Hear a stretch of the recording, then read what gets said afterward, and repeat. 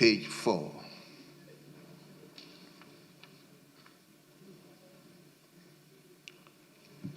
Page 5.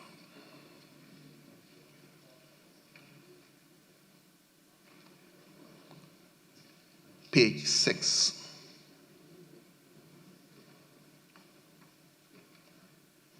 Page number 7.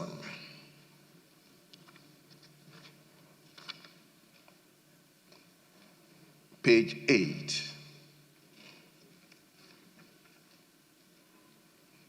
Yes, Professor Nyako. Mr. Speaker, I will wish if the table office or the CASA table will check item B, IV, staff and pupils of Aloboshiwan Basic School from Okaikwe North constituency, led by the head teacher, Eunice DIE. I don't know whether this Eunice DIE or Eunice DA. And actually, I don't know the local name that represents DIE. But the person's name is Mrs. Eunice Gidana. But I'm not sure about the DIE. So if they can check and be sure that they've captured the right name. Well.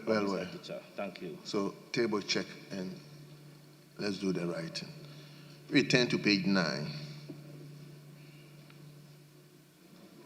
Yes, Honourable Member for Fajeto South. Speaker, thank you so much. Speaker, let me respectfully invite you to item number 7, that statement. I recall, Speaker, yesterday the Minister for Health was in this chamber to brief the House on the outbreak of COVID-19 and also added that of Mpox. But the record we have here, Mpox is conspicuously missing. I think the clerk at table needs to take account of that. Speaker, also, I'm a product of the University of Ghana, and our school name is University of Ghana, Legon. If you look at it over here, I think that the rendition is incomplete. That's line 4. University of Ghana, Legon. Then I know we are talking about my true alma mater. Thank you so much, Speaker.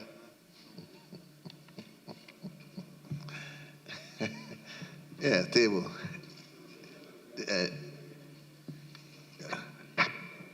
Let me listen to Patrick, then I'll come back to you. Mr. Speaker, thank you. Ordinarily, I won't intervene. Mr. Speaker, I had my colleague from Akpajato South alluding to the statement made by the Health Minister yesterday. Mr. Speaker, last Friday, the business statement specifically asked the Health Minister to brief the House on COVID-19 matters on the University of Ghana campus. He heeded to the call of the House and spoke to those issues. But in the statement that he made on the floor, he made mention of Mpox and what the ministry was doing. He also spoke about cholera. My notes are clear. So I don't know if you're asking the Hansard to capture all those issues in the votes and proceedings, because there were other public health issues that he spoke about. That is the clarification I'm speaking from you. Thank you. Well. Just to speak in support of what the Honorable Patrick Boama spoke to, I think there was a specific referral, and one can refer to the business statement. So the thrust of the referral was to COVID-19. The other matters that came up were just by the way. Yes, so there were ancillary, health concerns that he spoke to. That cannot, come to change the specific referral that was made. So I think it is right as it is. Yes. So, Honourable Member for Fajeto, I think the official report will capture the details of it. Thank you, Speaker. Very well. Yes. Do you also want to speak? Honourable Member, yes, let's hear you.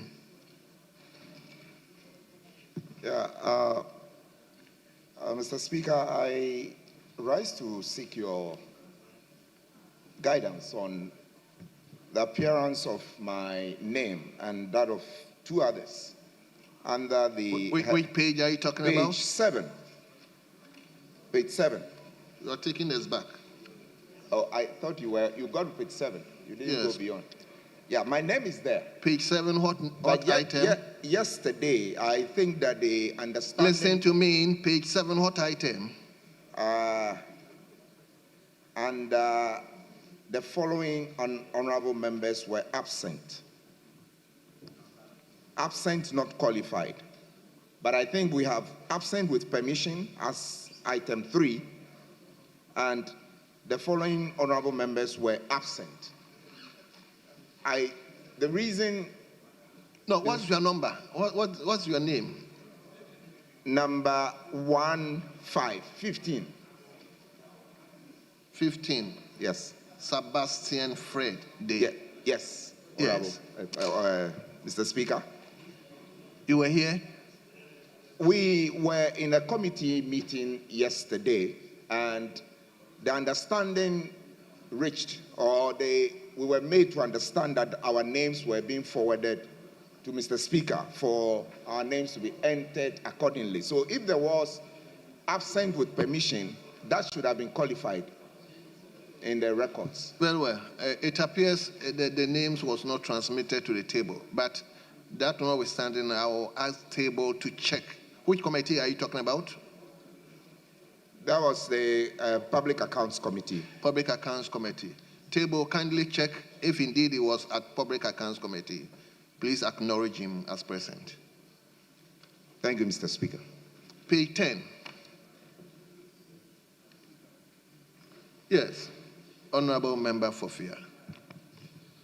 Thank you very much, Mr. Speaker. Mr. Speaker, page 10 under presentation of papers. A. The title, it reads the agreement, financing agreement between government of Ghana, and it ends with to finance the second resilient recovery development policy financing.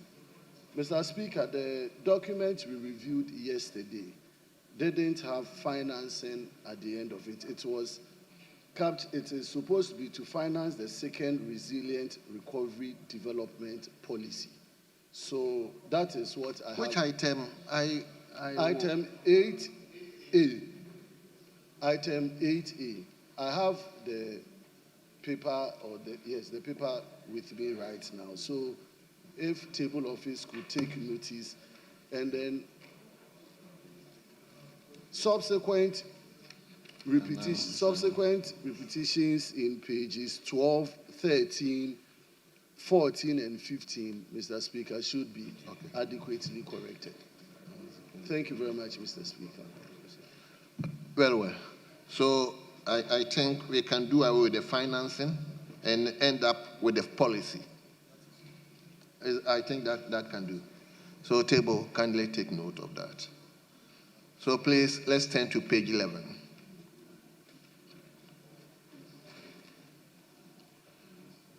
Page 12.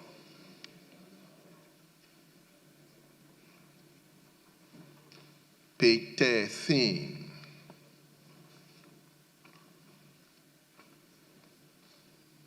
Page 14. Page number 15. Yes, Honorable Majority Whip. Speaker, in respect of the correction effected by my brother, if you see item number 11, motion number 11 on page 13, financing is again inserted after policy. Yes. So table office should consequentially... So consequentially, please, table, take note of that. Thank you very much. Let's turn to 14.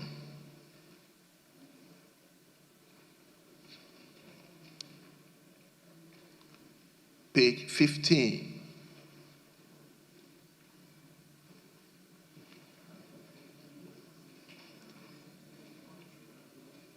Page 16.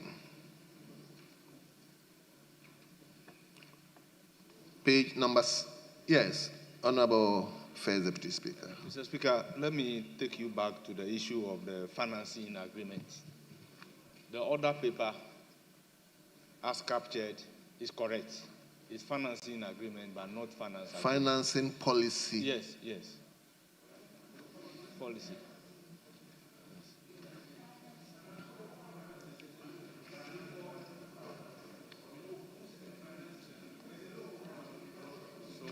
So, honorable members, let's do it this way. Yes. I will ask table to check the original Yes. agreement. Yes. Then because- effect there. Yes, because at page 10, it said the following papers were presented. And it is financing agreement between the government of the Republic of Ghana, represented by the ministry. The capturing is correct. I think, first Deputy Speaker, I think they are talking about to finance the second resilient recovery development policy finance. Speaker, I think the issue is about whether there is financing after policy. Yes, exactly. That is so. Is that correction? Exactly. That we have to. So that do? was the That's all. correction that. Yes, and it runs through page 13, 15. So it's just the rendition that table office should get accurate. That's all. But that notwithstanding, table check the original agreement that was transmitted to Parliament. Mr. Speaker, also. No, I wouldn't admit. Yes, Professor Nyako. Speaker, so in as much as they have to look at the original agreement, you must also look at the order paper. We must also look at the order paper because that will give a reflection on what has been captured on the votes and proceedings. So, Prof, what we are saying, we want the original document that was transmitted to Parliament. So we are asking table to look at that so that they capture it accordingly. Honorable member, let's turn to page 16.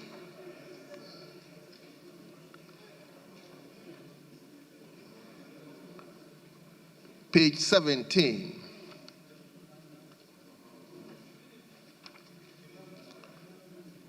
Page number 18.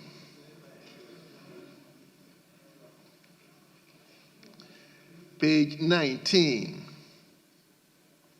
Yes, Prof. Mr. Speaker, page 18 at Roman numeral XI before item 4. I have seen Ms. Juliet upon Boating. Respectfully, if we could check Juliet, because I see double L here, and I'm not sure. So let us check and reconcile and get the right. Is it the upon? Sorry? Is it the upon? The Juliet, yeah, Juliet upon Boating. Let's check the Juliet. It has double L here. Oh, are you talking about Juliet or upon? Juliet upon Boating. I'm saying that the Juliet has double L. That I'm saying that we have to double check. Okay, very well. But the person works in Parliament. Very well. So, table, check the way the person registered his name. Page 19. Then page 20. Yes. Speaker, Majority Chief Whip. thank you so much. Speaker, just a minor. Oh, leader. No, go on. I thought you had to go on. Okay. Sorry. Just a minor correction. Speaker, item 3. Typing, there is a need for some typing realignment. If you look at under attendance, your good self, Mr. Andrew Esiama Amwaku, Honorable MP, and second, the Deputy Speaker has rather been brought to where the names are. So if they could take notes and then realign. Same occurred at Roman numeral III. That's with respect to Mr. Jerry Ahmed Shaib. Thank you. Mr. Speaker. Yes, I first deputy. Mr. Speaker, what is contained at page 20 is correct. Yes. Page 21 is also correct. Because in attendance, Mr. Andrew Sasiama Amwako, Honorable MP, and Second Deputy Speaker. Because the line is not long. That is where the Deputy Speaker is supposed to be. It doesn't mean that this particular place is for names. The same thing applies to the Deputy Whip. So I think there is nothing wrong the way it is captured. Thank you very much. We turn to page 22. Yes. Speaker, item number 23, Roman numeral 23. Togbe Honufe, it's there's no A, it's Honufe. So the A should be taken out. 23, that is to pay. Honufe. Yes. So what's the spelling? There's no A embedded in there. It's Okay. Honofe. Okay, very well. Thank you. Table, kindly take note. 22, page 23. Yes, Honorable Afajetu South. Thank you, Speaker. Page 23, Roman numeral XLIII. I think the name of the institution over there is Ghana Academy of Arts and Sciences. Over here, what is written is Arts and Science. If the clerks at table could take notes and correct accordingly. Thank you. Academy of Arts and Sciences. Okay. So table kindly acknowledge the correction. We turn to page 24.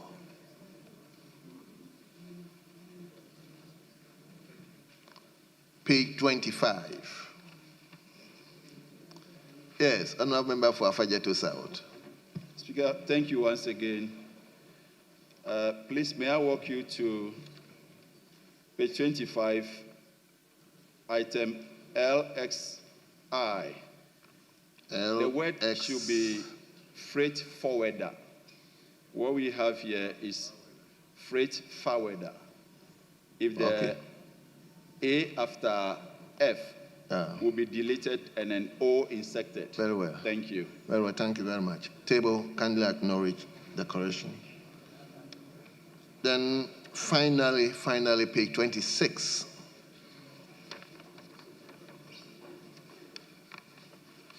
Honorable members, in the absence of any further corrections, the votes and proceedings of Tuesday, the 1st July 2025 is hereby adopted as the true records of proceedings.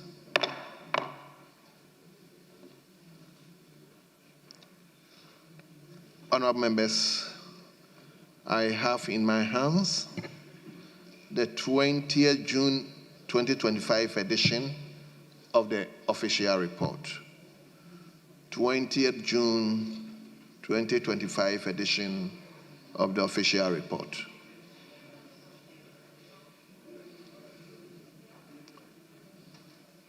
I take it again, 20th June 2025 edition of the official report. Yes, Honorable Professor Nyakon. Mr. Speaker, the official reports have not been distributed to members. So I got here early, I went to the table, and they said that they didn't have them. So for me, I think it is appropriate for us to have them to read so that we can make meaningful corrections on them. As we speak, I don't know if any of our colleagues on the other side has the official report.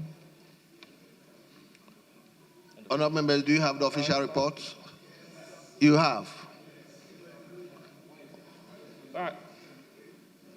Oh, you are magicians. How do you get them? How do you get them? You are magicians. Very well. Majority Chief Whip. Speaker, in as much as we are ensuring that the reports are loaded online, we also encourage to get our PAs to retrieve them from our pigeonholes. So for instance, I got mine this morning. So I want to urge Prof No, I want to urge Prof that you should allow this to go so that subsequently, because if you make the effort, you get your copy. I have my copy. We can proceed, but they're not in the pigeonholes. Well. I think we've discussed this before. So we are now online. Anyway, so yes, Honorable Member for Okre. Thank you, Mr. Speaker. I think that I'm one of the people who have always been talking about this. It is not just enough to put it on the console, because it goes every day. We have that of 24th and 25th on our emails, but we don't have that of 20th. On the email, I keep saying this, that, Mr. Speaker, we are not just here to just run through official reports. We are supposed to really have time for them. And once it's on our email, that we can have perpetual access to them. But the ones they put on this console, the next day it goes away, and you even don't have. So I urge the table office and the IT department to be putting these things on our emails so that we can have access to them. Thank you, Mr. Speaker. Well, Leader. So, Speaker, I think that's a very brilliant suggestion, that we should all submit our emails to the IT team, and then let them configure it in such a way that any time that they load, it also goes straight to our inboxes, and then we have copies. We can read them anywhere we are. I think it's a very good idea.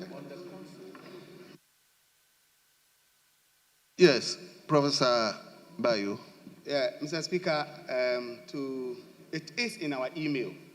I have an email on Thursday, sent to me on Thursday, and has official reports for 17th, 18th, 19th, and 20th of June. Yes, the official email. The second set of emails that he's talking about came today. So that new set is 24th to 25th. So it is in the email. Check your email. I think he's found it. Mr. Speaker, thank you. Well. So, Mr. Speaker.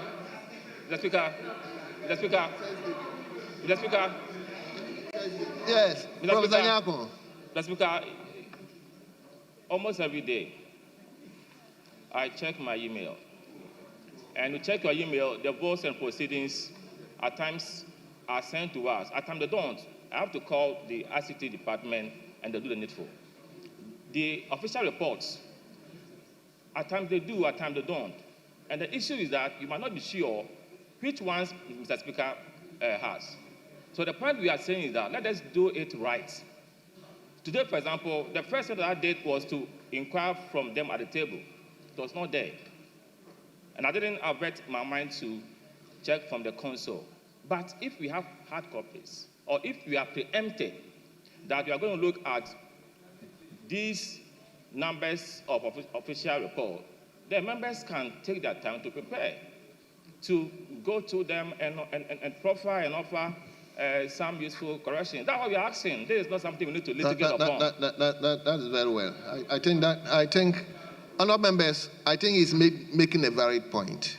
As much as you could have so many of the official reports on your email, and you wouldn't know which one we are going to actually take, I think the table can do as good if they can actually tell us each day which official report we are going to take, so that members can prepare ahead of time. I think we will take that.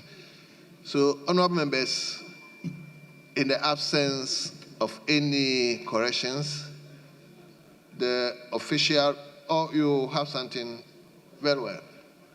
Dr. Kabiru. Thank you very much, Mr. Speaker. Mr. Speaker, on the column 38. Column 38. 38. Yeah. 1, 2, 3. That's the fourth paragraph. It reads, I am looking at the questions program. Mr. Speaker, I wanted to say questions programmed, programmed, not for questions program. I mean, the two may be different, are definitely different. Questions program and questions programmed are two different things. What I was referring to is questions programmed for the ensuing week. So I want the table to take notice of that and probably correct that to questions programmed end with D. Thank you very much, Mr. Speaker. Very well. Very well. So, honorable members, table take note of that. In the absence of any further corrections, the official report of 20th June 2025 is hereby adopted as the true records of proceedings.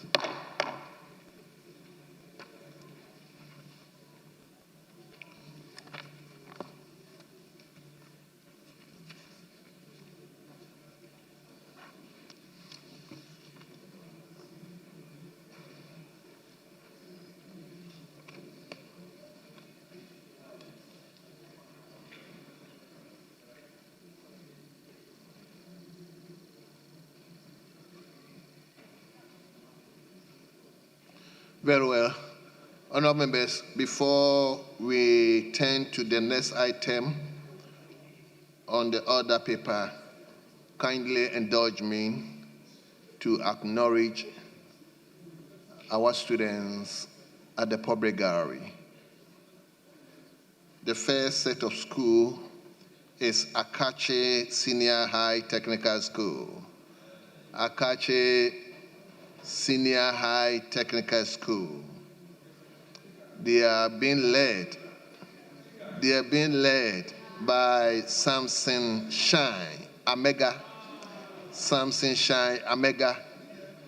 who is the head of department, business department, and the school is located at Akache South constituency. Akache South constituency. The first deputy speaker. I hope you are going to take care of them very well.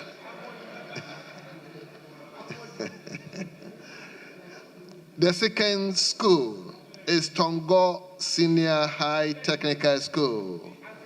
Tongo Senior High Technical School.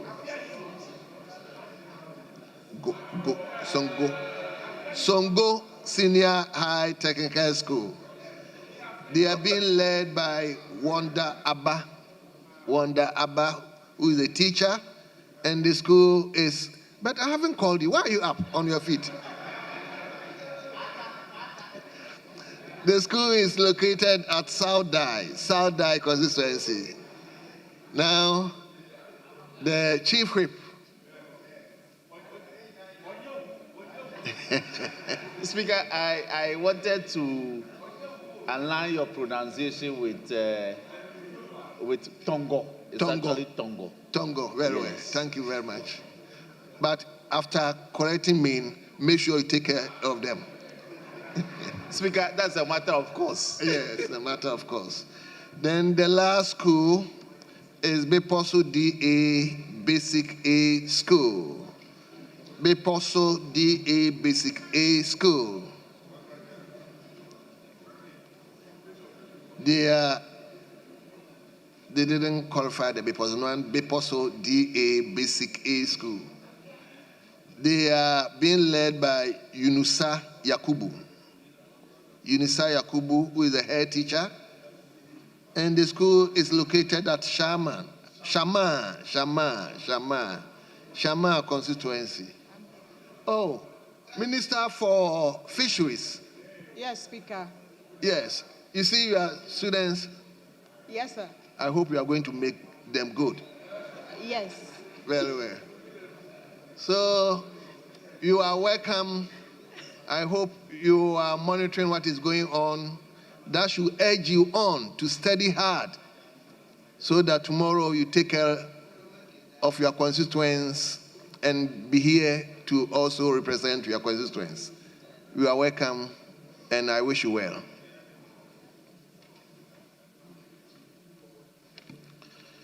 Yes. Are you going to questions or we are going to statement? Leaders.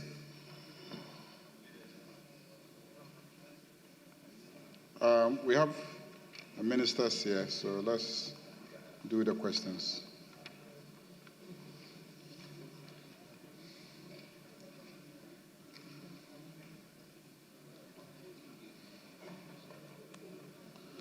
So, honorable members, before we start the questions, I want to urge you today, you just look at the order paper.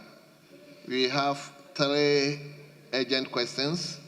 Then we have 1, 2, 3, 4, 5, 6, 7, 8, 9, 10, 11, 12, 13, 14, 15, 16, 17, 18, 19, 20, 21, 22. 22 questions plus 3 urgent ones, making 25. So we can make headway if we cooperate with, yes, leader. Except to crave your indulgence, the Minister for Local Government has reached out to the other side, and there's an understanding that he will come back tomorrow to answer his questions. Yes, Minority Chief Whip. Speaker, the Honorable Minister for Local Government,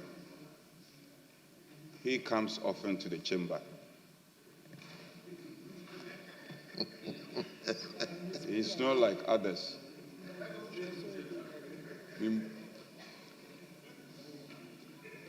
Oh, but your friend Highways Minister for Roads, he's always here. Only that last week you didn't see him. Speaker, the Honorable Road Minister doesn't fit into that category. And those who fit into the category, they know themselves. And so I would gladly support. I haven't mentioned anybody's name. So, Speaker, I think we can proceed. Thank you very much.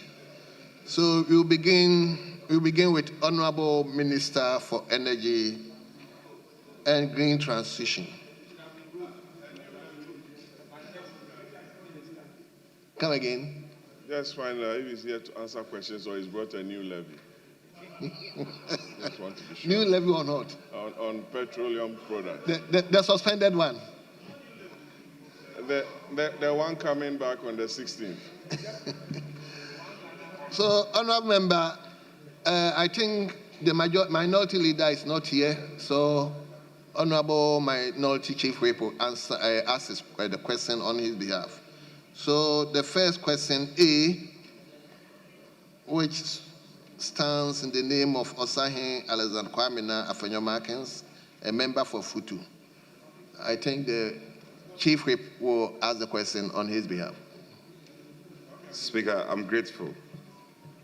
Speaker, I rise to ask the Minister for Energy and Green Transition what reforms are being implemented at ECG to mitigate illegal electricity connection and meeting challenges to improve revenue efficiency. I thank you, Speaker. Respectfully, Honorable Minister. 1A, the urgent question. Urgent question. Or you don't have that one?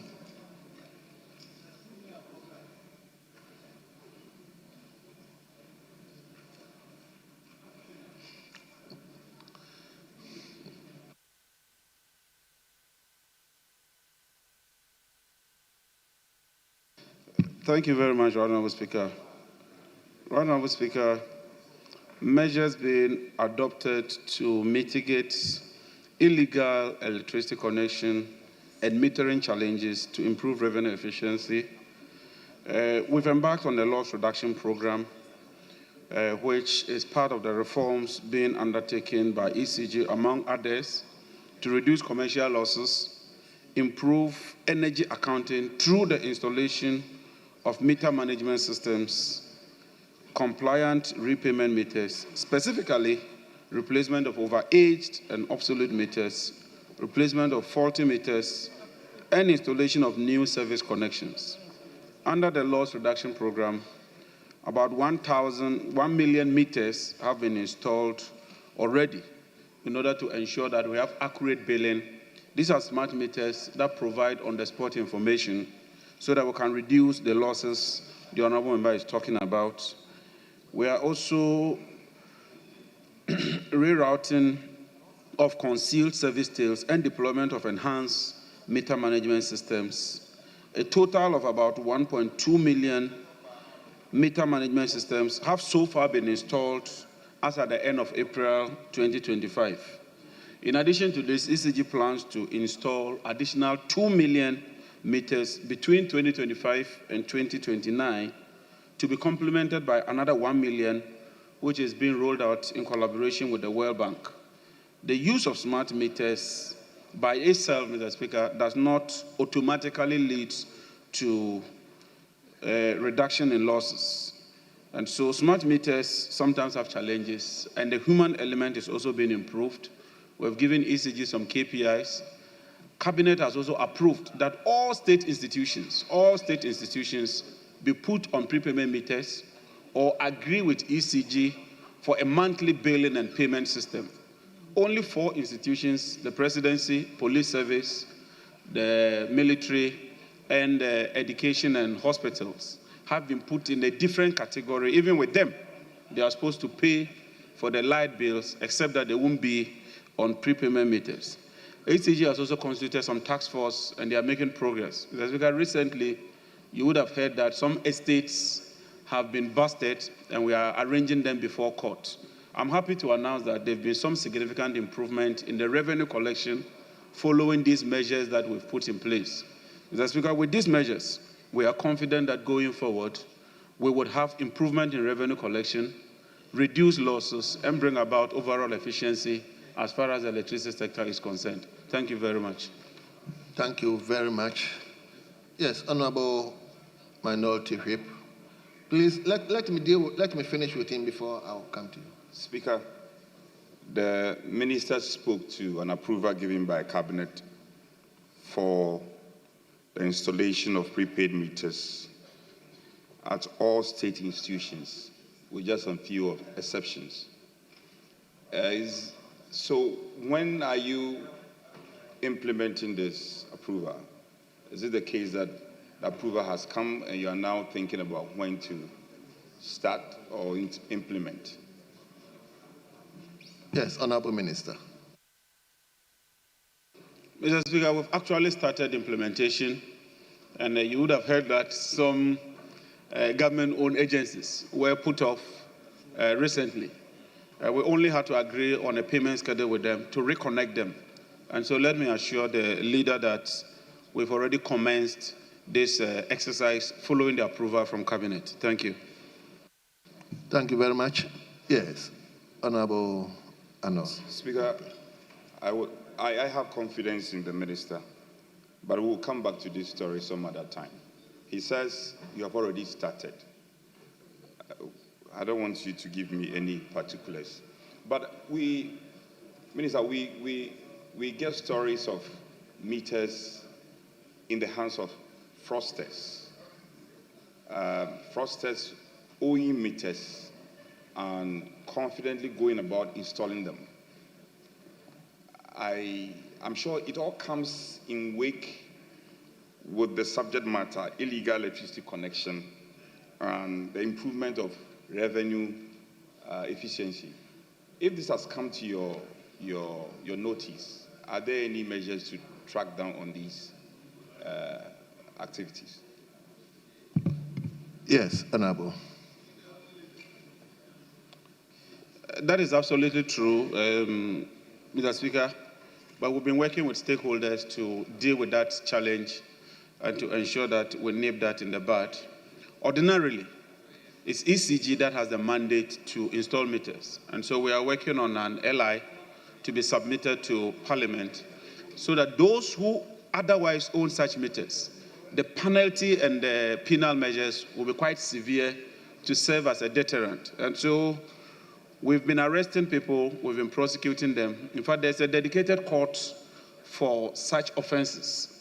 And so in collaboration with this House, we intend to bring that legislation so that we can make the punishment severe. It's not only ECG. In Tamale, for instance, yesterday, when our men went from NETCO on an exercise. Some of them were attacked. And so, Mr. Speaker, let me also use this opportunity to make a passionate and humble appeal to Ghanaians that if we don't work with these utilities to ensure that we are able to recover the revenues, we're going to have a major challenge providing power. Thank you very much, Right Honourable Speaker. Speaker. Frank, I'll give you the last chance. Speaker, is the minister able to apprise this House the number of state institutions who are on the bill in terms of those who have been earmarked to be installed with prepaid meters? I know you mentioned a few exceptions, the presidency. Minister. Can you run us through the list? If you have the records, you answer. If you don't, then we can ask you to come again. Frank. It is, Speaker, I'm order 89, I am spot on. I'm not offensive of the order. But me sitting here, I could say that you are off there. Because if you ask him to apprise you with all the institutions, he didn't, obviously, could be that he didn't prepare for that. So you can bring him here on specifically on that. Speaker, I will not contest your position. I will respect it. So that's why I said my question is flowing from his own answers. So if we have to defer this for another day, that's fine. Maybe he has the list. Mr. Speaker, once you give me the opportunity, I'll submit the list to this House within the shortest possible time. Thank you. Yes, Professor Nyako. Mr. Speaker, thanks so very much.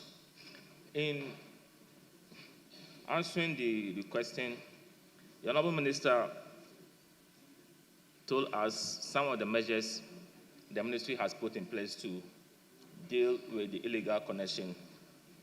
And in so doing, there has been some improvement in the revenue mobilization. I would like to know from the minister if he will be kind enough to let us know how much have we been able to make in terms of the enhanced revenue he is talking about. Thank you. Minister, if you are minded to. Thank you, Right Honourable Speaker. For instance, this month, at the end of the month, ECG, they were able to raise about 1.6 billion, which is a remarkable improvement year on year. Is it billion or million? 1.6 billion cedis revenue collection this year, which is a remarkable improvement, even though the target ought to be 2.5 billion. But if you do a year-on-year comparison, what it means is that this month of 2025, as compared to same month 2024, there's a remarkable improvement in terms of the revenue collection. Thank you. Thank you very much. Speaker, last one. As for Prof, I'll give him another slot. Last one. Speaker, at the heart of the challenges we are facing at the power sector, especially revenue mobilization from those within that enclave, has to do with political will. I heard you spoke about arresting some individuals who engage in illegal connection. The Minister, how are we going to ensure that we have the political will in order not to undermine the measures you are putting in place? Because for me, that is the core of the reason why we are not able to get the necessary revenue. So political will at play. How are we going to ensure that when persons are apprehended, we will deal with them according to law and not allowing political interference to let them loose? Thank you. Well, Honourable Minister. Let me assure this House that so far as I remain minister for this sector, I'll give them every support. The utilities have my full blessing. Cabinet has taken a decision, and it's not easy for Cabinet to decide, that all government-owned agencies be put on prepayment meters. And so I know that we have support from the highest level, but it cannot be the ministry alone. all of us have to work together. I was just whispering to the majority leader that very soon we'll be visiting Parliament to have a discussion with Parliament on how we can work together. And from my office at the Ministry of Energy, we are on a prepayment meter at the Ministry of Energy. And we pay ourselves to serve as a roadmap for others. And so we count on your support. And I know that your committee, which is the Mines and Energy the Energy Committee, has been very, very helpful and instrumental in the work. And together, if we continue on this trajectory, I'm very, very sure that we will make significant progress. Thank you, Right Honourable Speaker. Thank you very much. Honourable members, we will hold on to the urgent question of B and C and deal with the normal questions for Honourable John Jinapo. Then afterwards we come to Honourable Govins Aboja. So on that note, we will turn to normal question 170. Normal question 170. And the question stands in the name of Osahinin Alexander Kwamina Afenyomakin. Honorable, you may take the question on his behalf. Speaker, I rise to ask the Minister for Energy and Green Transition what specific measures are being implemented by the Electricity Company of Ghana to reduce technical and commercial losses under the loss reduction program. I thank you.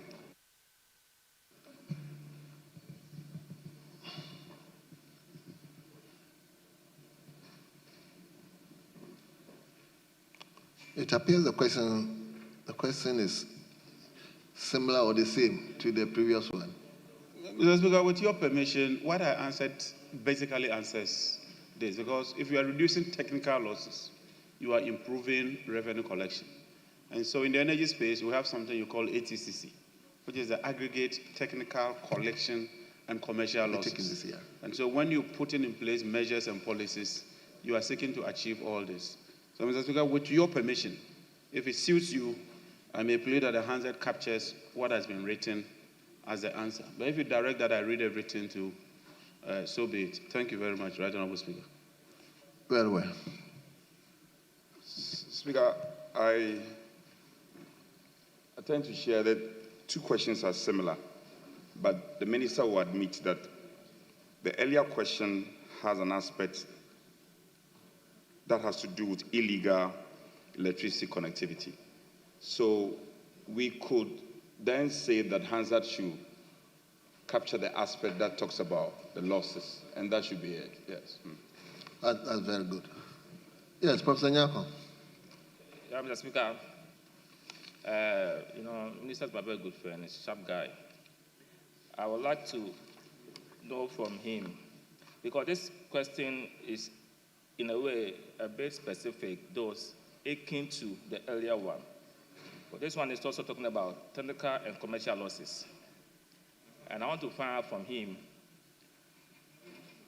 per the PURC benchmark, how are you ensuring that technical losses are within the gamut set by PURC as well as commercial losses?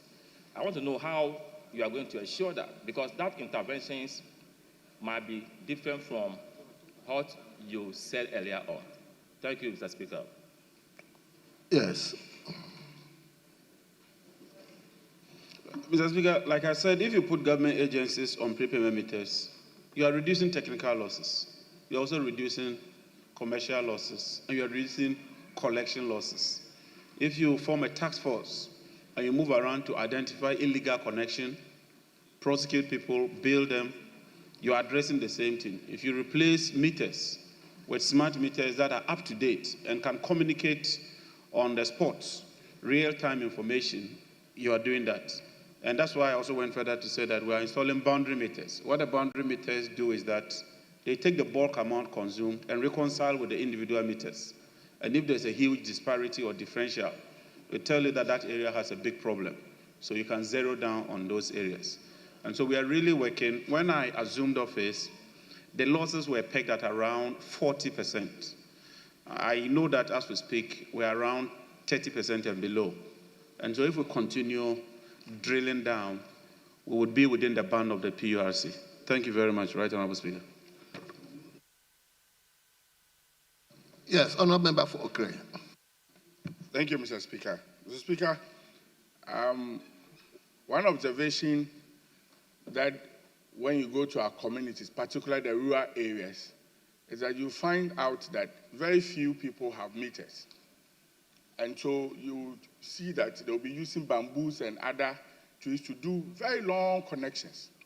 Electricity is a very essential commodity that everybody needs. But the challenges in even acquiring meters from ECG becomes a problem for some of these rural communities. And we always have undated requests to help our communities in getting ECG meters. And I believe that per the minister's response, meters and obsolete meters are one of the reasons that are culminating to these losses. What is the ministry doing in terms of its own initiative in producing mass meters and making them available and very flexible ways of acquiring meters from ECG so that some of these challenges that are not created by the communities willingly can be solved? Minister. It's a thesis, yes. Today, thank you very much. You've met your meter. Mr. Speaker, that is true. We have to work and improve on meters. But it's not always the case that meters solves problems. So, for instance, if you have a container where you sell, say, tomatoes, you use one bulb and probably one fan. If you put a smart meter there, we'll lose because the revenue we'll get from you will not be enough to retire the meter, let alone pay for ECG. That's why sometimes we give you flat rates. And so based on the circumstance, we have to be innovative and adapt to the exigencies of the situation. We are reviewing all this metering, procurement, and delivery. One, we want to ensure that there is value for money when it comes to the cost of the meter. Two, we want to ensure that we put the right meters at the right place. And three, and more importantly, we are reviewing whether the current state where ECG has to procure and supply, we go by that. In some advanced areas, you buy the meter, you send a code, and it's activated. Without the code, the meter will not be activated. And so we're looking at all these options, and we'll adapt as and when it becomes necessary. Thank you. Thank you. We turn to question 133. 133. And the question stands in the name of Honorable Kwame Gape, member for Kita. Yes, Kwame, let's hear you. Thank you, Mr. Speaker. Mr. Speaker, I rise to ask the Minister for Energy and Green Transition what strategies are being implemented to enhance revenue collection in order to reduce debt accumulation in the energy sector. Yes, Honorable Minister.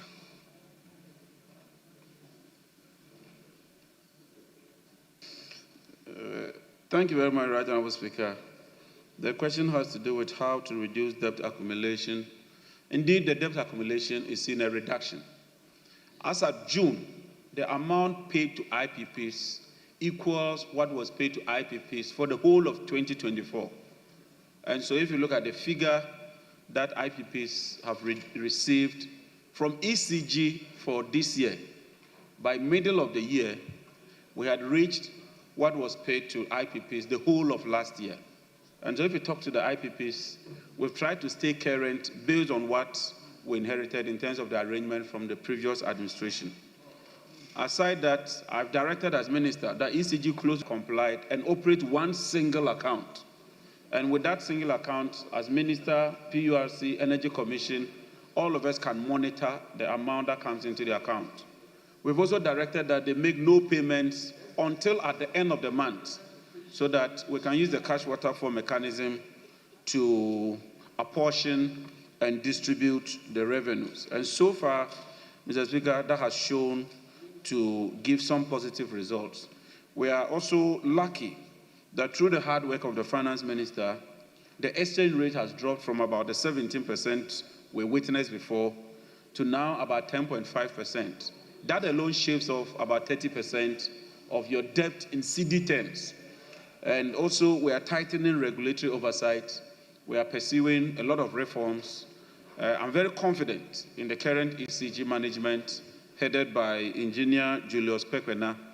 They are cutting down on expenditure, realigning expenditure, and prioritizing expenditure. And all this ends up reducing the rate of accumulation. And so I'm happy to note that the rate of accumulation in terms of the compounding of the debt is reducing significantly. Thank you very much. Thank you. Honorable Gapi, you're okay? No supplementary question? Yes, Mr. Speaker. Wonderful. Yes, Honorable Professor Kingsley Nyako. Mr. Speaker, from the responses this morning from the able minister, it seems the ministry is doing well because the revenue envelope is increasing, debt accumulation is decreasing. Because if we're able to pay within the first 6 months more than what was paid the whole of last year, then we are doing well. My question is, why then the need for us to increase the energy sector levies? Why? Because if we are able to increase the revenue envelope, we are reducing debt, then we are doing well. So why do we have to burden taxpayers with 4 cedis, 50 pesos per gallon? So I need a response from Mr. Speaker. Yes, Honorable. Mr. Speaker, it's because of how deep the hole is.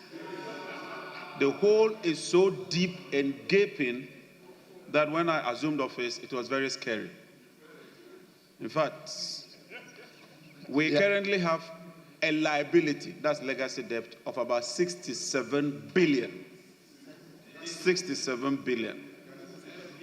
Also, like I told you, a lot of the energy sector IPPs were not receiving even their current bills. So what we are doing is to improve the current billing and payment. And my colleague, former Deputy Minister is here. Even with this, it still doesn't pay all the bills. So we are making progress, but we still need to do a lot more in order to achieve maximum progress.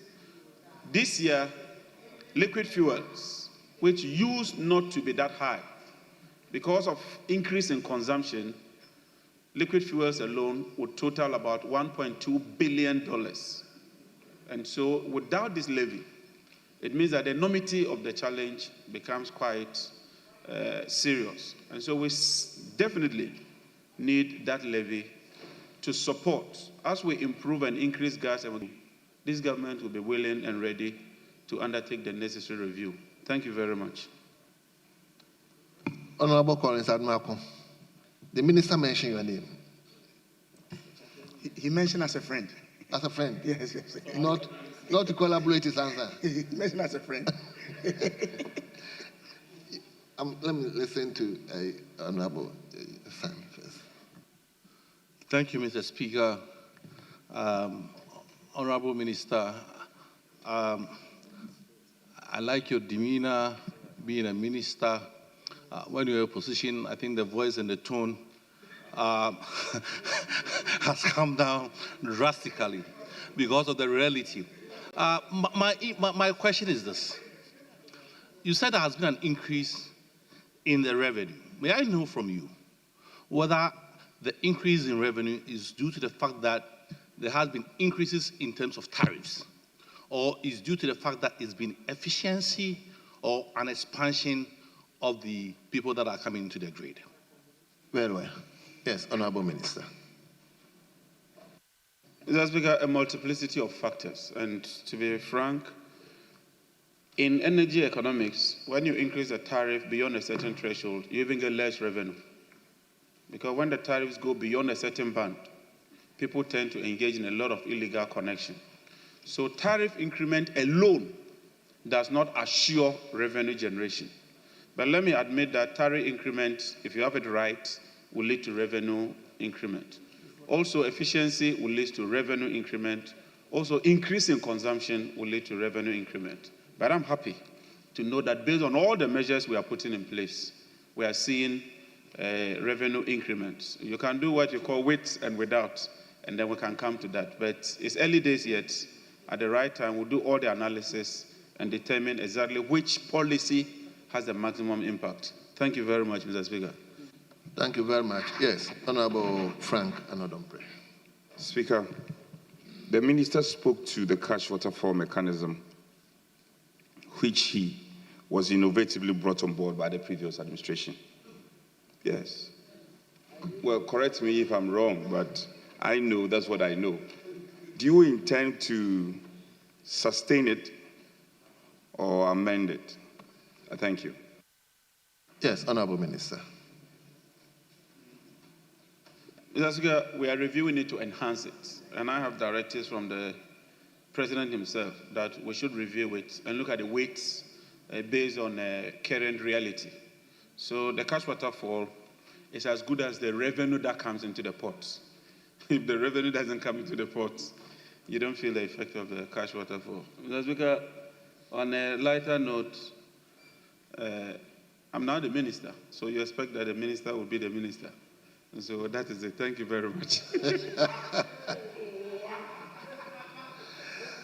Very well. Honorable members, let's turn to question 134. 134. And the question stands in the name of the same Kwame Gape. Thank you very much, Mr. Speaker.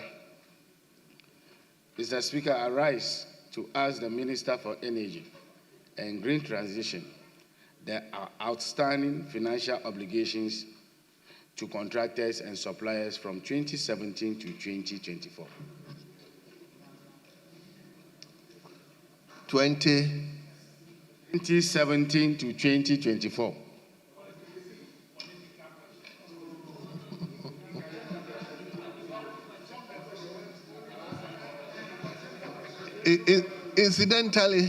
Incidentally, I admitted the question. So, Minister, answer the question.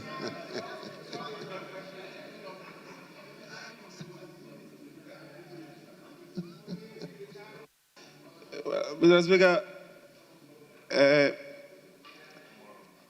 the debt position of the energy sector as at the end of 2024 stands at about $3.1 billion. And so if we require money to pay contractors, it stands at about $3.1 million. But when you add all suppliers and all obligations, it takes you to 67 billion cedis. Thank you very much, Right Honorable Speaker. Very well. No supplementary question. But the other one, you said you wouldn't have any supplementary question. This one, you have supplementary question. Okay, let me. Kwame, Honorable Patrick, I'll come to you. Let me listen to you. Thank you, Mr. Speaker. I would like to find out from the Minister, how is he coping or what strategies are put in place to address this indebtedness? Yes. Mr. Speaker, I'm happy to announce that yesterday I inaugurated a committee to renegotiate our PPAs and conclude on what the previous administration started. Also, we have had some discussions with the finance minister where he devoted about 28 billion to pay for energy sector shortfalls. And so these two approaches, we are confident that would help us to address part of what we call the legacy debt. As we continue to improve the sector, we intend to set aside some of the revenues to also amortize and pay off some of these legacy debts. Thank you very much, Right Honorable Speaker. Thank you. Your last one. Thank you, Mr. Speaker. Mr. Speaker, I would like to find out from the minister, with all this indebtedness, can he assure this House that we will get regular supply of power? Yes, Honorable Minister. Mr. Speaker, admittedly, when we assumed office, the power situation was very, very challenging. And like I stated on this floor, in December alone, the deficit was more than 700 megawatts. We've had to take a lot of difficult steps and decisions to get to where we are. I'm happy to note that over the past 3 months, the power situation has been very, very stable. And that is attestable. Everybody can attest to that. Mr. Speaker, but we still have a lot to do. We still have a lot to do. Some IPPs keep threatening because of their legacy debts. But given the caliber of men we have and the programs that we are putting in place, I am confident that we would ensure that there's adequate, uninterruptible supply of power for economic activity. Thank you very much, Right Honorable Speaker.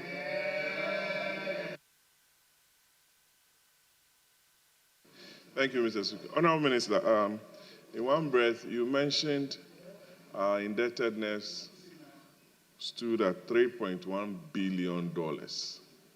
In another breath, you mentioned 67 billion cedis.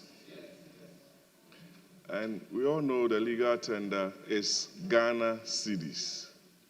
I want to know which exchange rate you used in arriving at the $3.1 billion and whether is inclusive of the total debt stock in the energy sector. I want some clarity on that.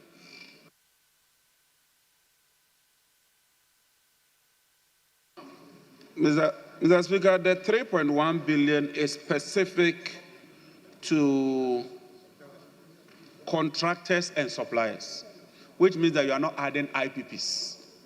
That is contractors and suppliers.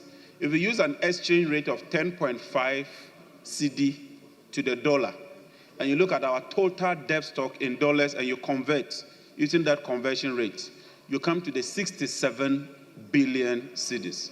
So for clarity, that's the situation. Thank you, Right Honorable Speaker. Yes, Honorable Member for Ofuasi Ayebi. Thank you, Mr. Speaker. Speaker, the Honorable Minister mentioned that he's going through a process of renegotiating the PPAs. I want some clarity on that. What percentage of our PPAs outstanding is he renegotiating? And is there a timeline by which he expects to be done with that renegotiation? Thank you, Mr. Speaker. Yes, Honorable Minister. Mr. Speaker, the previous administration did some work, but our instruction is that they should take a comprehensive overview of what has been done so far. If they find some of them are all satisfactory, proceed. Also, some PPAs had not been negotiated. So, for instance, you have car power, the previous administration couldn't negotiate it, and one or two other. So their tax comes in two forms. Take a comprehensive overview of what has been done so far. If you need to tweak it, you need to do something about it, deal with it. Then what has not been finalized, try and bring conclusion to that. And the timeline I give them is that they should be done within 1 month. Thank you very much.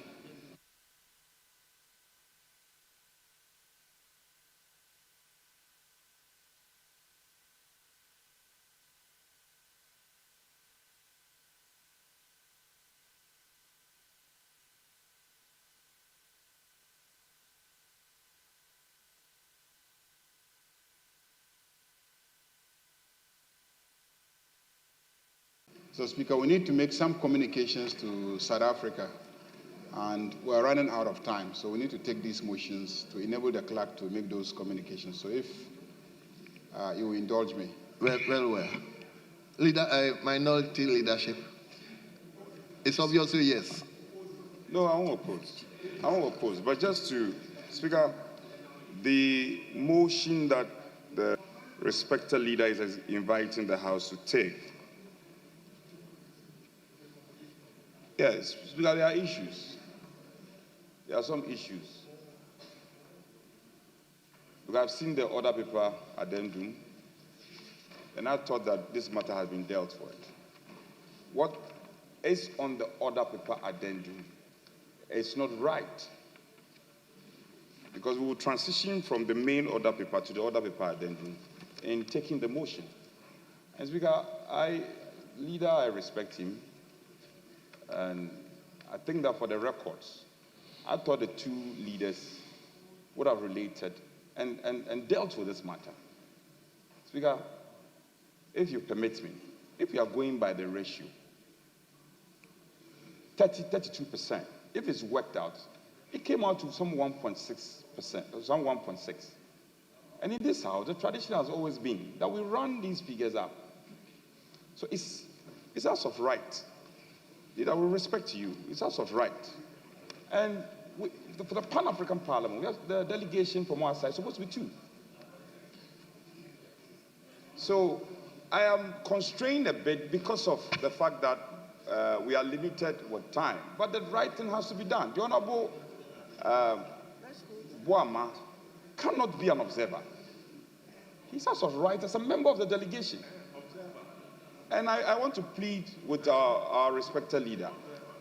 We have had tense moments in this house before, and he has always led us to resolve these matters. So I plead, let's deal with this matter. It cannot be. It cannot be. Speaker, it cannot be. Leader, I plead with you. We have, even yesterday, we staged a compromise for you to do your. Let's do this thing, leader. I beg you in the name of God. As for observer status, I mentioned the name of God. You are surprised. You are surprised. So we will not. We are constrained. Today is the deadline, but the Honorable Boama is not an observer. He is not. He's not. In fact,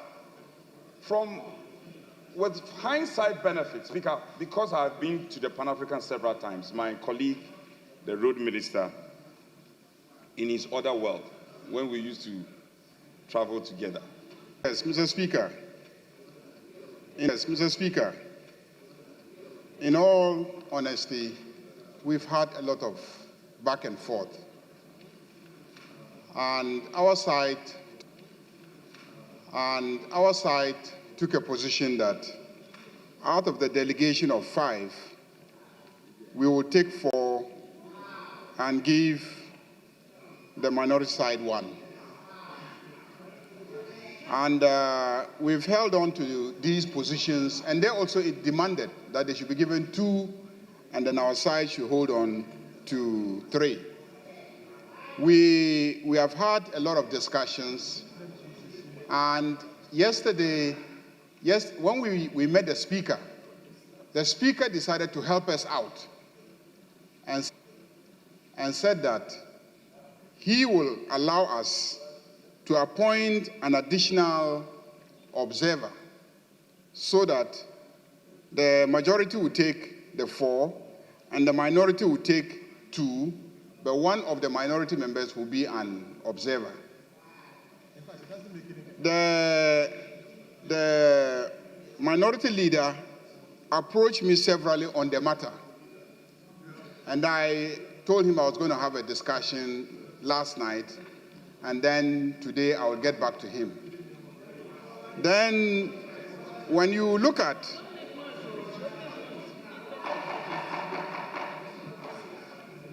now this argument about numbers also applies to the ECOWAS Parliament delegation. So the ECOWAS Parliament, we have 8 representatives, and the majority was insisting on taking 6 and giving the minority 2. But the minority was demanding 3, so that the majority will keep 5.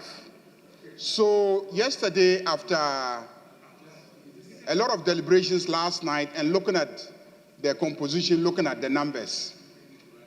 This morning I sent a message to my colleague who clearly disagreed, but I shared the same message with the clerk and the speaker, and we looked at the two delegations.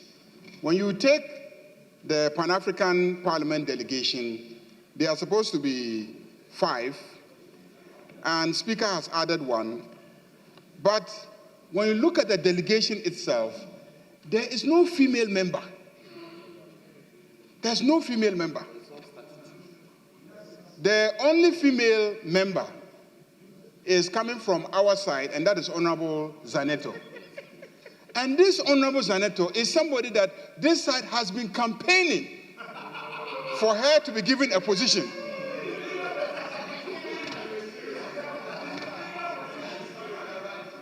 And delegation.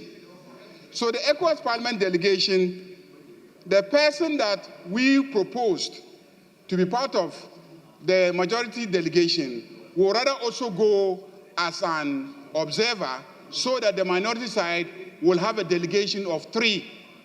The 3 that they were demanding, the 3 will go for the ECOWAS Parliament, and then we too, the 4 we are demanding will also go on the Pan-African Parliament.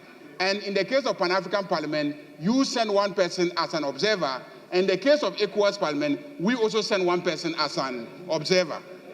I thought that was a fair compromise for us to reach. That's what I think, honestly.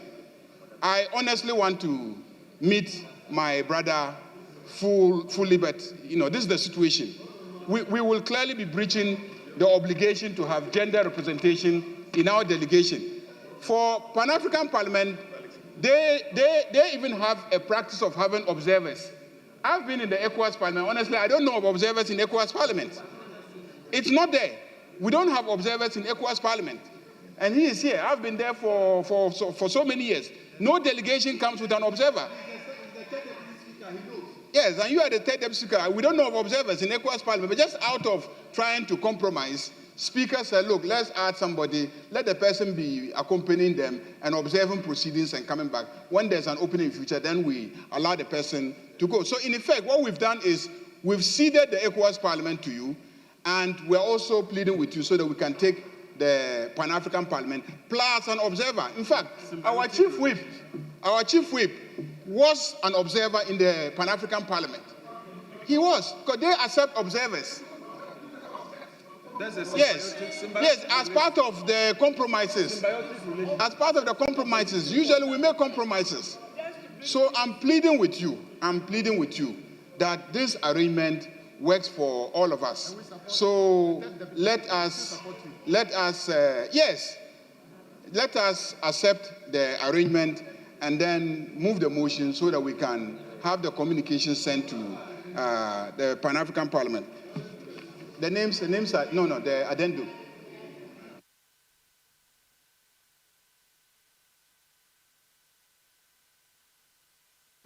Leader, let me, then I'll come to you. No, I'll come to you, let me.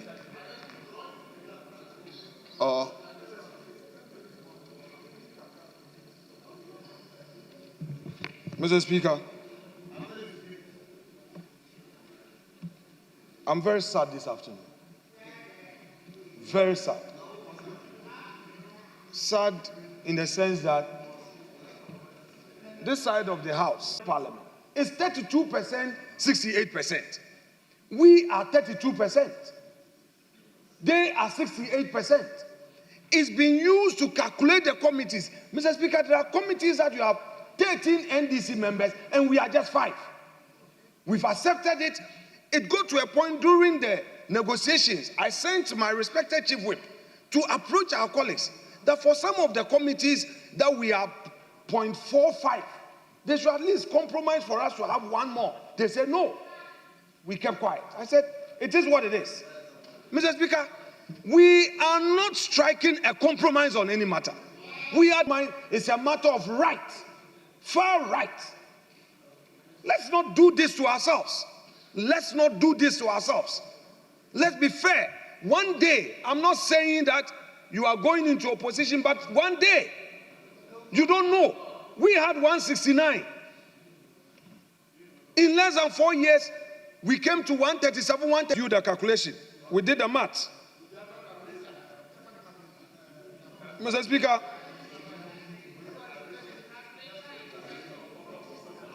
Speaker, yesterday, I repeated the calculation. Let's start with ECOWAS. If you calculate majority, 0.68 times 8 is equal to 5.44. Minority, 0.32 times 8 is equal to 2.56. Per the known formula that we used in the committee formation, what that means is that the 5.44 is not up to 0.5. So they would keep 5. And then the 2.56, because we have crossed 5.6, we round it to the next decimal point, which makes it 3. This is what they've had. And in fact, there's a reason why in ECOWAS at the 8th Parliament, we had it 4.4. Because when we calculate, we were getting 3.44, we were getting 4.44, and they were getting 3.56. So they said, hey, that is what it is. That's why we shared it equally. Mr. Speaker, let's deal with Pan-Africa. In Pan-Africa, it is 5, a delegation of 5. I calculated and shared it with them. Majority, 0.68 times 5 is equal to 3.4. Minority, 0.32 times 5 is equal to 1.6. The same formula, the same precedence. They would get 3, and then we would get 2. How then do you say that, with respect, Speaker directed that we should take 1 and have an observer, and then you should have 4? Mr. Speaker, why would we be changing the story as we find convenient? No. Yesterday I made it clear. I made it very clear. And my respected colleague, the leader of government business, said he was going to consult. And I said there's nothing to consult about. What about all our 3.44? Some committees, independent constitutional bodies. How many are we? The minority. We had 4. Some of it, you didn't even compromise that you had about 14. Go to public account. How many do we have there? Why didn't you compromise on some of these ones for us as minority? You did not. Now, when it got to the delegation, Mr. Speaker, currently, there are some delegations that they move, they have 7 and they give us 1. We don't even know how it is done. There are a lot of travel delegations that this formula does not apply, and then they do it as it pleases them. It's not fair.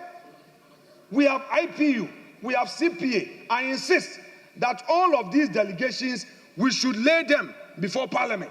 All the EU delegation, every single delegation, let us apply the formula. Let's lay the report. We cannot limit it to only Pan-Africa and ECOWAS. There are other delegations. We have other delegations. I would plead that we ensure transparency. Our friends should look at posterity. They should look at tomorrow. Look at tomorrow. You are 183 today. Think about tomorrow. I'm saying that 187, very well. With the independent 4, you have 1, no problem. 183 NDC. Let me deal with NDC. You have 183 today. What are you going to say? 183 plus 4, 187. The majority caucus. Majority caucus with the 4 independent, but it's okay. NDC in this chamber is 183. NDC caucus in this chamber, you have some independent adding up to your numbers. But you have 183. You are not 187. It is plus the independent MPs. So your caucus is 187. What's your problem? But the NDC is 183. Mr. Speaker, there is peace in this chamber. Let's maintain that peace. We are here as a family. Even the list that we have on our side, Mr. Speaker, is not conclusive. I was supposed to do some amendment. I didn't know it was going to be advertised. There are some consultations that I did, we need to do some balances here and there. So even we are not ready, as at this afternoon, we need to do some changes because some members that I consulted, expressed some views. But on Pan-Africa, it can go with Honorable Boama and Honorable Anodompre. ECOWAS, we can stay it and deal with the changes. But Pan-Africa, we have two. Our two, which is as a matter of right. We are not negotiating. We are not begging anybody. We are not pleading. It is as of right in accordance with the known precedents that we all know. We have two. It's Honorable Patrick Boama of Okankwe Central and Honorable Anodompre of Isawo Madweji, the Chief Whip. Mr. Speaker, I am grateful. If they want to do their observer status, that's fine. They can. We will not even ask for observer. We are okay with our two. They can decide to have even 3 observers. That's up to them. Yeah, Mr. Speaker, just a moment. You see, I've heard everything that he has said. We've all been in this house, and I think Honorable Muntaka is one of those that understand these things better than any other person. But the reality of the composition of the Pan-African Parliament is this, that it is always led by the first Deputy Speaker. Non-negotiable. The first Deputy Speaker can be an MPP member. The first Deputy Speaker can be an NDC member. It is always led by a first Deputy Speaker. Listen to me. I listen to you in silence. I listen to you in silence. The first Deputy Speaker has always led the delegation to the Pan-African Parliament. Statutory. You can't change that. Person can be an MPP, an NDC, an independent member, but he leads or she leads. Then the 2 chief whips, the minority whip and the majority chief whip. The 2 chief whips, they are statutory members of the delegation. Mr. Speaker, when you remove these 3, technically the appointive members are only 2. The members that are to be appointed are only 2. Now, with 2 persons to be appointed, let's now apply the percentages and see what you will get and what we will get. That is why, when you do the analysis, we said that for the 2 nominations, take 1 and then we'll take 1. Well, Honorable Muntaka is here. Go to the records and see whether throughout the life of the delegation, whether it has always not been the first Deputy Speaker who leads, then the 2 whips who join him, then we now nominate 2 people to join them. If you look at it from that perspective, it is simple. It is simple. So yes. So please, let us allow this arrangement to go on so that we can have the gender representation. Each of us gets to send 1 person, then the statutory members, being the speaker, and then the whips, will get to go.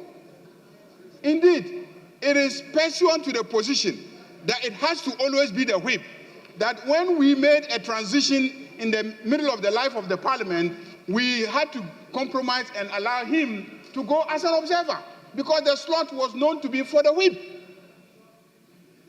That was the position, because it was known that the slot is for the whips.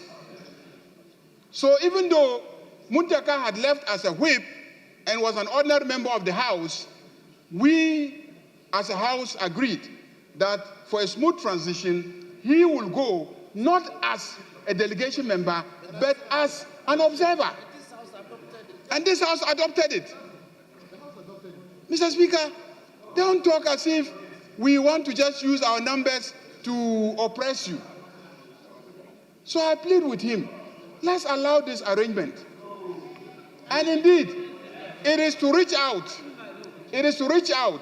that the Speaker accepted the continuation of the observer status so that we'll have our colleague, Honorable Yao Boama, to be a member of the delegation, but as an observer. So please, I'm pleading with you. Let's allow this to go. Then, subject to you sorting out your issues with your delegation for the ECOWAS Parliament, then we can deal with that one.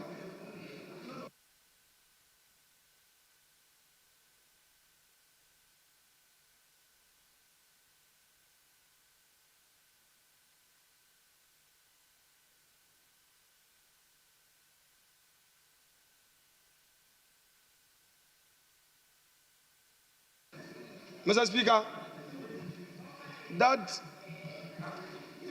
new theory of statutory membership is unknown. Mr. Speaker, it was the majority leader's submission that the precedence has always been that the two chief whips go to Pan-Africa. It's not true. Please, let me take you through the history. The chief whips have been going to ECOWAS. It was during my time that Honorable Arnaud Dompré and I said, because I previously went to ECOWAS, I would prefer to be in ECOWAS instead of going to Pan-Africa when I was a deputy leader. So he decided that he would go to Pan-Africa. So don't introduce any concept. In fact, Mr. Speaker, he was convinced by somebody in this chamber. I don't want to mention his name. I don't want to bring him into this debate. There is no statutory provision that first deputy speaker should be the one to lead delegation. No. Let's not create a new. You see, this Harvard jurisprudence that is often being introduced, even when they are in a tight corner, they will down open the standing orders and try a certain interpretation for survival. It won't work this time around, Mr. Majority Leader. Now you are saying, oh, the first deputy can be from any party, so that one is aside. Now there's another statutory, chief whip to chief whip, that is aside. Anytime I get a case, I will bring you as my lawyer because you know how to fight to the end. But, Counsel, not on this occasion. Not on this occasion. The delegation is supposed to be 5 for Pan-Africa. And by practice, the ratio in this chamber, we always use the numerical strength, majority and minority. We've already agreed on the ratio, 32%, 68%. You've used your 68% to take all the committees. We didn't complain. We did not complain. You never compromised when it was 3.45 for us to get the next so that we even have 4. Mr. Speaker, you go to Finance Committee, go and see. We just 6 out of the whole lot. Public account. Mr. Speaker,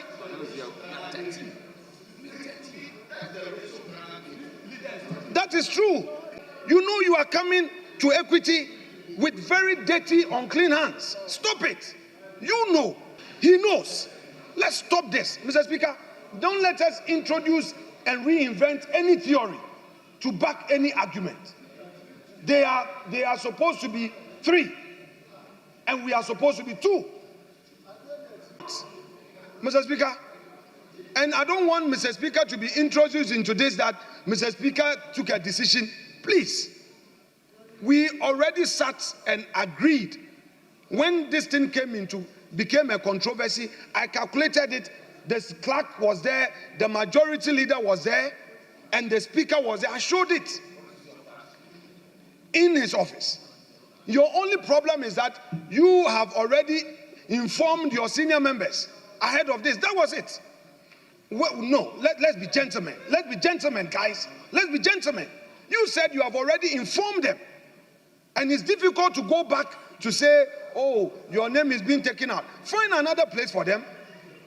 No, but he has mentioned it. That's why I'm referring. He mentioned it. He listed the names, our senior members. Else I know how to control my mouth. You know it. You know what I know. You know. So don't go there. I'm not an okro mouth, you know. Because, no, I'm referring to you because the leader brought it up. I'm not, yes, of course. I respect code, and you know I respect code. Mr. Speaker, what is happening is unfair. I would plead with the majority leader that since his own chief whip is saying the 32% is what Ghanaians gave us, he should help us to maintain our 32%. We are not asking for more, irrespective of what you want to do at the Ablekumanov.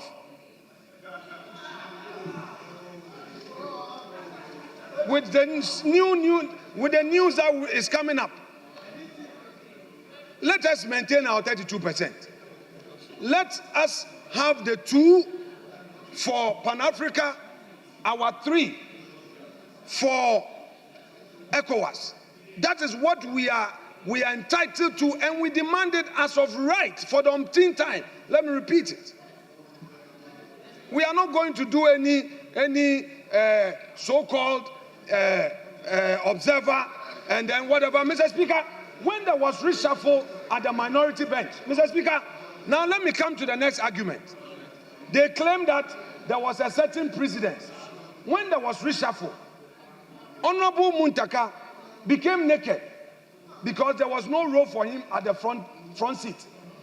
And they decided to ensure, when are you the naked in this contest? Please don't come and contest. He was no more in the front bench, and they themselves had an arrangement where they didn't want Honorable Kovins Kwame Agoja to go and remove him. Mr. Speaker, I did the same for my boss who was at IPU.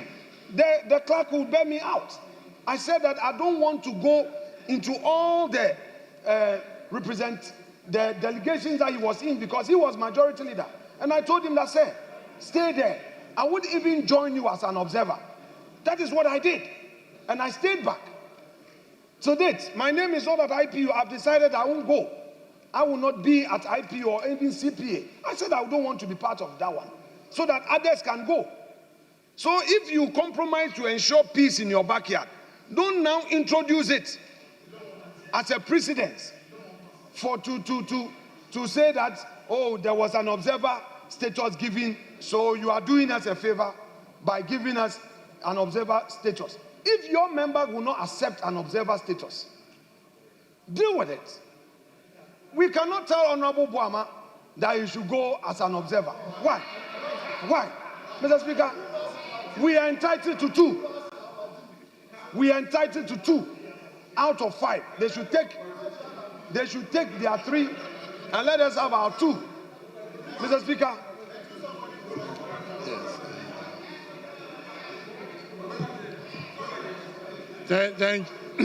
Thank you, Mr. Speaker. Mr. Speaker, I'm very proud and privileged to have been one of the longest serving members of this House on the front bench. Mr. Speaker, I also have the privilege and the great honor of serving as Chief Whip on 3 consecutive times from both majority and minority. And I'll be very grateful if all of us, not because I am wise or knowledgeable, but please, I'll carry huge experience in handling this. And I've handled this on 3 consecutive times. So I want to take us into a history of this. And I'm very optimistic that if our intent is truly to find a compromise position, by the time I'm done, we'll see our way clear. Well, Mr. Speaker, let me state that, yes, it's true that whips ordinarily go to ECOWAS. The chief whips ordinarily go to ECOWAS. Then you have the deputy leaders ordinarily go to Pan-African Parliament, that's PAP. Then you have the first deputy speaker leading the delegation of PAP. And I say this with all sincerity. This House is governed by three things: the 1992 Constitution, our standing orders, and our practices. Our practices may not be written anywhere. Some of them you can find in the Hansard or official document. But it serves as a very useful guide most of the time. And then we have the leaders. They are usually assigned to IPU and CPA. Then something happened in 2013. I became chief whip. Before I became chief whip, I had already been assigned as one of the junior members to Pan-African Parliament before the 2012 election. So when we came, I remember very well, Honorable Leader Oseche Monsu encouraged me to move from Pan-African Parliament to come to where whips usually go. I then pleaded with the late Honorable Deputy Leader, Honorable Agbe, and said that in Pan-African Parliament, I have made so much strides. And I was in some of very important committees there. So to leave that and start, I really wish he could swap with me. What I'm saying, Speaker Doajawo is alive.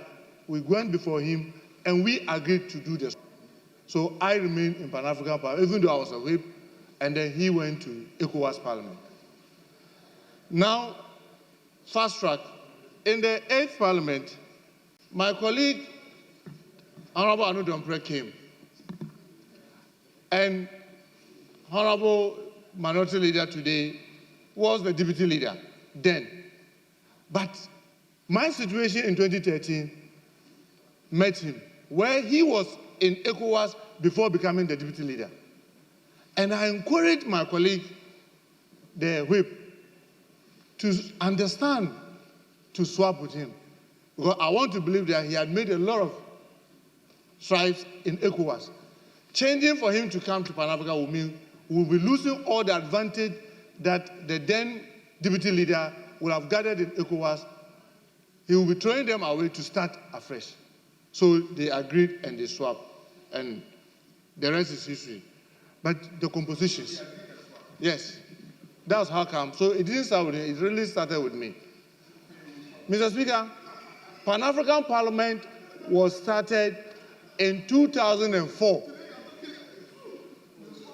And when it was started, our first delegation were led by the president today, Honorable Malik Alassane, who is alive, Doa Jao, then a deputy leader, and Honorable Malik Alassane was a deputy speaker. That's how come he was the leader of the delegation to Pan-African Parliament. So, yes, it's not written anywhere, but these are the practices that we've done. But let me come to the composition. Mr. Speaker, in the sixth Parliament, the total number of the House was 275. Majority members, we were 154. And the minority were 121. And when I talk about this number, I'm talking about the caucus, because some had independent people with them and all that. Later, your own neighbor, Osewusu, Honorable, was working with them, and that gave them 121. And we had 154. Mr. Speaker, I want to beg the leaders to listen to this very carefully, because I know how emotional it is when you are sharing things in this House. When we come from election, we have our caucus strength, and we normally break them into percentages. So then, we, the majority, our percentage was 56, so 0.06, and the minority was 0.44, that's 44%. If you multiply the 0.05, which is that of the majority, by 13. When I'm talking about 13, I want all of us to listen very carefully. When I talk about 13, I'm talking about Panafrican 5 and ECOWAS 8. When you put them together, that's 13. When you strike the percentages, it gives you the global figure you get for each caucus. If you look at then, the strength of the caucuses was that with ECOWAS, the majority was going to have 7.2. When you put the two together, you're going to get 7.2. 7.2 members means that 7 members. So they had 3, they had 3 for Pan-African Parliament, and then 4. Even though then they had 4.47, if you wanted to break it. But when you put the two together, it gives you 7.2. So when the percentage does not deviate much from the absolute, you then share 3 and 4. And then in 7th Parliament, the numbers changed, and the majority became 169, and the minority became 106. When you look at the percentages, it was 0.615 and then 0.38. When you multiply by the 13, you are going to get the majority having 7.99, meaning 8. And then the minority were going to have 4.9, meaning what you call a 5. You came to the 8th Parliament. Because the 8th Parliament is something that all of us can remember very well. When we came to the 8th Parliament, the numbers were 138 and 137. With the 138, it came to 0.0502 and then 0.49. When you multiply it by the 13, you were supposed to get about 6.5 each. But this is what happened. In the spirit of compromise, the majority doing that is because they have more members to cater for than the minority. So anytime the number is to the middle, you give it to the majority because they have more members to cater for. So even though it was 0.25, we gave it to the majority because with the 138, they took 3, with 137, we took 2.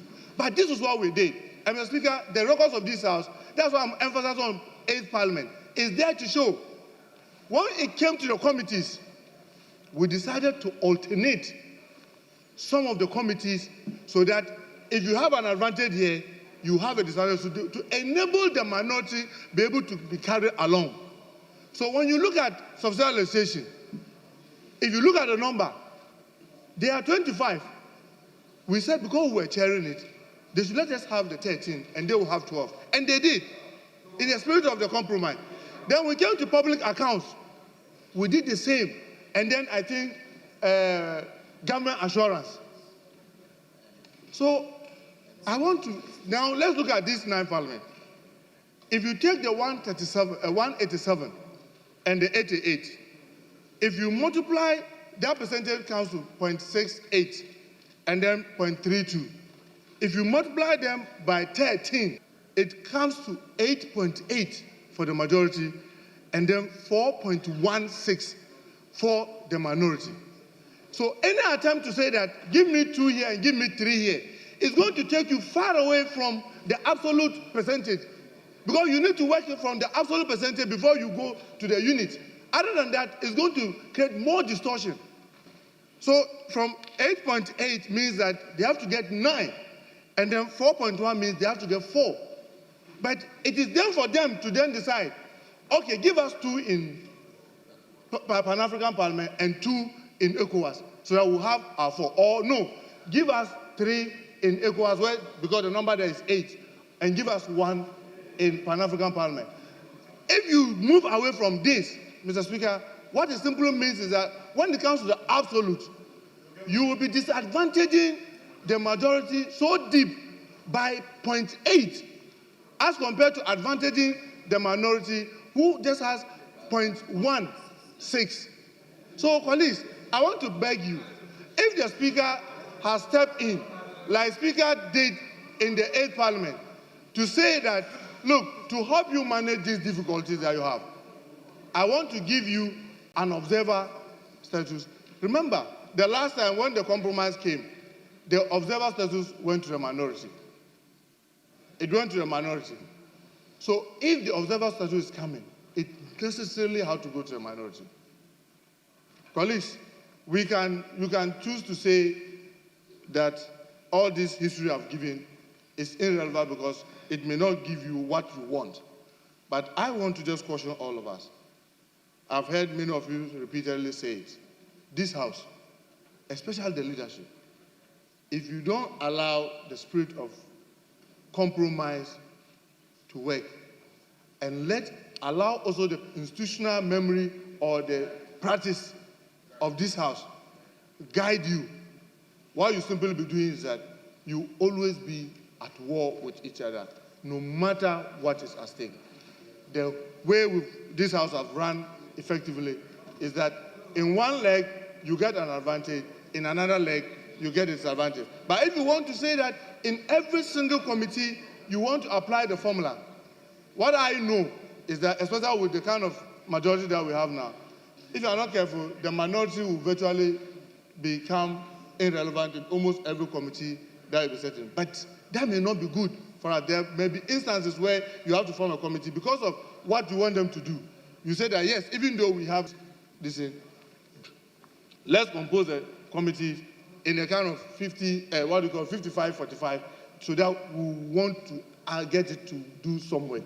But if we refuse and we want to continue arguing, well, what I would say is that democracy has no alternative. It's the worst form of governance, but it has no alternative. When I say it's the worst form is that, Mr. Speaker, you are a lawyer, you are an engineer. When it comes to law, engineering, you are way ahead of me. But me and I can go to a contest of engineers and I'll be voted. Because democracy says they look at my face and say, oh, maybe I'm looking taller than you, so they are electing me and leaving you when you are truly an engineer who could even do the same work. But that's what we have. When this thing becomes a problem, what our rules allows us to do is to vote on them. But I will pray point of voting. Because when we subject everything to voting, obviously what we are doing is that our colleagues will become irrelevant. But I don't think that will be good for all of us. I thank you very much for the opportunity to provide this information. Yeah, Mr. Speaker, I have heard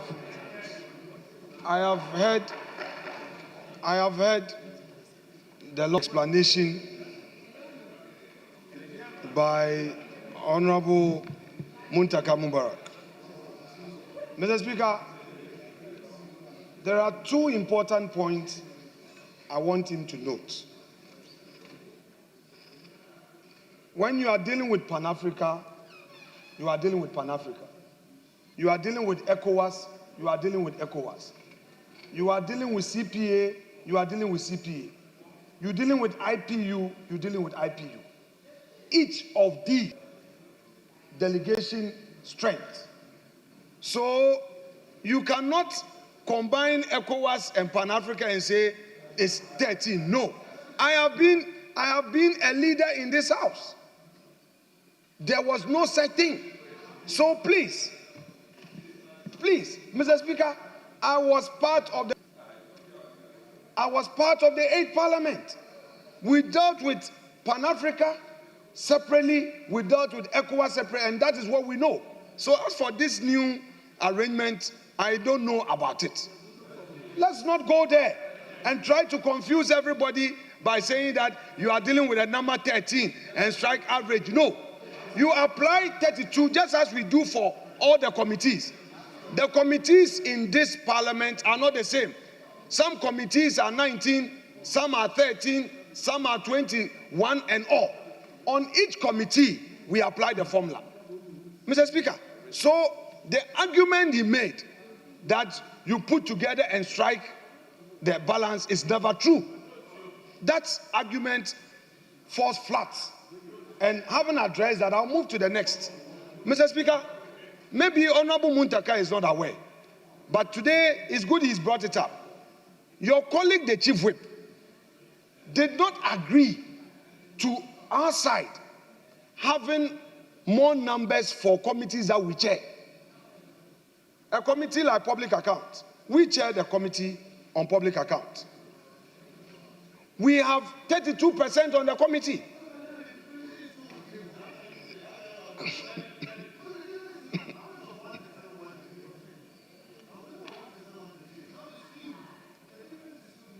I kept quiet for you.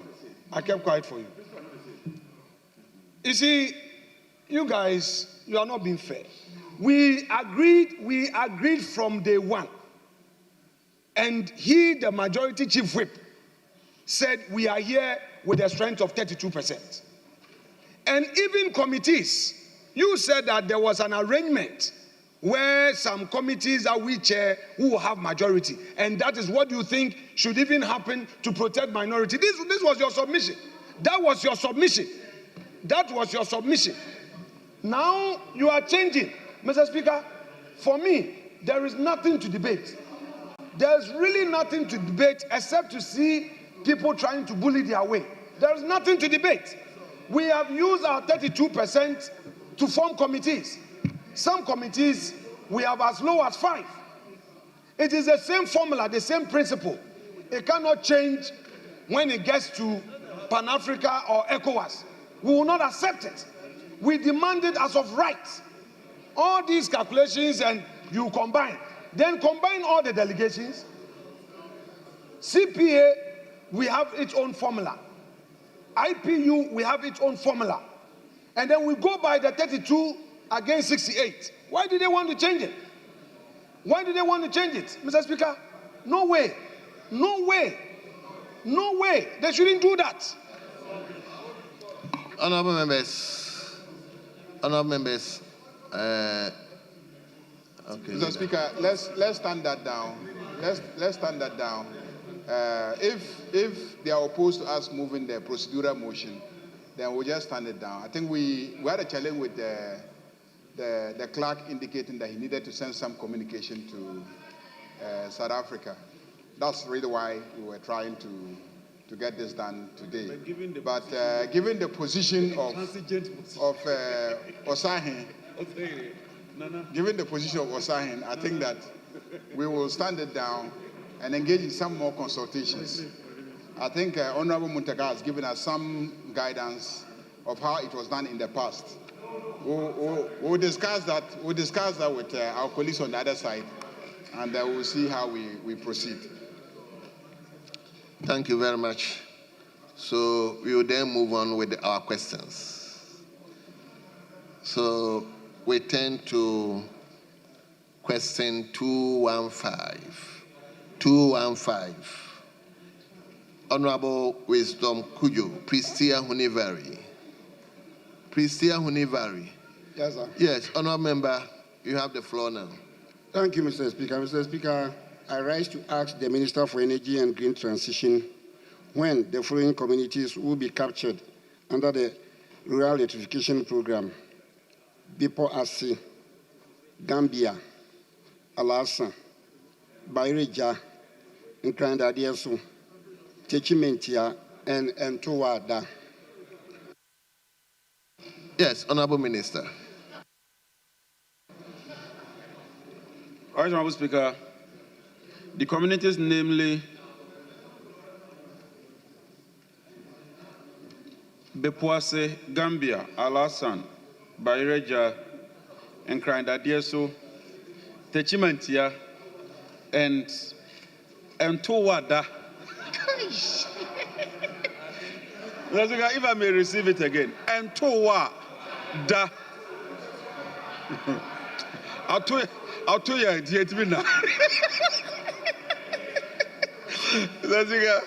they do not form part of the ministry's current ongoing electrification projects. These communities have been duly noted and will be considered for connection to the national electrification grid in the next phase of the electrification program, we are working with Finance Minister and getting very positive indications. And so let me assure my colleague that it's very possible that within this year, we can capture these communities and start with them. Thank you very much, Right Honourable Speaker. Thank you very much. Mr. Speaker, no other question. Very well. This is constituency specific, so I wouldn't give anybody supplementary. So we turn to question 216. Question 216, and the same Honorable Robert Wisdom Kujo. Prisia Hunivari. Thank you, Mr. Speaker, once again. Mr. Speaker, I rise to ask the Minister for Energy and Green Transition the specific steps the ministry is taking to resume the stalled rural electrification works in the following communities within Pristia Hunivari constituency: Subrim Kwanta, Kwesi Koko, Pewodie, Nazareth, Nyamiasi, Kofi Krom, and Nyame Bechere. Yes. Don't mention. My mind is going back to Honorable Ajako. Yes. Thank you, Right Honourable Speaker.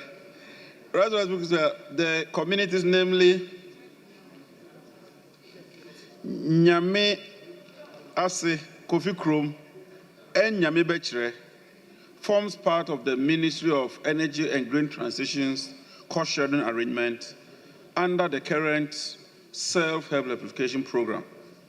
Installation works, including high-tension poles, low-tension poles, and substation works, have been completed at Nyamiase, Kofi Krom, and Nyame Bechere, awaiting customer service connection. The delay in the connection of the communities to the national grid is due to unavailability of some energy meters. The Ministry of Energy has started the process to procure critical meters, and I want to assure my good friend and colleague that once we take delivery of these meters, these communities will be energized. The ministry has received the list of prospective customers already from the ECG for approval and would subsequently ensure that the meters are released for the communities to be connected. The other communities, Subrim Kwanta, Kwesikoko, Pewodie, and Nazareth, do not form part of our current ongoing electrification projects. I would appeal to my friend that he should let us complete the stalled ones so that we can apply the materials judiciously. Once we are done with the stalled ones, we can look at the remaining communities and connect them. Thank you very much, Right Honourable Speaker. Thank you very much. Honourable, do you have any supplementary question? Yes, Mr. Speaker. Yes. Thank you, Mr. Speaker. Mr. Speaker, the second batch of communities mentioned here, Kwesi Koko, Pewodie, Subrim Kwanta. Mr. Speaker, these communities also had part of the project completed as far back as 2016. They form part of the second batch of rural electrification from 2012 to 2016. Minister is talking about doing detailed assessment of the outstanding scope of work. Mr. Speaker, at that time, we installed all the poles, we laid the cables, we were just about to connect them to national grid when NDC exited power. And that was the end of the program.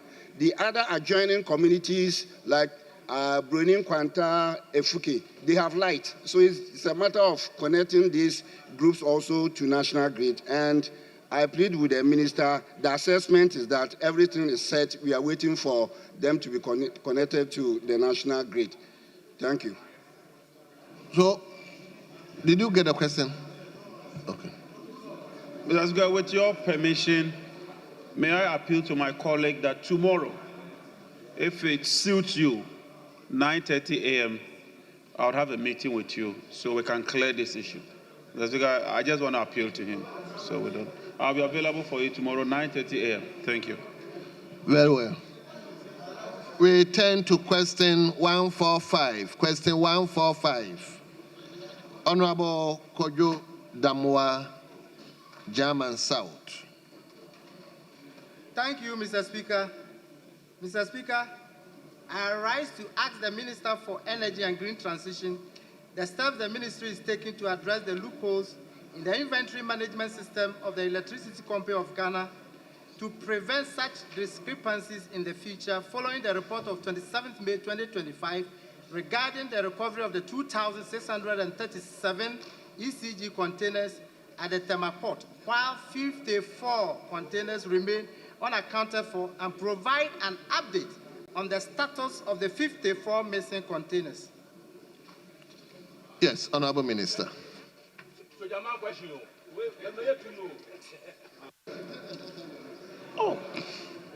Right, Honorable Speaker, let me thank my colleague for bringing this very important issue up. Let me state that the ECG has operationalized and mandated the use of its enterprise resource planning system to integrate and streamline its core business processes, including procurement and inventory management processes. The materials management model of the system, applications, and products in data processing system is currently fully operational, and all processes in inventory management are being managed through the SAP system. Since the SAP system was mandated in March 2025 following my instruction, no major loopholes has been identified in inventory management. To also add, we have directed ECG to cease all such procurements and ensure that they procure critical items that they require, and also budget to clear those containers and not leave them at the port to the mercy of such numbers that you've mentioned as missing containers. Thank you very much, Right Honorable Speaker. Thank you very much. Honorable Kanedamwa, any supplementary question? Thank you, Mr. Speaker. I'm happy he said the missing containers, the number is no longer 54 but 23. 23 is still substantial in port management system. I want to ask the minister, how are containers transferred to terminals, and what records show the locations of containers at the ports such that we could still have missing containers? How are containers transferred to terminals, and what records show the locations of these containers at the ports such that we could still have missing containers? Yes, Honorable Minister. Mr. Speaker, the first point is that those containers shouldn't have been purchased in the first instance. That is the first answer to the missing of containers. Mr. Speaker, those containers shouldn't have been purchased.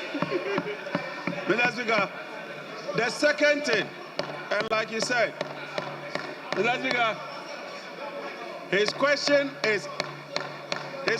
is direct. How are containers transported? It was poorly transported. That is why in March 2025, we decided that we wouldn't adopt that approach again. And so having adopted this SAP system since March 2025, we are now seeing a remarkable improvement in how the containers are handled. Thank you very much, Right Honorable Speaker. Honorable members, let's turn to question 212. Mr. Speaker, my last supplementary. Let's protect him. Let's protect him. Question 212.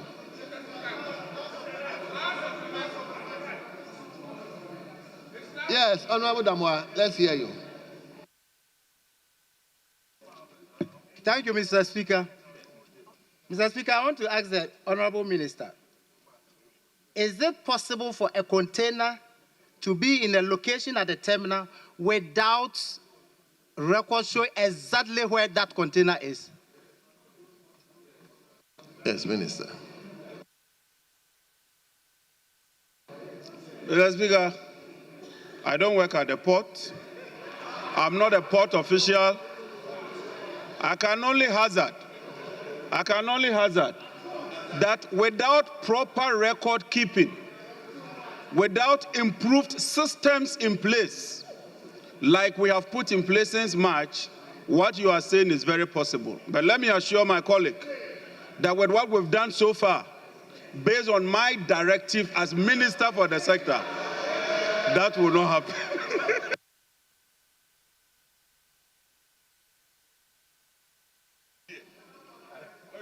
Speaker, the minister. I thought JJ is your friend. Then he's my friend, but just, I'm trying to extract good response from him.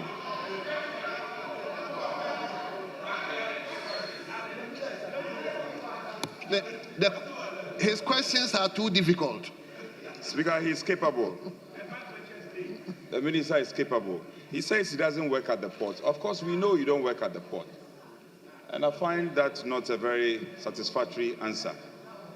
Maybe the minister should say that he should be given some time to do some consultation. But when he says he doesn't work at the port, we know he doesn't work at the port.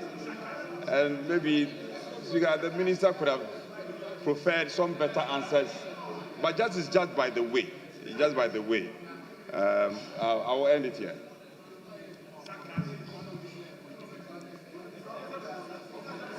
Mr. Speaker, he wanted my opinion. He was not asking me to go and get figures where I'll go and get the figures. And I said, I can't provide that opinion because that's not my area of expertise. And you and I know that all of us have our area of expertise. But if that offends you, I withdraw it. Thank you. To request for an opinion is offensive to our rules. I didn't notify that. If it was a case that he was asking an opinion, then it's offensive to the rules. So you are right. It's okay. But I hope you do your work well. Honourable members, let's turn to question 212. Honourable Damwa, your questions are difficult.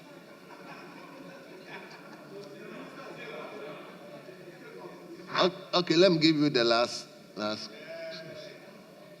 Mr. Speaker, the first supplementary question had two legs.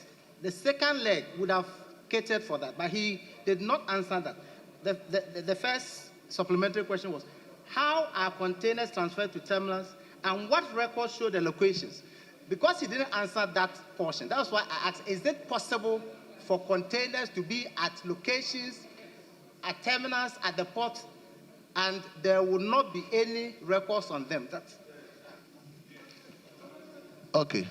Because I know that it's not possible. For every container that leaves a ship, there must be records on the exact location of that container. Well, Honourable Damwa, I think he answered it. So let's move on. You see, Honourable Elvis Osei Mensah Dapa is eager to ask his question. Yes, he's eager to ask his question. So, Honourable Elvis Osei Mensah Dapa of Wano Southwest, you have the floor now. You may ask your question number 212. I rise to ask the Minister for Energy and Green Transition the progress of installation of transformers in the following communities: Kunsu, Achiase, and then Mankranso. Minister, respectfully respond to Honourable Dapa.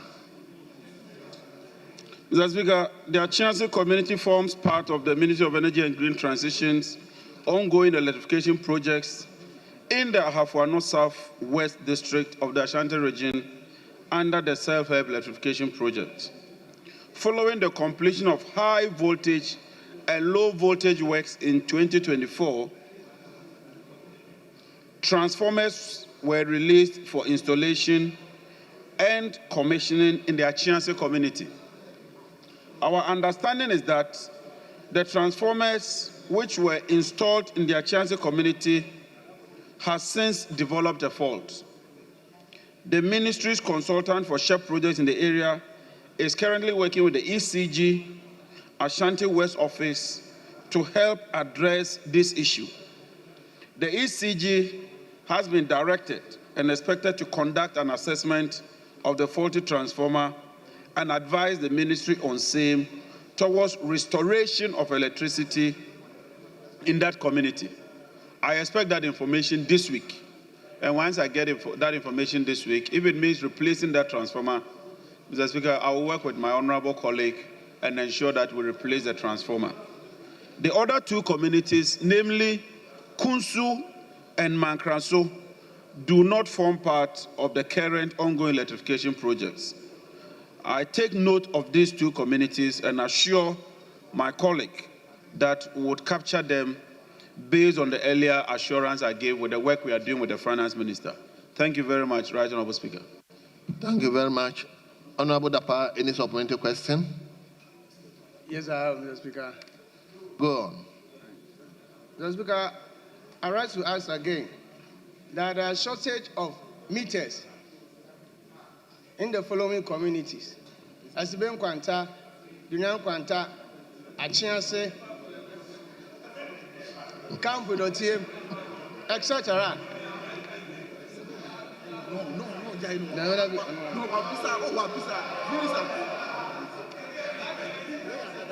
Yes, sir. So how is the minister addressing so that at least I can get meters for these particular communities? How is the minister addressing them? Speaker, I want to plead with my colleagues that we will not hand the meters to you to go and give it to them, but we'll work with you to address that challenge. And so be assured, tomorrow at 9:30 I have a meeting with my colleague. If it wouldn't worry you, you may join the 9:30 meeting so that both of us will sit and resolve the issues. Thank you.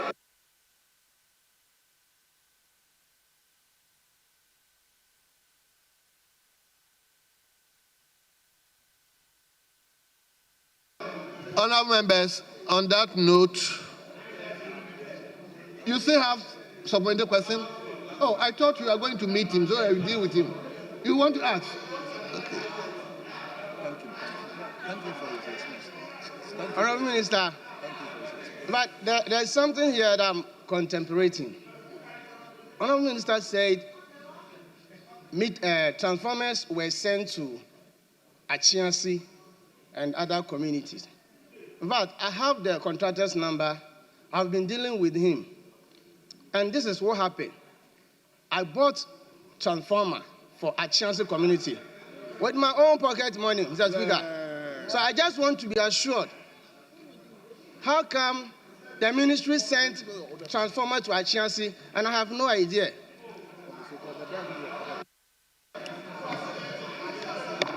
Honourable members, I think it's a fundamental. He bought his own transformer, and the minister is saying he also sent transformer to the community. So. Mr. Speaker, I'm very happy that this has come up because the records I received in the handing over notes reveals that the ministry sent that transformer in 2024. I'm happy you are drawing my attention that contrary to what the ministry provided to me, you rather bought the transformer. And so, Mr. Speaker, with your permission once again, tomorrow when we meet, we'll clear all these issues and bring clarity to. Thank you very much. Very well. Honourable members. Mr. Speaker, I just want to thank the Honourable Minister for his response. Okay. He wants to thank you. Leader, let me discharge him first. So, honourable members, on behalf of the entire House. The minister has another business, but I see the road minister is here, the interior minister is here. He has some briefing to offer to this House. No, I'm just discharging him from... Yes, Speaker, but I'm reminding him he shouldn't leave the chamber. He has a presentation to make. Statement. We haven't seen it. Look at item 8 on page 5. Yourself and the interior minister. Is there? But Well, the road minister can be ushered in now. He has been sitting for a very long time. Yes. So otherwise, So- Speaker, your road will be suspect. We may have to allow him to answer the questions. So, Honorable Minister for Energy, anyway, you've just gotten out of the chair. We thank you for attending upon the House. You are discharged. Yes, Leader. We want to crave your indulgence to allow the Minister for the Interior to brief the House on the matter that we requested him to come and brief us. There are some urgent security matters elsewhere he needs to go and deal with. So, Minister, if you can come and make your statement. Very well.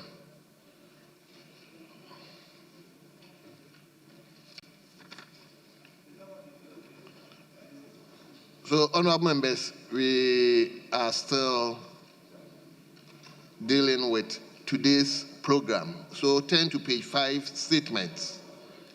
And item 8, which deals with Minister for Interior as well as Minister for Energy and Green, to address the House. Yes, Honorable Member for Aswanse. And Speaker, even though my respected leader said that, he just made a comment, not to the report, the microphone, but I picked it, that the energy minister has no locus, and was signaling him that he can exit the chamber. Chief, if you recall, the day the statement was made, you actually called for the energy minister because of their wherewithal. And so, table office, no, I don't. I suggested transfer, you remember? And you said that we should go for energy ministry.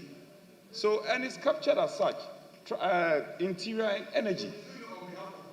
But leader, it doesn't lie in your mouth to do that. You should seek the leave of the House.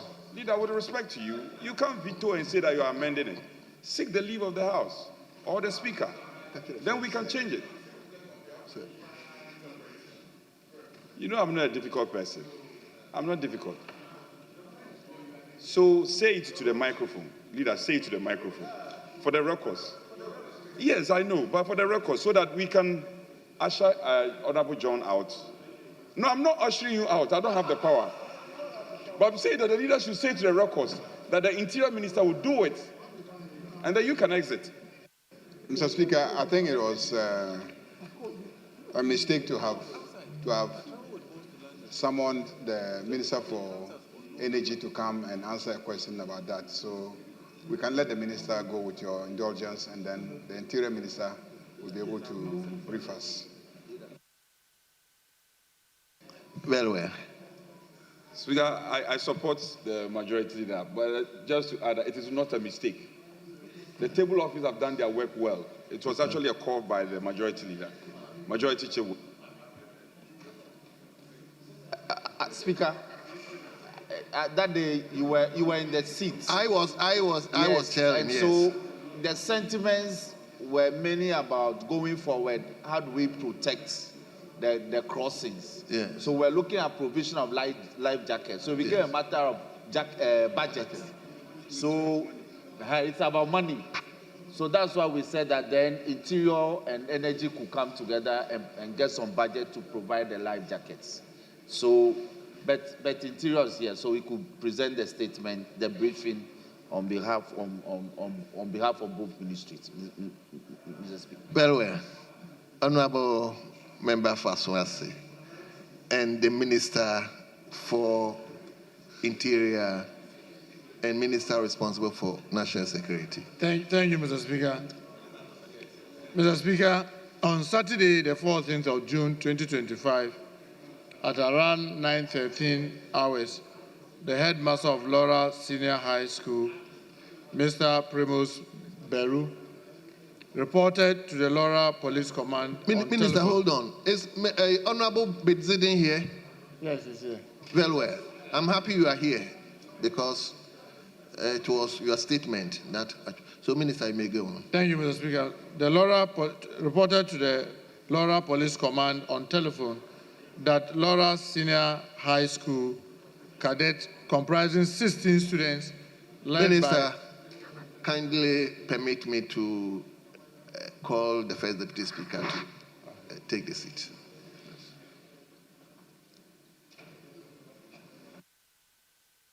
So you may go on, Minister. Thank you, Mr. Speaker. Mr. Speaker, Mr. Premus Beru reported to the Laura Police Command on telephone that Laura Senior High School cadet comprising 16 students, led by cadet leader, went on a jogging along the Laura Dikpe route. The cadet leader later called to inform him, the headmaster, that on reaching the Dikpe River, that's Black Volta, 10 of the students in the process of crossing the river with a canoe being paddled by a young man they encountered to cross to the Burkina Faso side of the river and back. The canoe capsized midstream, leading to the drowning of 7 students with only 3 surviving. Mr. Speaker, the police team led by district commander immediately proceeded to the scene and joined the Dikpe community in organizing a search party under the leadership of the chief of Dikpe. Mr. Speaker, the search party managed to recover the bodies of the students who have subsequently been released to their families for burial. Mr. Speaker, the Regional Security Council, through coordinated effort with all relevant agencies, have put in place the following measures. 1, regular sensitization of canoe owners and operators and residents along the Black Volta Basin. Sensitization of students and identifiable bodies on the maritime safety. The Ghana Maritime Authority has provided life jackets to canoe operators along the river. The Ghana Maritime Authority to conduct regular monitoring of the canoe operators to ensure that they use this life jacket that is given them for the safety of users on the river. Ensure all canoes are regularly maintained, and then provide psychosocial assistance to students of the Laura Senior High, especially the 3 that survived. Mr. Speaker, it is expected that these measures put in place by the Upper West Regional Security Council will avert the future occurrence of this unfortunate incident that has taken the life of these future leaders. Thank you very much, Mr. Speaker. Thank you so much. Yes, by agreement. Speaker, let me thank my colleague and a friend for paying attention and responding to the need for his outfit to come and brief and apprise the House on such matters. And I see my colleague, Jambo Begzeden, who raised the matter, showing solidarity to the family and the constituency. I'm happy the minister has walked us through the statistics, the fatalities, and the measures put in place to track and deal with these matters. I concede that it's good, it's a good effort, but I wonder what the role of the Minister of Transport would be in this context.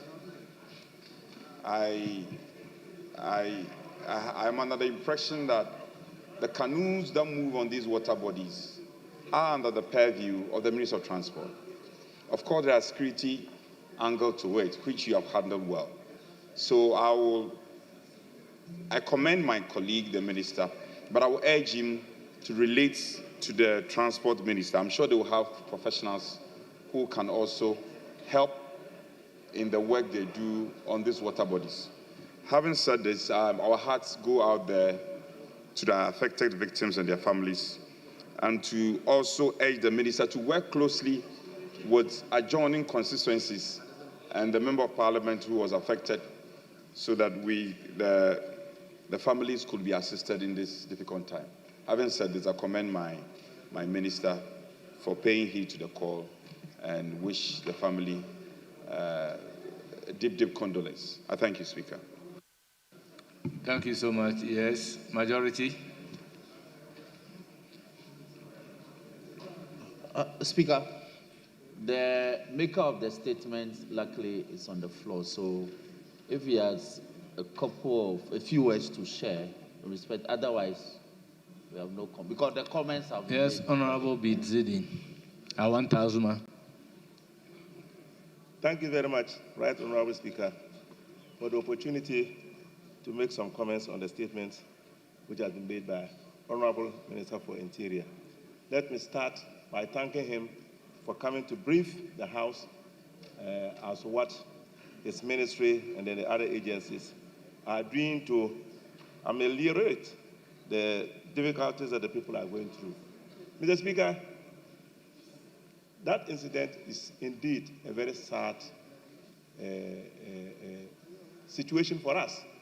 And Laura was not comfortable when that incident happened. There was serious mourning in Laura, in the school and then in town. But with time, they have been able to overcome that difficulty. But when the incident happened, besides the statement I came and made in this House, I also took other steps to ensure that the situation was brought under control. I first went to NADMO and informed the Director General of NADMO about the incident and appealed to him to try to provide life jackets for communities along the Black Water. And he agreed that he would try to do so. But immediately, he did not have life jackets to provide to those communities. I then moved to the Ghana Maritime Authority and then also informed the Director General of the Ghana Maritime Authority about the situation in Laura. And again, he agreed that he was going to provide the life jackets immediately. Mr. Speaker, I can report to you that the Director General of the Ghana Maritime Authority actually has visited Laura with his team. And they have made the following donations to the people of Laura, and in particular, Dikpe. They have provided the 6 communities, in fact 5 communities, with life jackets. And then each community has a number of life jackets that they will use throughout the period. So I think each community will get 6. There are 5 communities, so each one will get 6 life jackets. And they are supposed to use the life jackets when they are traveling on the boats. The bereaved families too, they try to provide them with a little support. Each bereaved family got 5 bags of 50 kilos rice. And they also gave them 5,000 Ghana cedis each for the bereaved families. And the students who survived, there were 3 of them who survived, and they gave them 2,000 Ghana cedis each. That one went to the students because they are alive, but the other 5,000 went to the bereaved family.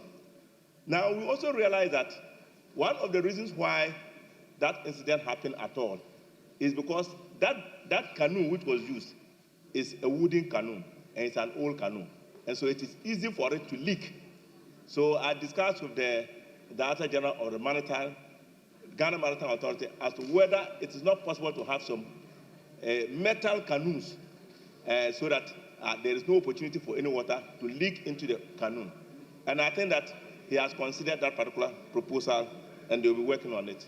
Finally, Mr. Speaker, the Ghana Maritime Authority has also agreed going forward to provide what they call marine gas in all the communities which run along the Black Water.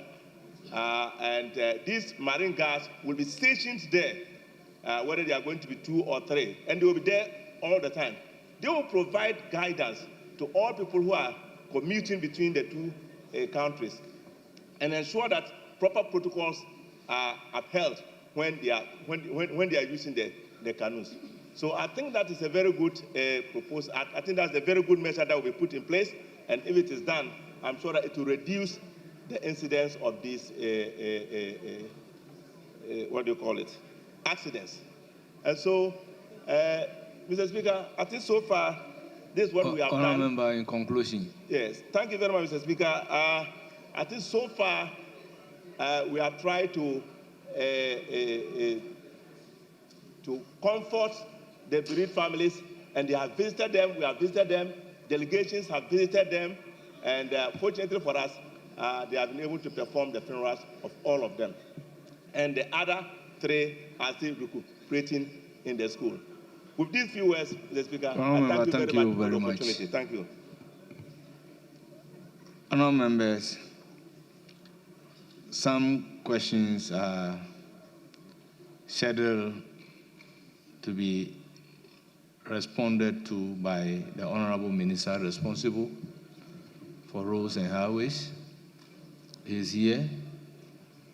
May he take a seat and respond to those questions. Starting with the urgent questions. Item numbered 7B, standing in the name of Honorable Dr. Albert Tetenya Kote, Member of Parliament for Ilo Krobo. Honorable Member, you have the floor.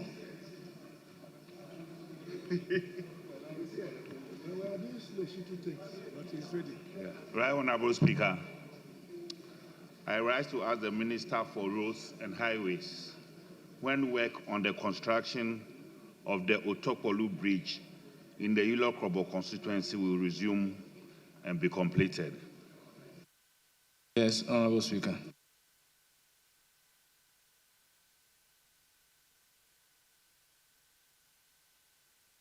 Right, Honorable Speaker, thank you for the opportunity. The Otokpolu Bridge links Otokpolu Township and Somanya, Krobo Dumasi, and beyond. It is located in the Ilo Krobo municipality of the Eastern Region. The said bridge is part of the 50 bridges being constructed by the Ghana government through a 47 million euro facility agreed between the government of Ghana and Czech Republic.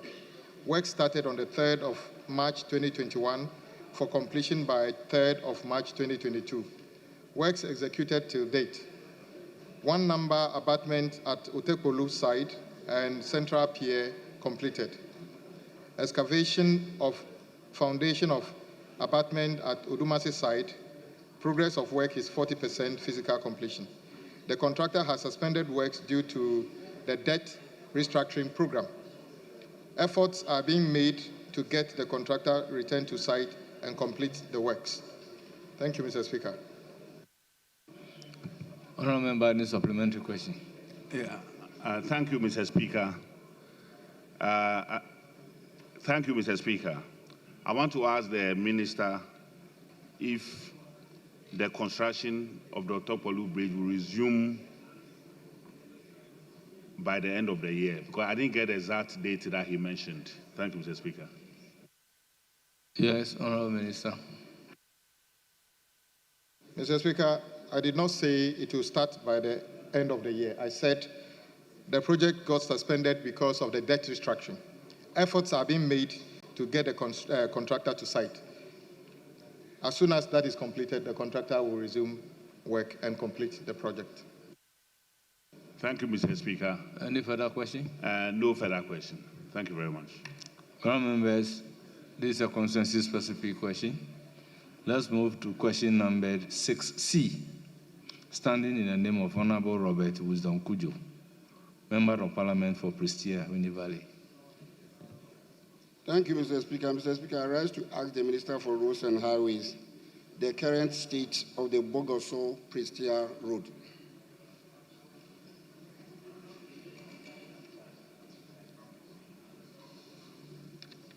Yes, Honourable Minister. Mr. Speaker, the Bogoso-Prestia Road, 28.7 kilometers, is one of the critical components of the Western Regional Trunk Road Network, and it is strategically located within the Prestia-Winnie Valley municipality of Western Region. The road forms part of the regional route R121 current program.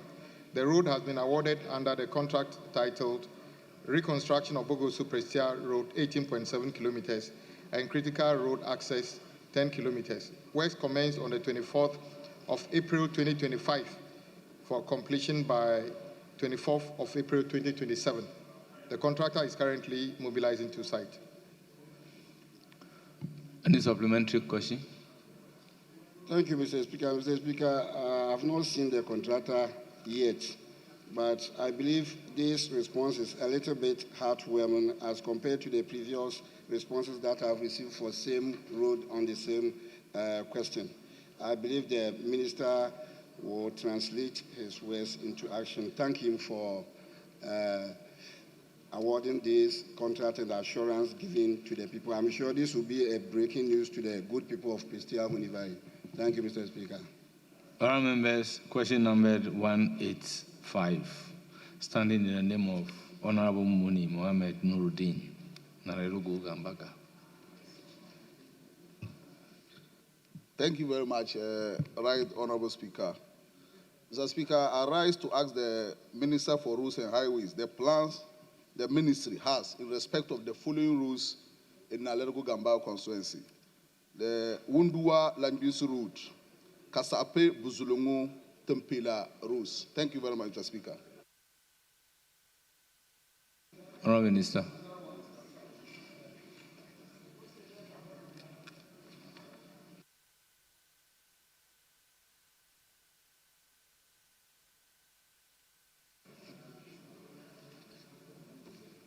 Mr. Speaker, the project Yendi to Sakpegu Road is a national. Minister, it seems I jumped the question. There is one question at page 3. Only one question there. Before page 4. Yes, is that not question 184? Yes, no, 185. Oh, 185? Yes. Okay. I'll come to 184. Okay. Mr. Speaker, the contract was awarded on the 5th of July 2016 and the work commenced on the 15th of August 2016 for completion by 15th of August 2019. The completion date was extended to 14th of August 2022, which has still since elapsed. The physical progress of work is 25%. The contractor has suspended work due to delay in payment for works done. That is A part of the question. The B part of the question, that is upgrading of Sakpegu Chireponi Road, 50 kilometer, 52 kilometer, 100.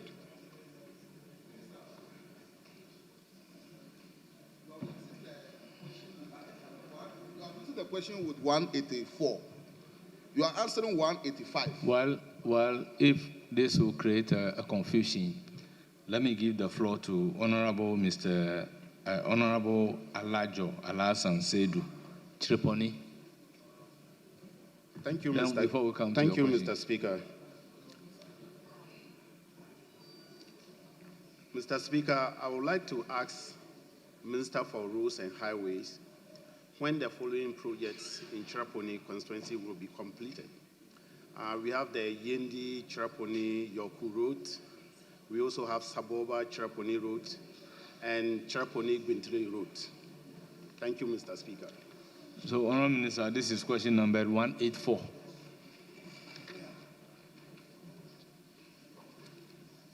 Mr. Speaker, thank you for rearranging the questions. Mr. Speaker, the Yendi Sakpegu Road is a national route N02 in the northern region. So Sakpegu to Chireponi Road, N14 branches off the Eastern Corridor Road, N2, to Chireponi district in the Yogu at the northeastern region between and Togo boundary.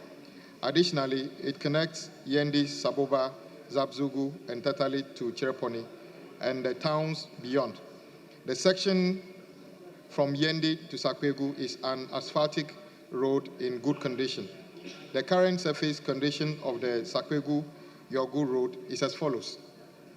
Kilometer 0 to 6, fair. Kilometer 26 to 50, poor. Kilometer 50 to 65, fair. Kilometer 65 to 75, good. And kilometer 75 to 100, poor. Current program. The road has been awarded under two different contracts with the following contract titles. Upgrading of Sakwegu-Chereponi Road, kilometer 0 to 50.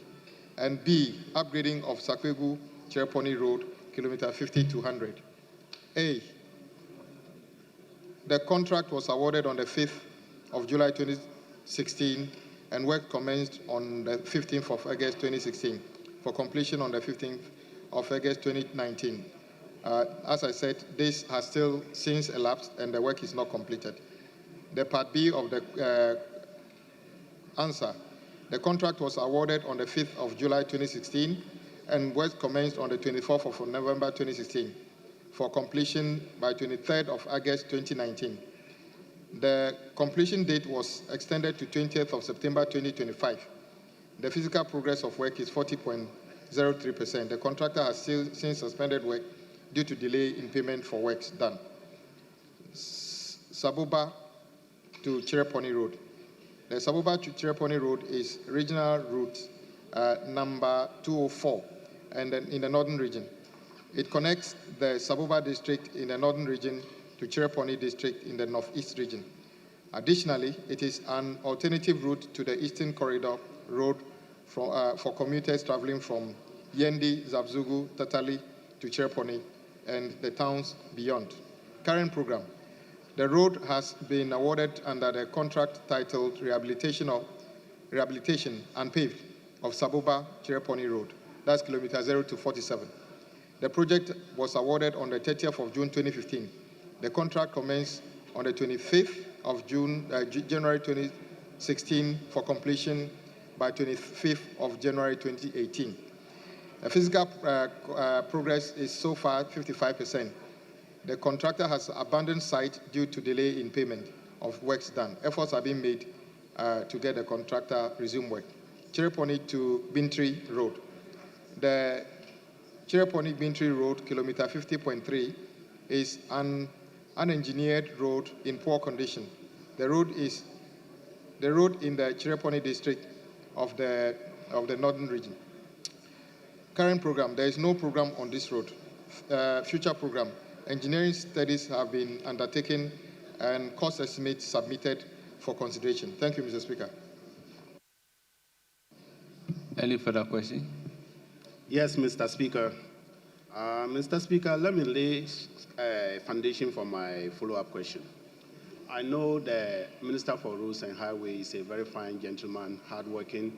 The President is also interested in completion of the road between Chereponi and Yendi and that of other roads in Chereponi. Mr. Speaker, Honorable Minister, I know very well that as we speak now, thousands of people in Chereponi are watching you live. Please, your question. Trying to know the timeline when this road will be completed. Several of my predecessors have made this or have asked the same question here. What is the timeline for the completion of those roads? Can you tell me the timeline for the completion of this road? Thank you, Mr.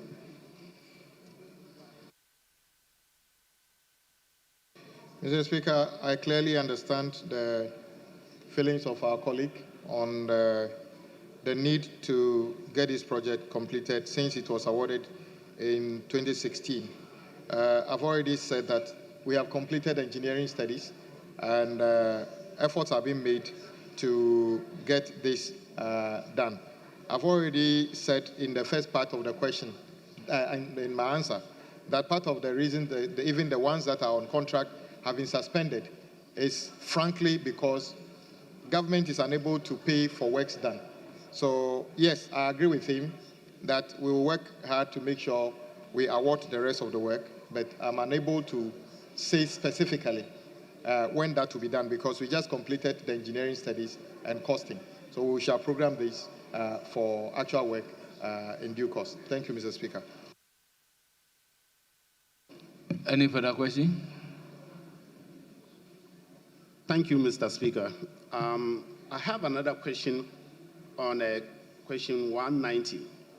Well, we'll get to question 190. Thank you. Then on that note, I'll give the floor to Mumuni Mohammed Nuruddin. Question numbered 185. Thank you very much, Right Honorable Speaker. Mr. Speaker, I rise to ask the Minister for Roads and Highway the plans the Ministry has in respect of the following routes in Nalergo Gamba constituency: the Wundua Langisi route, Kasape Buzulungu, and Tempela routes. Thank you very much. Yes, Honorable Minister. Thank you, Mr. Speaker. The Wundua Lagbinsi Kasape to Busulungu Timpela road is a 40.5 kilometer long road. It is partially engineered gravel road in poor surface condition. It is located in the East Mamprosi district of the Northeast region.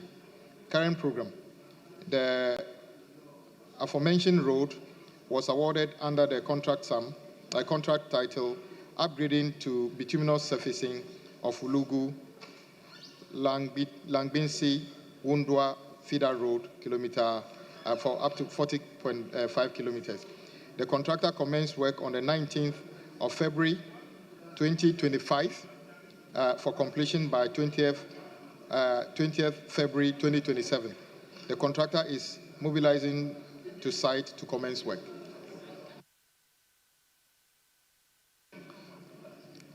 Any further question? Thank you very much, Right Honorable Speaker. Honorable Minister, I want to find out from you who is the contractor working on the route. Honorable Minister. I want to find out from you who is the contractor working on that route, or who is the contractor the road has awarded to.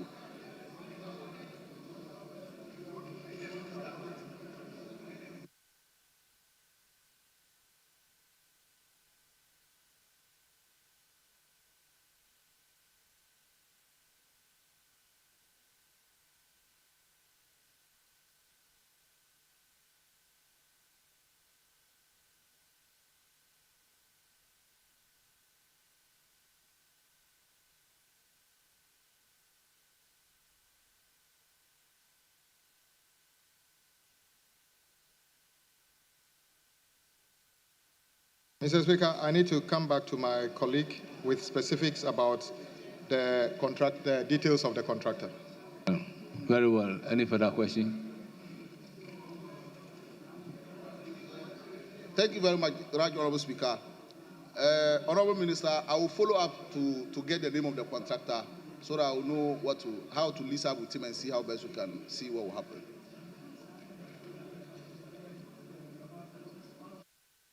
Honourable members, let's move to question number 186. Also standing in the name of Honourable Mumuni Mohammed Nuruddin. Thank you very much, Right Honorable Speaker. Mr. Speaker, I rise to ask the Minister for Roads and Highway the state of the Gambaga, the following roads in the Nalero Gamba constituency. That is Gambaga, Nanuri, Tunsumu, Latari, Daburbuari, Tamboku routes. Thank you very much. Yes, Honourable Minister. Mr. Speaker, the Gambaga, Nanurili, Tinsugu, Latiringu, and all the roads mentioned above. It's a 23.1 kilometer road. It is located in the East Mamprosi district of the Northeast region. The first 1.3 kilometer of the road has been upgraded to asphaltic surface, which is in good condition. The remaining length is gravel earth surface in poor surface condition. Current program: the remaining section of the road has been divided into 4 phases and awarded under 4 separate contracts as follows. Phase 1, upgrading of Gambaga to Tambogo feeder road, kilometer 1.3 to 6. Phase 2, upgrading of Gambaga to Tambogo, kilometer 6 to 11. Phase 3, upgrading of Gambaga to Tambogo, 11 to kilometer 16. And then the fourth phase is Gambaga to Tambogo again, kilometer 16 to 23.1. Phase 1. This project was awarded under a title, Upgrading of Gambaga to Tambogo Road, Phase 1. The contract was awarded on the 22nd of December 2024, completion by 19th of May 2022. The progress of work is estimated at 15% physical completion. The contract has been terminated due to non-performance of the contractor. Phase 2, 3, and 4 were awarded on the 22nd of December 2020 for completion by 19th of May 2022. The contract has been terminated due to non-performance of the contractor. Yes, Honourable Member, any follow-up? Thank you very much, Right Honourable Speaker. Mr. Speaker, I want to find out from the Minister the terminated projects. When should the people of Nalero Gambao constituency expect the project to be awarded to a different contractor? Yes, Honourable Minister. Mr. Speaker, once it's been terminated, the process of reassessment need to be carried out. And once that is completed, it will be scheduled for a new award. I'm unable to give exact date for which the new contractor will be selected and has to go to site. But I sympathize with you. If you are a contractor who have been awarded a project in the backyard of the then Vice President and you underperform in that manner, I wonder what kind of punishment you deserve. But I agree that it is something that is very unfortunate. 4 different lots of projects, and the contractor that was selected just couldn't do anything. All the contractor did was to clear the site and left the site. That is unacceptable, Mr. Speaker. Any further question? Yes, Honourable Member, you have Thank the you floor. very much, Mr. Speaker. Yes. I want to thank the Minister and to tell him that the people of Nalero Gambao constituency are in his hands. Thank you very much. So you have to support your Minister to get these rules completed. Thank you. Question number 188. Honourable Alassane Omar, Member of Parliament for Zabzugu.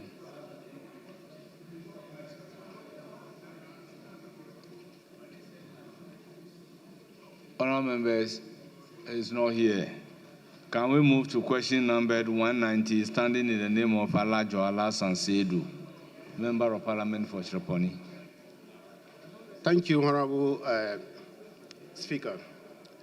Mr. Speaker, I rise to ask Minister for Roads and Highway when the construction of this road in Shreponi, Wanjuga to Wanchiki, will be completed.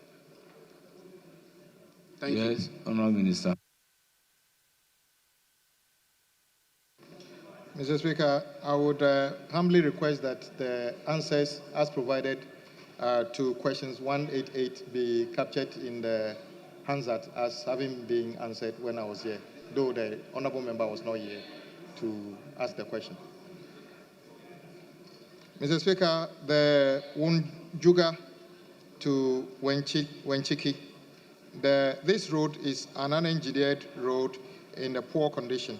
The road is in Chiraponi district of Northeast region. There is no program on this road as of now. Engineering studies have been undertaken and cost estimates have been submitted for consideration. Mr. Speaker, as soon as funds become available, we'll program this for start. Yes, any follow-up? Yes, Mr. Speaker. Mr. Speaker, I hear Honourable Minister for Roads and Highways saying there's no program on this road for now, and engineering work has been done on the road. Mr. Speaker, I would like to ask Honourable Minister for Roads and Highway since there is no program on this road, when should the people of Chereponi expect a program on this road? Because this road is very critical to. Very well, Honorable Minister. When should they expect Thank you, Mr. work Speaker. on the road? Mr. Speaker, the good thing is that we have already carried out engineering studies and costing. So it is just a matter of getting approval of the funding, and then we can start. So as quickly as possible, we would start this. I want to assure my colleague and his constituents that we are committed to making sure that some of these problems we see across the country are addressed. So I'm going to work with him to make sure that we address this. Thank you, Mr. Speaker. Any other question? Mr. Speaker, thank you so much. This is not a question, but I want to make a passionate appeal. Mr. Speaker, the Minister for Rules, Honorable member, you can see the minister thereafter.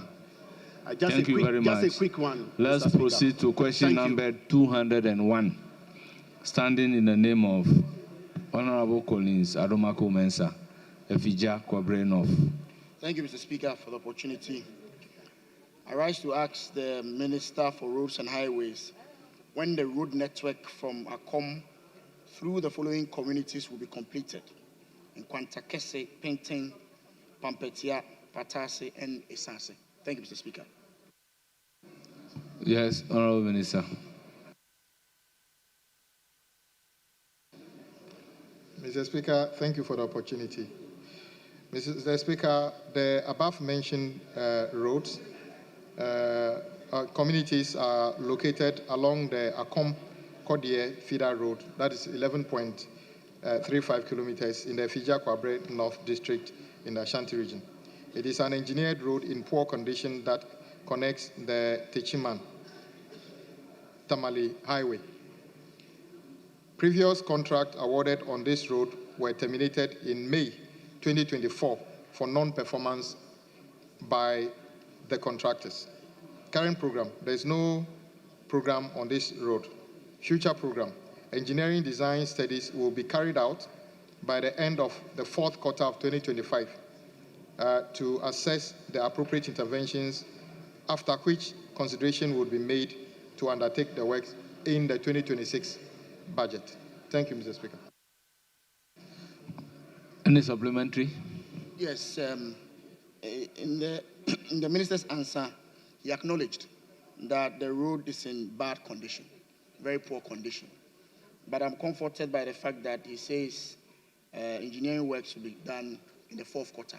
I just want to plead with him that just as he has acknowledged that it's in very poor condition, he should quicken the pace so that my constituents will be comfortable. Thank you. Thank you. We then move to question numbered 202, standing in the name of Honorable Gloria Owusu, Member of Parliament for Trobo. Thank you, Mr. Speaker. I rise to ask the Minister for Road and Highways when the following road in the Trobo constituency will be constructed and completed: Asofa Amomole Road, Pokuase Katapon Road, Omanjo Junenhu Road, Golden Door to Yellow House Road, Agre Quarters to Abensu Road, Ayawaso Achiato Area Road, Afiamai Community Road, Tantra and Capital Hills Road. Thank you, Speaker. Yes.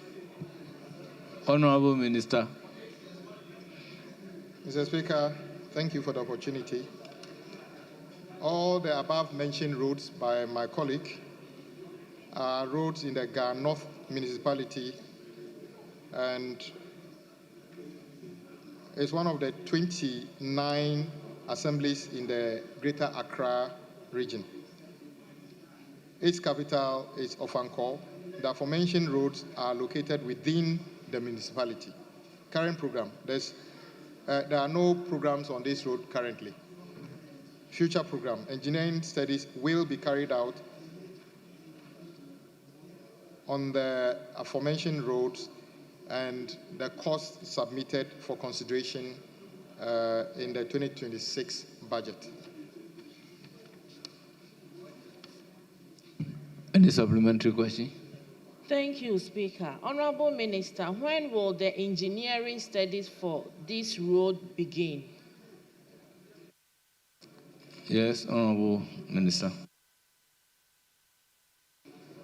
Mr. Speaker, the various agencies under the ministry automatically program these roads for studies.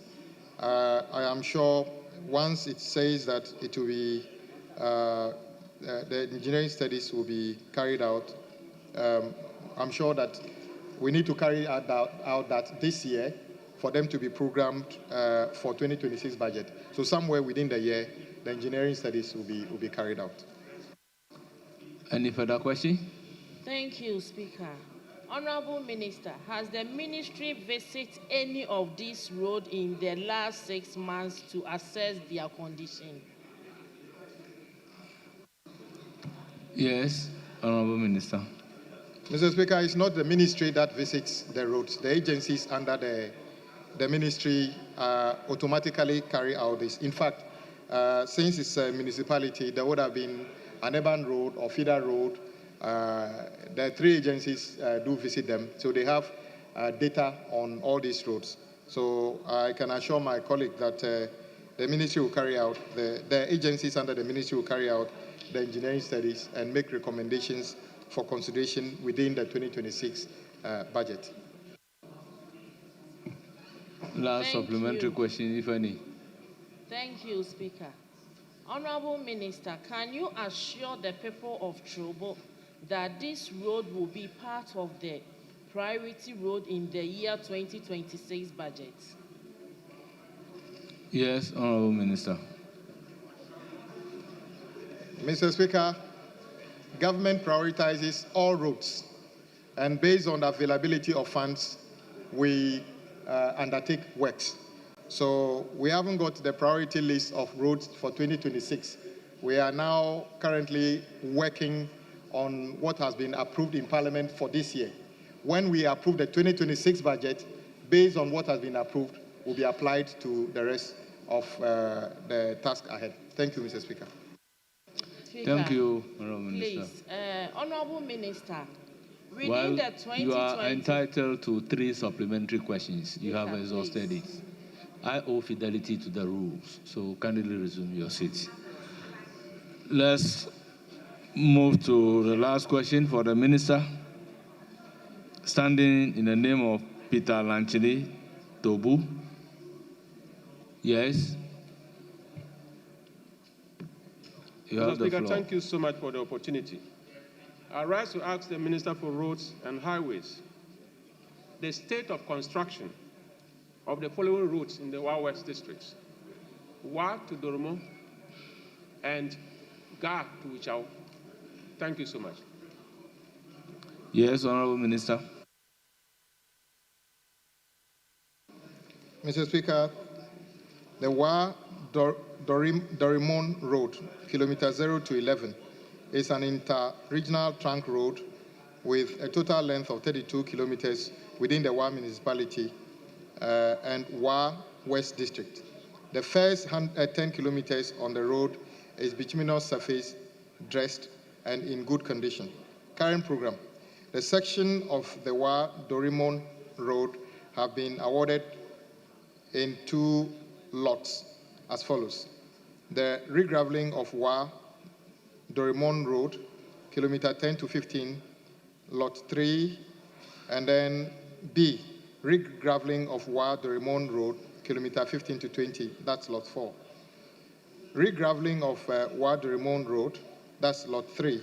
The contract commenced on 24th of February 2025 for completion by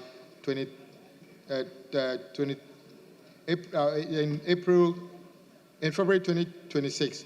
The contractor is on site and works are progressing steadily. Regraveling of Wa Dorimon Road, that is kilometer 15 to 20, lot 4. The contractor commenced work on the 24th of February 2025 for completion on the 23rd February 2026. The contractor is on site and works are ongoing. Upgrading of Wichao Ga Road. The Ga Wichao Road is part of the Dorimon Ga Road, that is R182, and is in the Wa West district of Upper West region. It is a gravel surface road in poor condition. Current program. There is a contract for this road titled Upgrading of Wichao Ga Road, which is 20.2 kilometers. Works commenced on the 11th of March 2020 for completion by 11th of September 2022. The physical progress of work as of date is 32%. The contractor has demobilized from site due to delay in payment for works done. Warning letters have been issued to the contractor to return to site, failure to which the contract will be terminated and repackaged for re-award. Thank you, Mr. Speaker. Any further question? Rightly so, Mr. Speaker. Honorable Minister, if I understand bituminous surface dress, are you saying that there is bituminous on the road? Because I just returned from Wa West yesterday. If you can explain that, I'm not technically sound. Is there quota on the road, or it is dressed ready for quota? Thank you. Yes, Honorable Minister. Mr. Speaker, the answer I provided is this road is 32 kilometers. A section of that road is bituminous surface. The majority of it is gravel in poor condition. That is the answer I gave. So I did not indicate that the entire road is in good condition. As a section, have been tarred in the past, but the rest is all in poor condition. Any further question? Mr. Speaker, thank you. Honorable Minister, if you may provide the names of the two contractors, that is the one on the Dormo Wa Road and the one on the Ga Wichao Road. Thank you. Yes, Honorable Minister. Mr. Speaker, Wa to Dorimon, the name of the contractor is Measures HAL Sita Limited. And the other one, the contractor is Measures Lincoln Enterprise.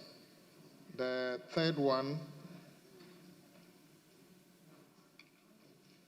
the contractor is Measures Bar Intima Ghana Limited. And then, yes, Mr. Speaker, those are the names of the contractors working on this road. Yes, Honorable Member. Thank you very much, Mr. Speaker, for my last supplementary question. Honorable Minister, I want to plead with you. This is a plea. The fact that contractors are on site, on paper, doesn't reflect the reality on the ground. I can say with certainty that there is no contractor on site. Honorable Member, you are breaching the rules. You are supposed to ask questions. I'm guided, Mr. The Speaker. remanded of Order 88.7. I'm guided, Mr. Speaker. Honorable Minister, when will you pay Wa West a visit? I'm grateful.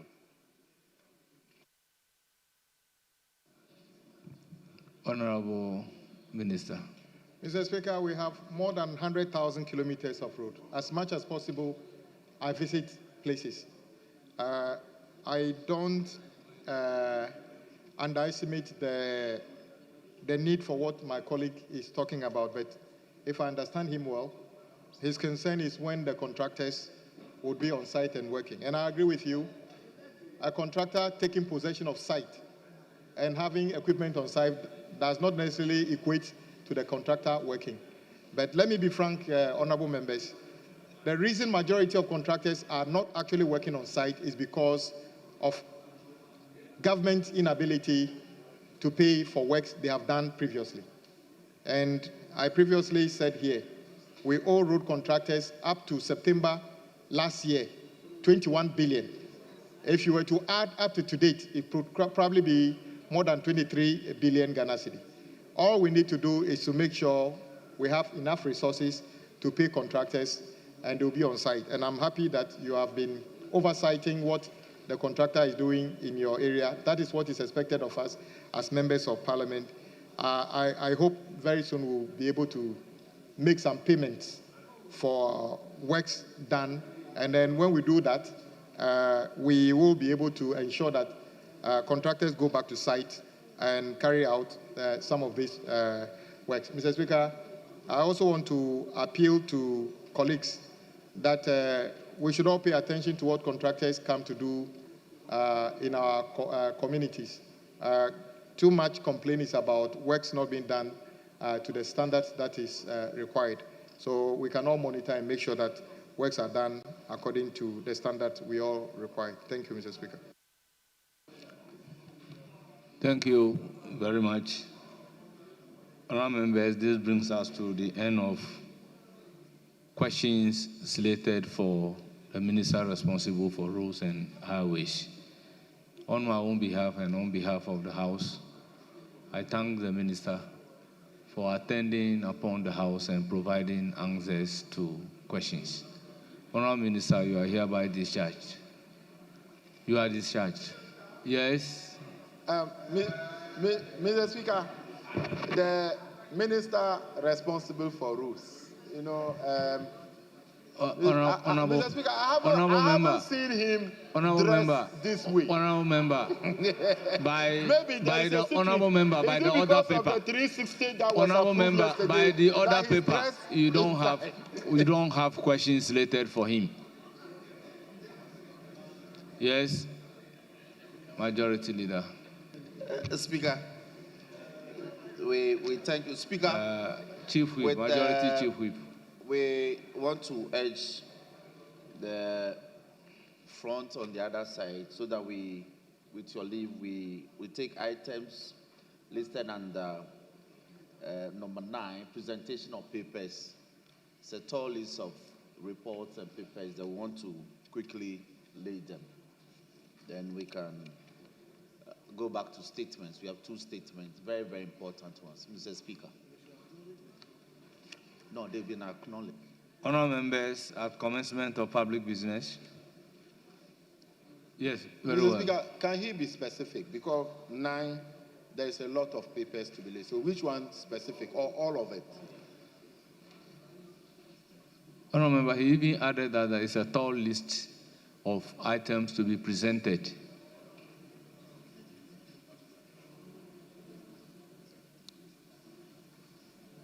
Any opposing view? Minority leadership. Mr. Speaker, we don't have any problem with that, except the issue that I raised, that if he's laying everything, I don't know, even though the chairman of the Agri Committee is here, 9B, whether the report is ready to be laid. Okay. Then we have no difficulty.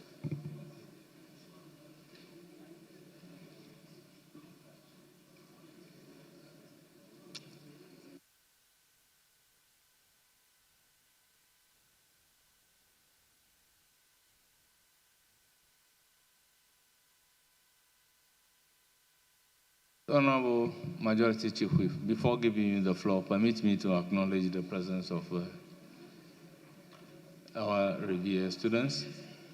Honourable members, we have students from University of Ghana, Accra City Campus, Political Science Student Association, POSA.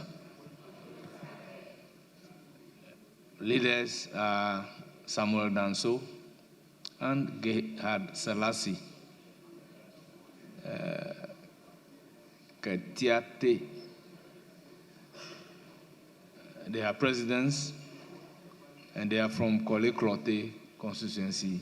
They numbered 58. We also have representatives from 20 clusters of schools. In Ahanta West constituency, led by Benedict Obain, teacher, and they are 30 in numbers. May I welcome you on behalf of Parliament of the Republic of Ghana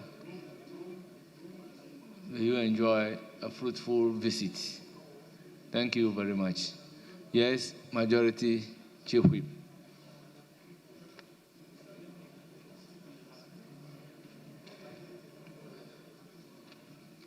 Any indication?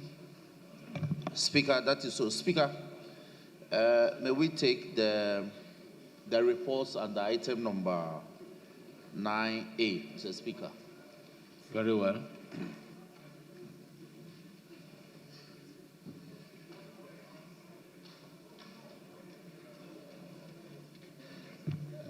Speaker, I was going to apply, but my leader is here, so very well. He will take them himself.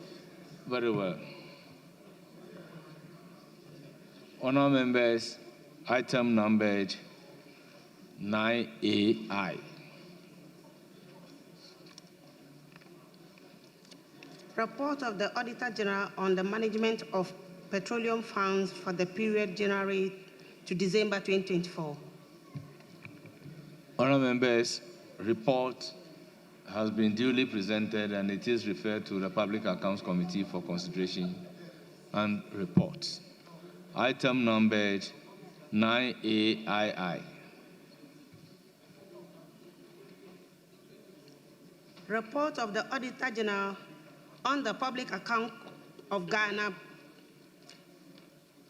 Report of the Auditor General on the Public Account Ghana, Public Universities and Colleges of Education for the year ended 31st December 2024. Honourable members, report has been duly presented and it is referred to the Public Account Committee for consideration and report. Item numbered 9AII. Report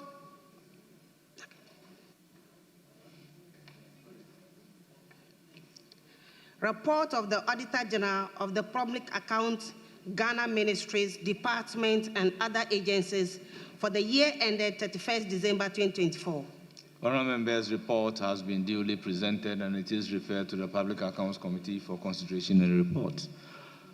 Item numbered 9AIV.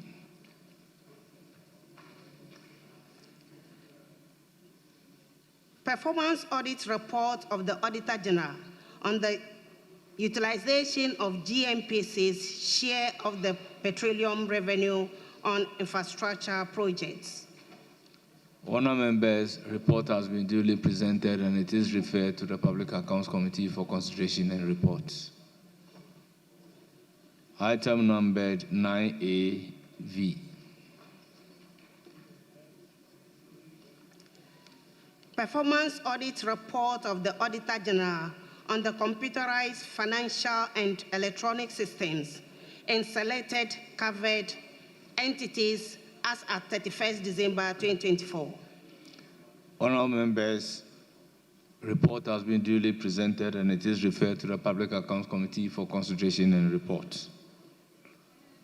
Yes, Majority Leader, we take item numbered 9B. By the Chairman of the Committee, item numbered BI. Chairman for Agriculture, Cocoa Affairs. Report of the Committee on Food, Agriculture and Cocoa Affairs on the determination of the urgency of the Fisheries and Aquaculture Bills 2025. Report has been duly presented and it is for the distribution of the House. Report. Item numbered 9BII. Report of the Committee on Food, Agriculture and Cocoa Affairs on the Fisheries and Aquaculture Bills 2025. Honourable members, report has been duly presented and it is for distribution to honourable members. Yes, Majority Leader, do we take item numbered 9C?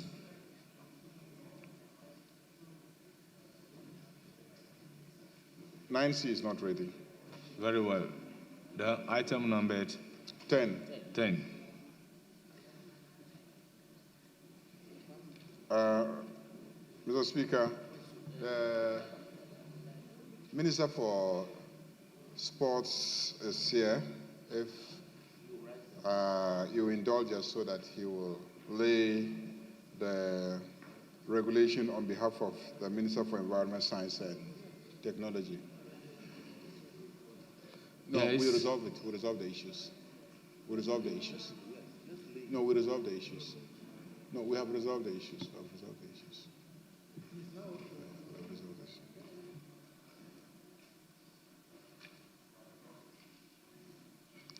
Yes. Mr. Speaker, that's fine. Well, just small questions, because the minister responsible for environment, science, and technology had indicated to the House that there were issues with it, so it was deferred. But the majority leader just gave indication that those issues have been resolved. So I don't think we don't have any difficulty in it being late, so it can be late. Yes, Minister responsible for sports. Item number 10. Environmental Protection Petroleum Regulations 2025. The instrument is truly, the instrument is presented and it is referred to a committee on subsidiary legislation for consideration and report. Yes, any indication? Mr. Speaker, just to draw your attention to Order 2294 as consequential to your referrals to the Public Accounts Committee, where a matter for consideration before the committee relates to the period of administration of the party of the chairperson of the committee. The ranking member of the committee shall be the chairperson for the consideration of that matter. All these reports relate to 2024, and the present chairperson was in government in 2024.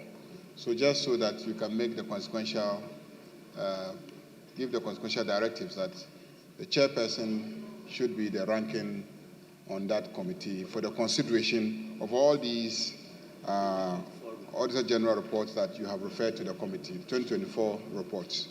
Yes, Honorable Majority Leader, I thought this is a matter of course that the committee will have to take into consideration.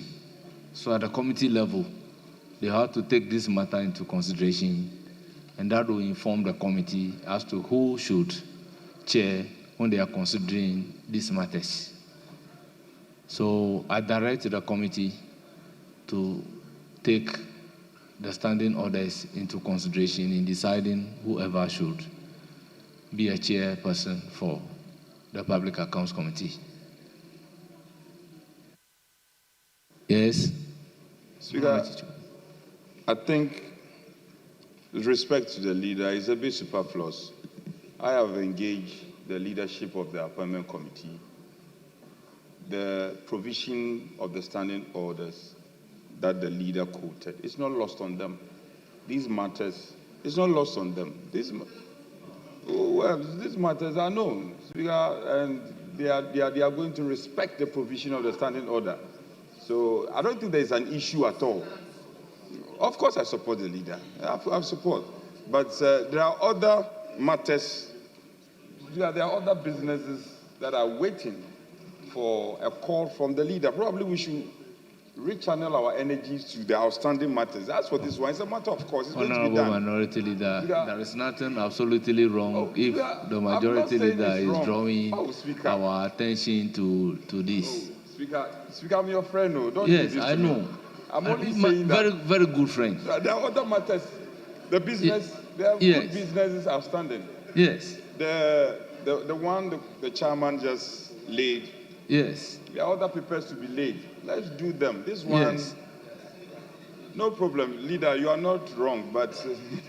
So, Leader, with the indication from the minority chief whip, do we take motion numbered 12? 12 and 13. Mr. Speaker, I don't think... the reports of the committee on the fisheries bill. Determination of the agency or... I think we can. I think we can. We can take 12.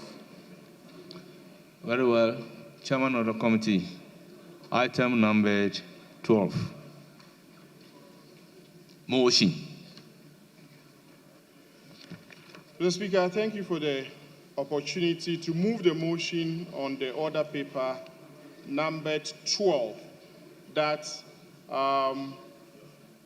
your committee's report be adopted on the Fisheries and Aquaculture Bill 2025. Honorable Chairman of the committee, It's you have to procedural. move a procedural motion number 12 at page 7 of today's order paper. I beg to move that the motion number 12 be taken today. Mr. Speaker, I second the motion. Very well. Honourable members, motion moved and seconded, and it is for the consideration of the House. This is a procedural motion. The question, therefore, is as many as are in favor of the motion say aye. Those against say no. The ayes have it. The motion is adopted. Yes, item numbered 13. Chairman of the committee on Agri.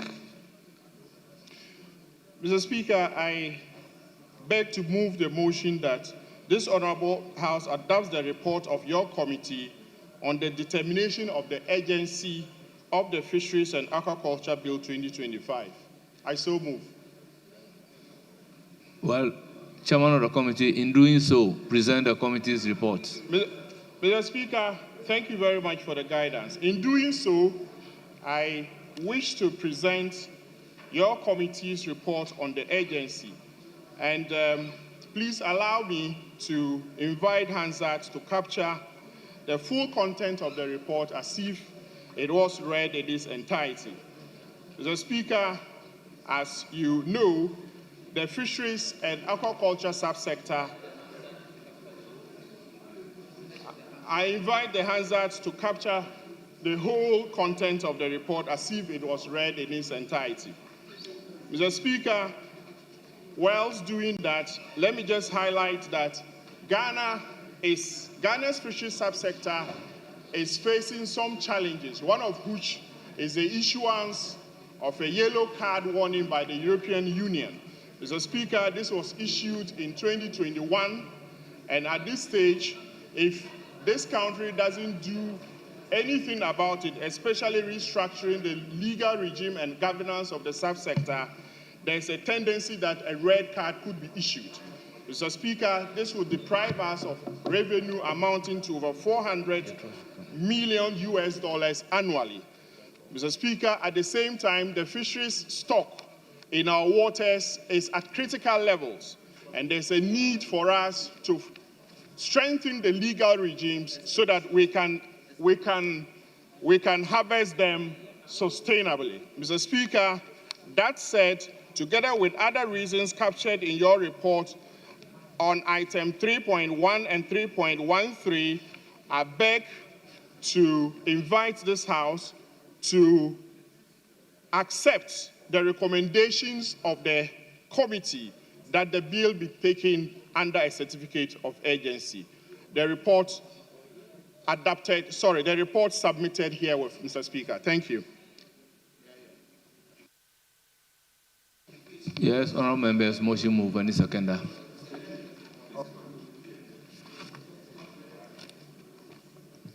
Thank you very much, Mr. Speaker. Mr. Speaker, I rise to second the motion. Motion number 13. Mr. Speaker, in seconding the motion, I want to make a few comments. Speaker, the fisheries sector, the importance of the fisheries sector is not in doubt. Speaker, according to the Fisheries Commission,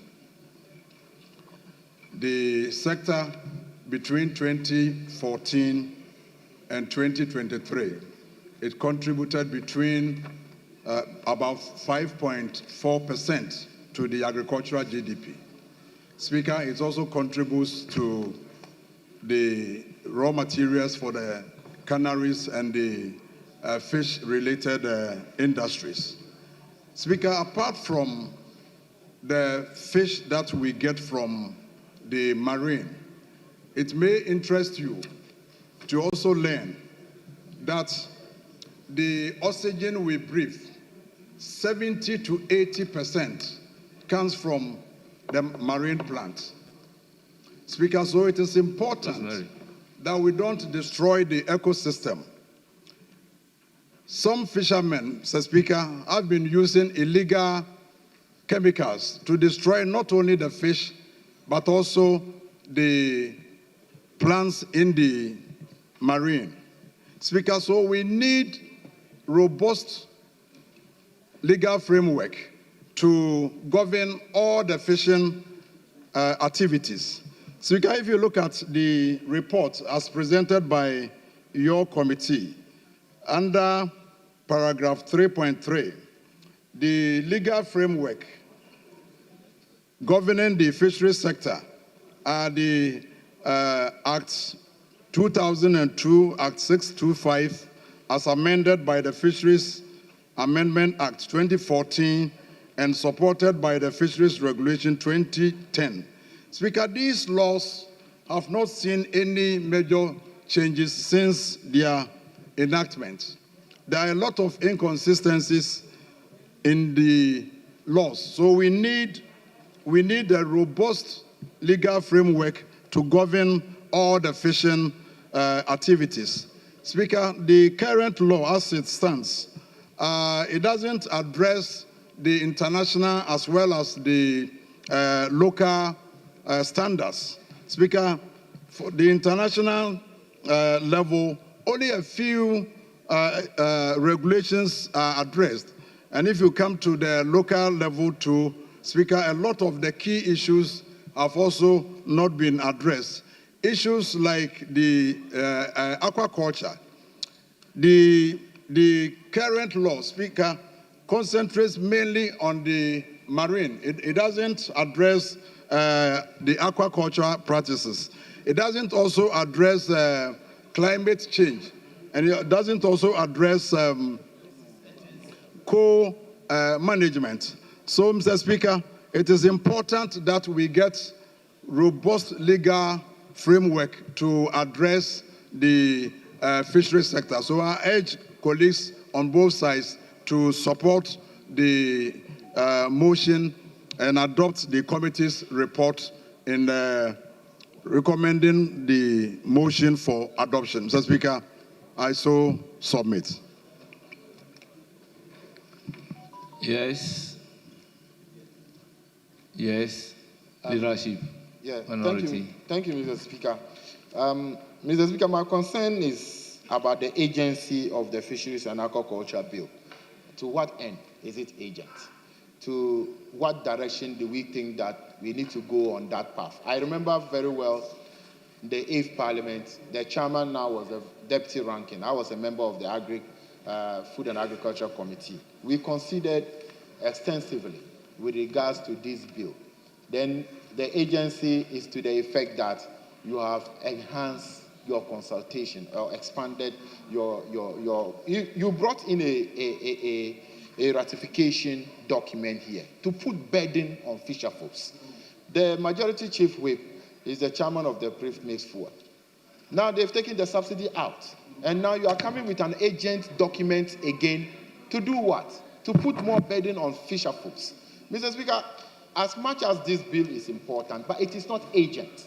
So I don't think that coming to say or arguing that it should come under certificate of agency and then trying to rush us into first and second reading on this bill, it is definitely going to be a problem. Mr. Speaker, I do admit that, yes, Ghana, we have been issued a yellow card by the European Commission from 2021. But that is not a justification for agency of the bill.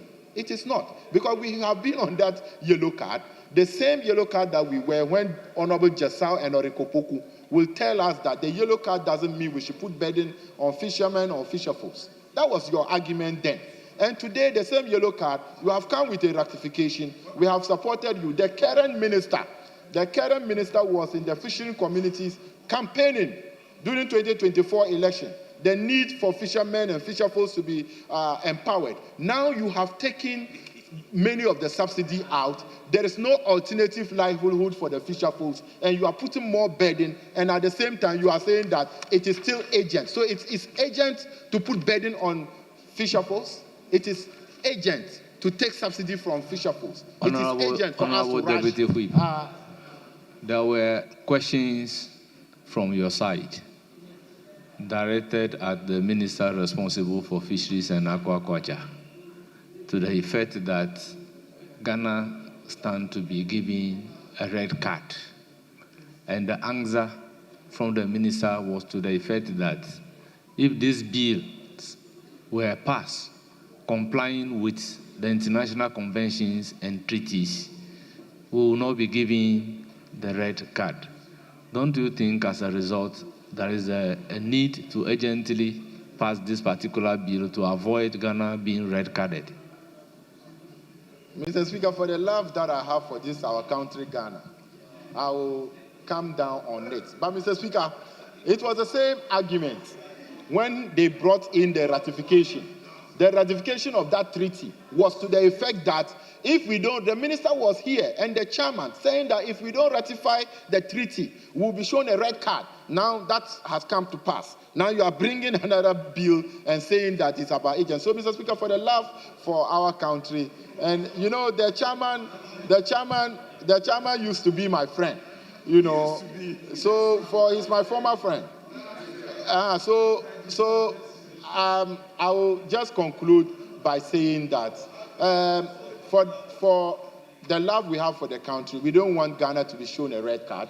But, Minister, next time when he's bringing things, there should not always be an agency of document to the effect that because we are on yellow card, because of that, you are putting burden on fisher folks. With that, Mr. Speaker, I will not say I support the agency of the bill, but I will just say that I lower down my guns from the directive that you have given for us to move on. I thank you, Mr. Speaker.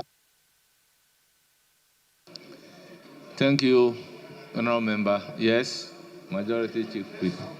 Speaker, thank you for the opportunity to add my voice that this bill be taken under certificate of urgency. Mr. Speaker, the committee's own findings containing particularly paragraph 3, sub 3, indicates that as many as 5 statutes and instruments govern the current framework.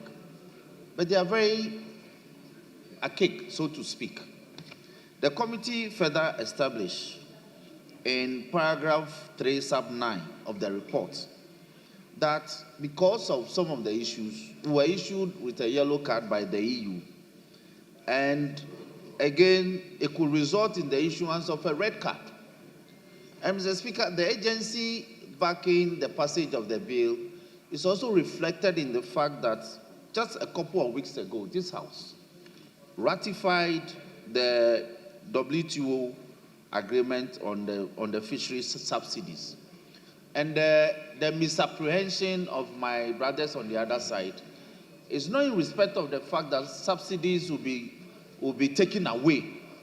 The taking away of the subsidies is in respect of improper and illegal fishing practices. That is what the ratification of the WTO instrument or the convention will do.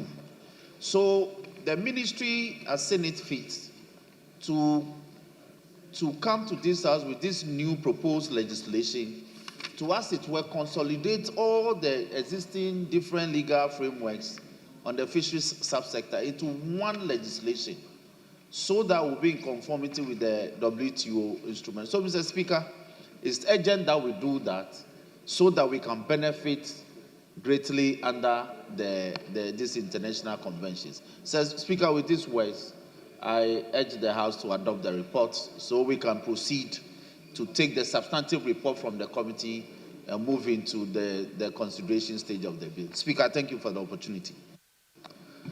Honourable members, at the conclusion of the debate, the question therefore is as many as are in favor say aye. Those against say no. The ayes have it. The motion is adopted. Yes, honourable members, order paper, addendum 2, motion numbered 2.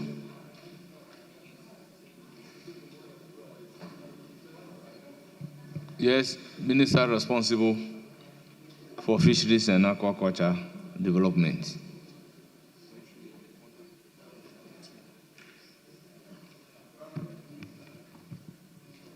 Mr. Speaker, I rise to move the motion on order paper addendum 2. That notwithstanding. Numbered 2. Number 2. Yes. That the Fisheries and Aquaculture Bills 2025 be now read a second time. Yes, honorable members. Motion moved. Any seconder? Mr. Speaker, Yes. Yes, Mr. Speaker, I yes. think the procedural motion number 1. The minister. Well, the minister, the House having determined the agency. Okay. We do no longer move a procedural motion. So it was a mistake on the order paper. All right, thank you, Mr. Yes, Speaker. because the agency motion has already been determined. Yes, Minister, you are right. Any seconder? Mr. Speaker, I rise to second. And in seconding, please allow me to present your committee's report. And again, Mr. Speaker, please allow Hansard to capture the full content of the report as if it was read in its entirety. Mr. Speaker, the importance of this bill cannot be overemphasized. Accordingly, you referred this bill to your committee.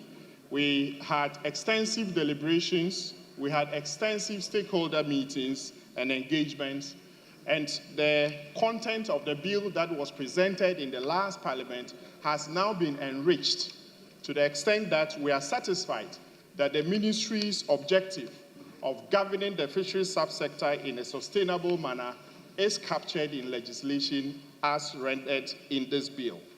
We are also convinced that there are more punitive and stringent measures for flouting or engaging in illegal, unreported, and unregulated fishing in the subsector. We are also convinced that the rest of the subsectors within the fisheries space is now strengthened in the legal arrangements that we have here. We are convinced, Mr. Speaker, that with the passage of this bill, the yellow card warning will be withdrawn by the European Union and allow for more exports of the water species to our external countries for more foreign exchange to be brought into this country.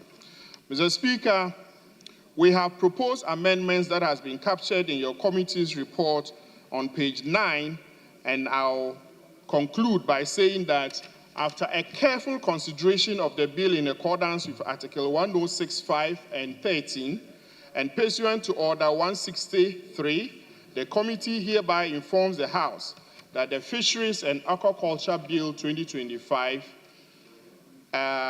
is of an urgent nature, and the committee accordingly recommends that the House adopts its report on this bill for implementation. I thank you, Mr. Speaker.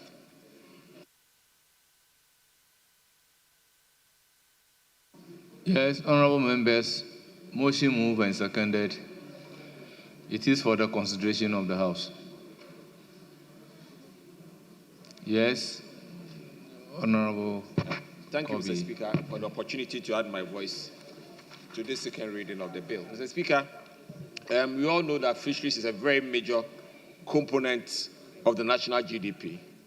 We are also aware that these issues have been there for a very long time. In fact, the first time I joined Parliament, over 16 years ago, the issues that are actually in this current amendment were issues that were being looked at, especially the issue of co-management, because a lot of the time, because the management of the national resources are at the center, it's difficult to manage them locally as well. And it's therefore very important that with the issuance of the yellow card, we needed to re-look at our own legal framework to ensure that Ghana can play a significant role in the national and global fisheries industry. Mr. Speaker, one area that keeps coming up over the years has been the issue of unreported and illegal fishing. Mr. Speaker, you can see that the business of overfishing is something that we have discussed in this country for a very long time, that to the extent that under the previous administration, the issue of close season became a major national input. Unfortunately, our brothers on this side continue to tell the fishermen that they were going to stop it immediately they come to power.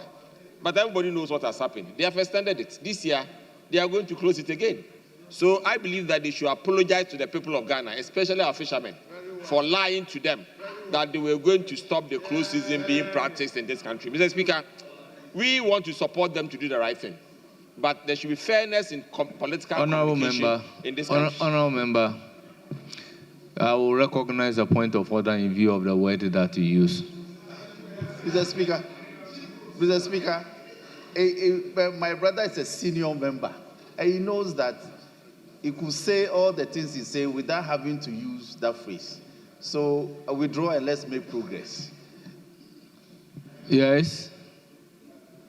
Mr. Speaker, I think this is one of the reasons why the Right Honourable Speaker said that members of Parliament, we should not be serving on boards. It is interest. He's the chairman of the premix. That's the reason why he has raised this issue. He said that you are in direct conflict of interest. You are in direct conflict. That's the reason why you have raised Honourable Habib. Mr. Speaker, if someone else, fine. But this is a sector you control. Honourable so Habib. What else will you say?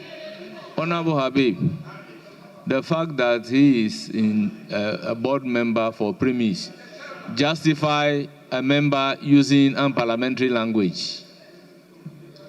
So, Honourable Kobe, you just do I withdraw the word and use the word untruth. Is that okay with you? Very well. Okay, thank you, Mr. Speaker. Mr. Speaker, the fact of the matter is that our fisher folks seems to be in the bracket of where poverty is found in Ghana. And I believe that if you look at what is coming up now about the aquaculture, the idea is to make sure that it is expanded and deepened.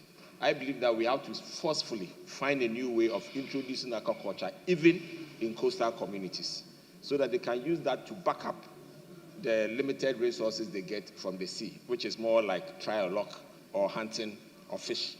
But if they can cultivate them over a period of 6 months, consistently over a period, they can use that to support their income from the coastal fishing activities that they do. Mr. Speaker, I believe that this country, we need to support the minister to make sure that this bill is passed. It will naturally support our economy. It will naturally support job creation in the fishing communities. And it will naturally, if we get it done well, it will boost the incomes of our people and create wealth for them. And then the poverty levels in these communities will also go down. So with these views, Mr. Speaker, I believe that we need to support this bill. But next time, the NDC should not peddle on truth about the things that will come and face in government as well. Thank you very much, Mr. Yes, Honourable Muntala Mohammed.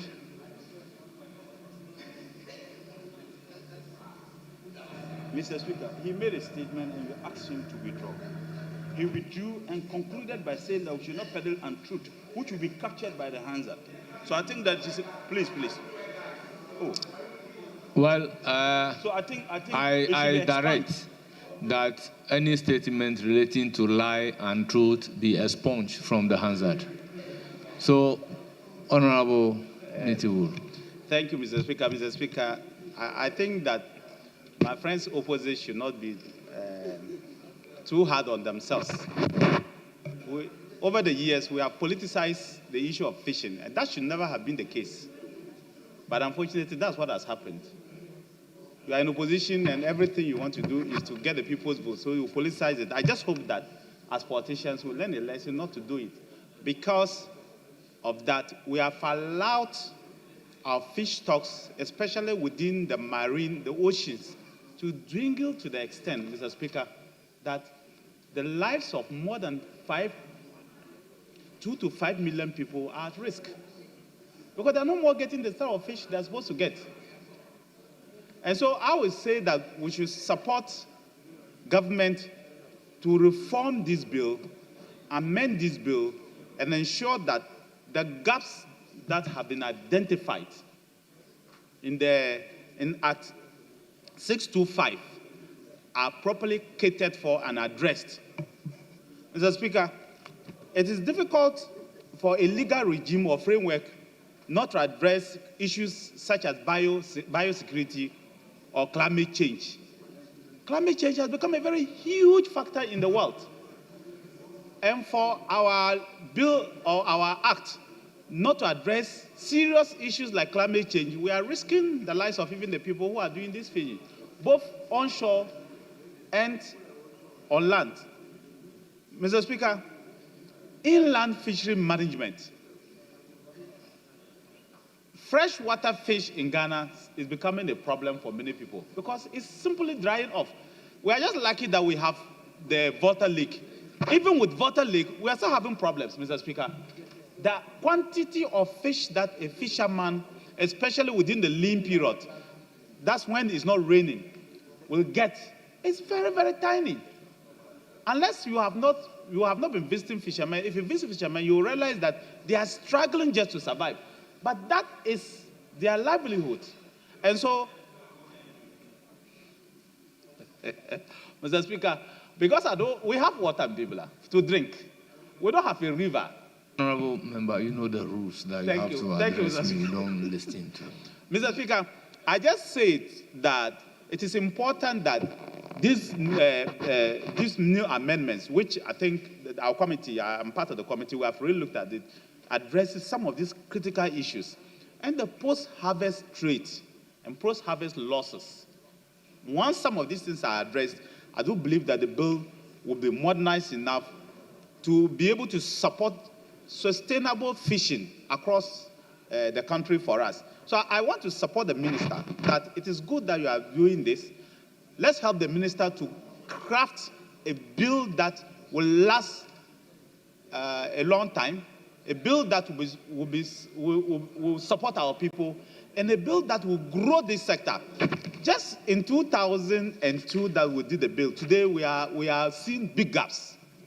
And to the extent that we are being given yellow card to a big market like the European Union, it's not good for us, Mr. Speaker. I think that we should do something about it. And so this is not the time for politics, but I think that we should begin to really look at what we do with the lives of the millions of people, especially those in the coast and those along the major river bodies. So from Aflao on the east to Elubu in the west, and then from Sogokope right down to those Paga area or those who are Bole area, all those along we have to look at what they do and how we can support them. So, Madam Minister, I think that whilst we will support you, it is important to focus also on inland farming and aquaculture. Because the biggest mistake we are making is aquaculture. If people had the sort of lands that we had, we should be enjoying a lot of fish meals, good fish meals, which is healthier than some of the fatty foods that we are eating, which is not good for our health. Mr. Speaker, just look at us as members. Most of us are sick with our stomachs very protruding like this. We are all sick people, Mr. Speaker, very, very sick people. But I believe, Mr. Speaker, if we are able to reform this. Who told you if somebody is having a protruding stomach, the person is sick? Mr. Speaker, I don't want a politician to go and do propaganda against me and say that fat people are sick. But the truth is that you have to really look at yourself. If you decide to have a protruding stomach as if you are 9 months pregnant, you have to really look at yourself. Because you are having visceral fat. It's fat, nothing else. It's stored energy. Mr. Speaker, it is stored energy, nothing more. You are sick. And if you don't look at things like fatty liver, you don't look at that, you are a sick person. Dr. Nitiwu's story. It is a correct theory, Mr. Speaker. It's a correct theory. But, Mr. Speaker, I want to conclude by encouraging the minister to use this act to address issues of aquaculture. It's very important, Madam Minister. Use this bill to address issues and to see how you can stimulate aquaculture within Ghana, especially in the north. Because in the dry season, sometimes it's very difficult to get protein. Animal protein, yes, but when it comes to fish, it's sometimes very, very difficult. But we have flat land enough. We have water underground. So if we are able to do the legal framework that will help our people, Mr. Speaker, I do believe that we'll be running to the hospital less. And if we are running to the hospital less, the country will spend less. So I support the bill, and I encourage my colleagues to support the bill and hope that the minister and all of us as parliament will pass a bill that will last us a long time. I thank you, Mr. Speaker. Thank you very much. Yes, Honorable Habib. Thank you, Mr. Speaker. Mr. Speaker, I also rise to support the bill on the grounds that nobody would be happy if Ghana is shown a red card. But the minister now, I think, will be humble enough to know that the reality is different from what we do when we are campaigning, to the effect that we'll empower fisher folks. At the moment, we all know that the subsidy on premixed fuel has been taken off. The subsidy on aboard motors has been taken off. You promised that there was not going to be a closed season, but seemingly it looked like we are getting to a closed season or something like that. Honorable Habib, on grounds of relevant, how does subsidy emanate from the report? Mr. Speaker, they brought a ratification here, a treaty for ratification, to the effect that that is taken off. And that emanates from this bill, the ratification also with this bill. That is why it is of relevance. Because it is this House. Which clause? Mr. Speaker, I was here. I contributed to the debate when the ratification was before us. I contributed. And the WTO. And then subsidy were taken out. In fact, the essence of the ratification, per what I told the minister and the minister presented to the House, was to the fact, but minister, is it true that you have taken subsidy from aboard motors or not? Is it true that you have taken subsidy from premixed fuel or not? So, Mr. Speaker, as much as I support that this bill, to the effect that Ghana should not be shown a red card, the minister should be aware that he needs more money and there should be an alternative livelihood for the fisher folks. Because it is a serious problem when fishermen now, they barely break even. So there must be an alternative livelihood for the fisher folks. And the closed season that you promised, it has already started. So, Minister, next time when you are campaigning, know that it's not everything that we do. So your position. So, Mr. Speaker, I support it. But for the record, your position is that people who are involved in illegal and unregulated fishing should be granted subsidy. Mr. Speaker, I never said so. But those are your words. The ratification that we did was on illegal and unregulated fishing. That is I presided over it. So I know that it is illegal and unregulated fishing, not removal of subsidy in total. But the international communities doesn't want somebody who is involved in illegal fishing, somebody who is involved in unregulated fishing, to be granted subsidy. So you are supporting illegality by granting illegal and unregulated people who are involved in illegal and unregulated fishing a subsidy. Mr. Speaker, the minister in that ratification spoke about fishing efforts. They also talk about unreported. I don't know if something is unreported, you cannot. My mic is on.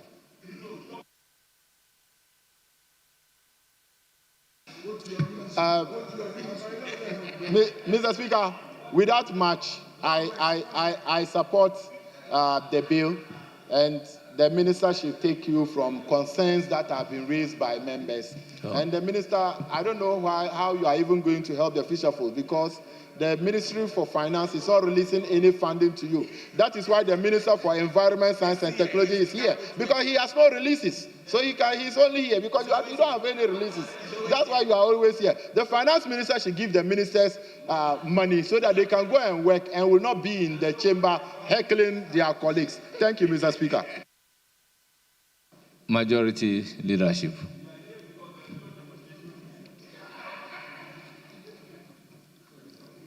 Yes, the minister. Thank you very much, Mr. Speaker. Mr. Speaker, I want to take this opportunity to thank the House for considering this motion. Because this is a House of Records, I'd like to balance some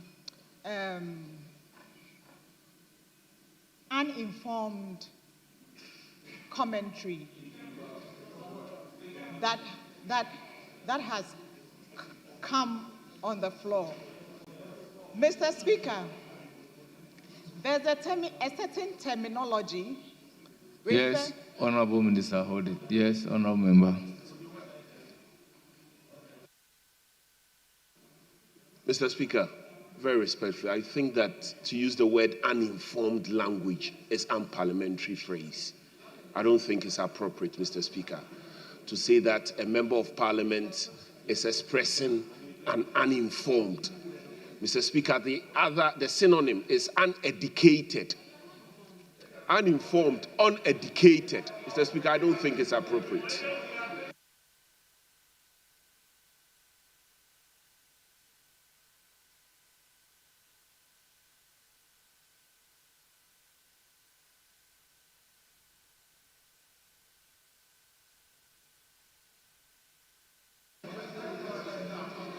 Honorable Minister, the House is offended by the use of the language uninformed.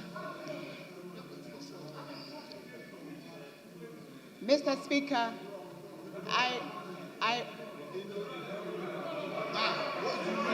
don't tell me what I should do.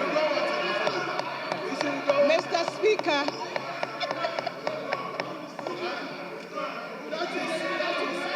innocent misinformation. You say it's you don't want it. Change your way, that's all. You just say yes, change your way.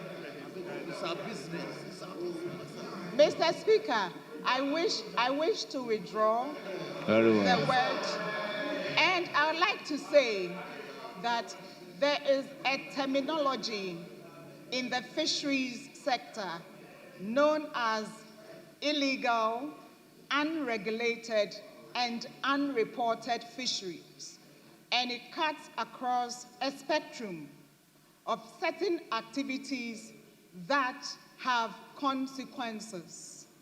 One of the consequences on Ghana is the issuance of the yellow card on Ghana's fisheries products to the European Union. It's been on for 5 years now. We have a very small window. If not lifted, we get into red zone, and what it means is that no fish exports goes into the EU market, and we lose over $400 million annually. Mr. Speaker,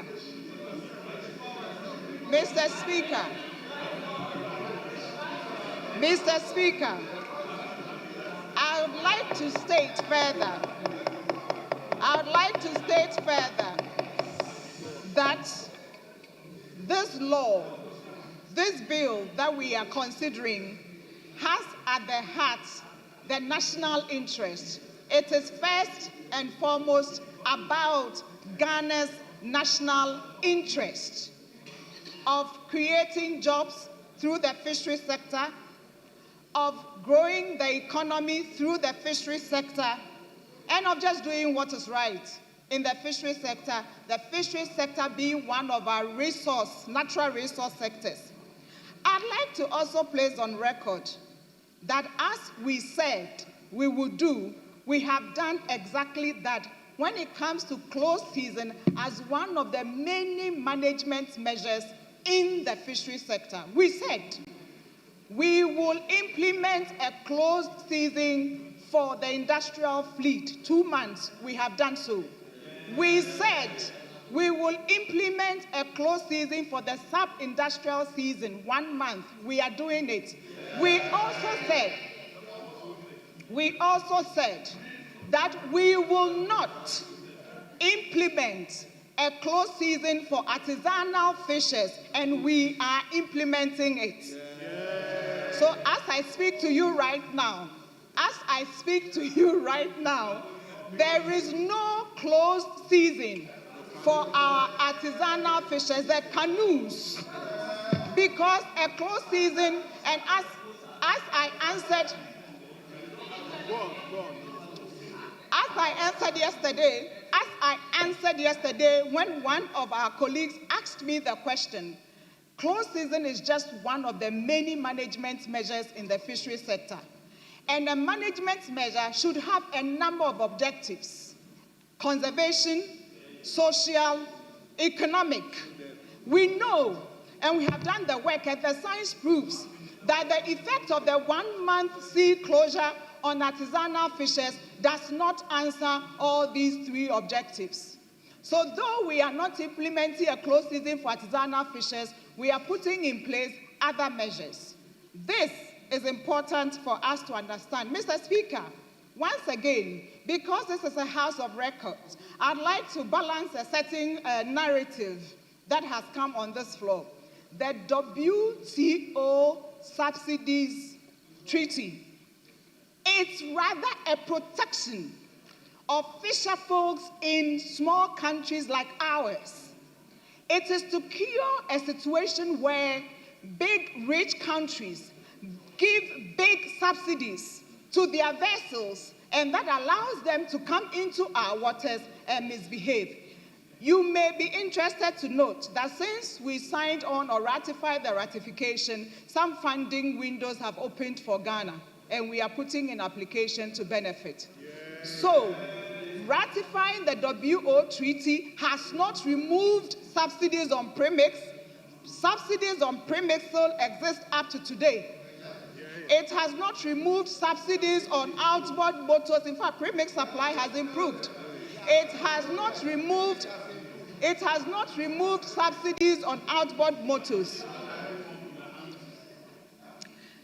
Mr. Speaker, a comment was made that this new law should focus on climate change, biosecurity, inland fishery, aquaculture. I'd like to assure the House that that is exactly what this bill is seeking to do.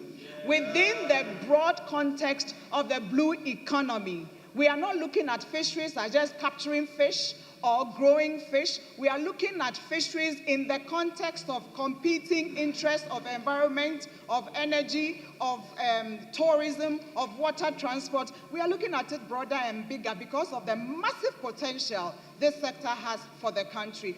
With these words, Mr. Speaker, I'd like to thank the House once again for considering this bill. Thank you very much. Yes, Honorable Majority Leader. I just want to thank the Minister for informing the House, for making it possible for this House to take a decision from a more informed position. Mr. Speaker, it would have been a disaster for us to take this decision in an uninformed position. But obviously, we are now more informed. Mr. Speaker, we thank the Minister very much.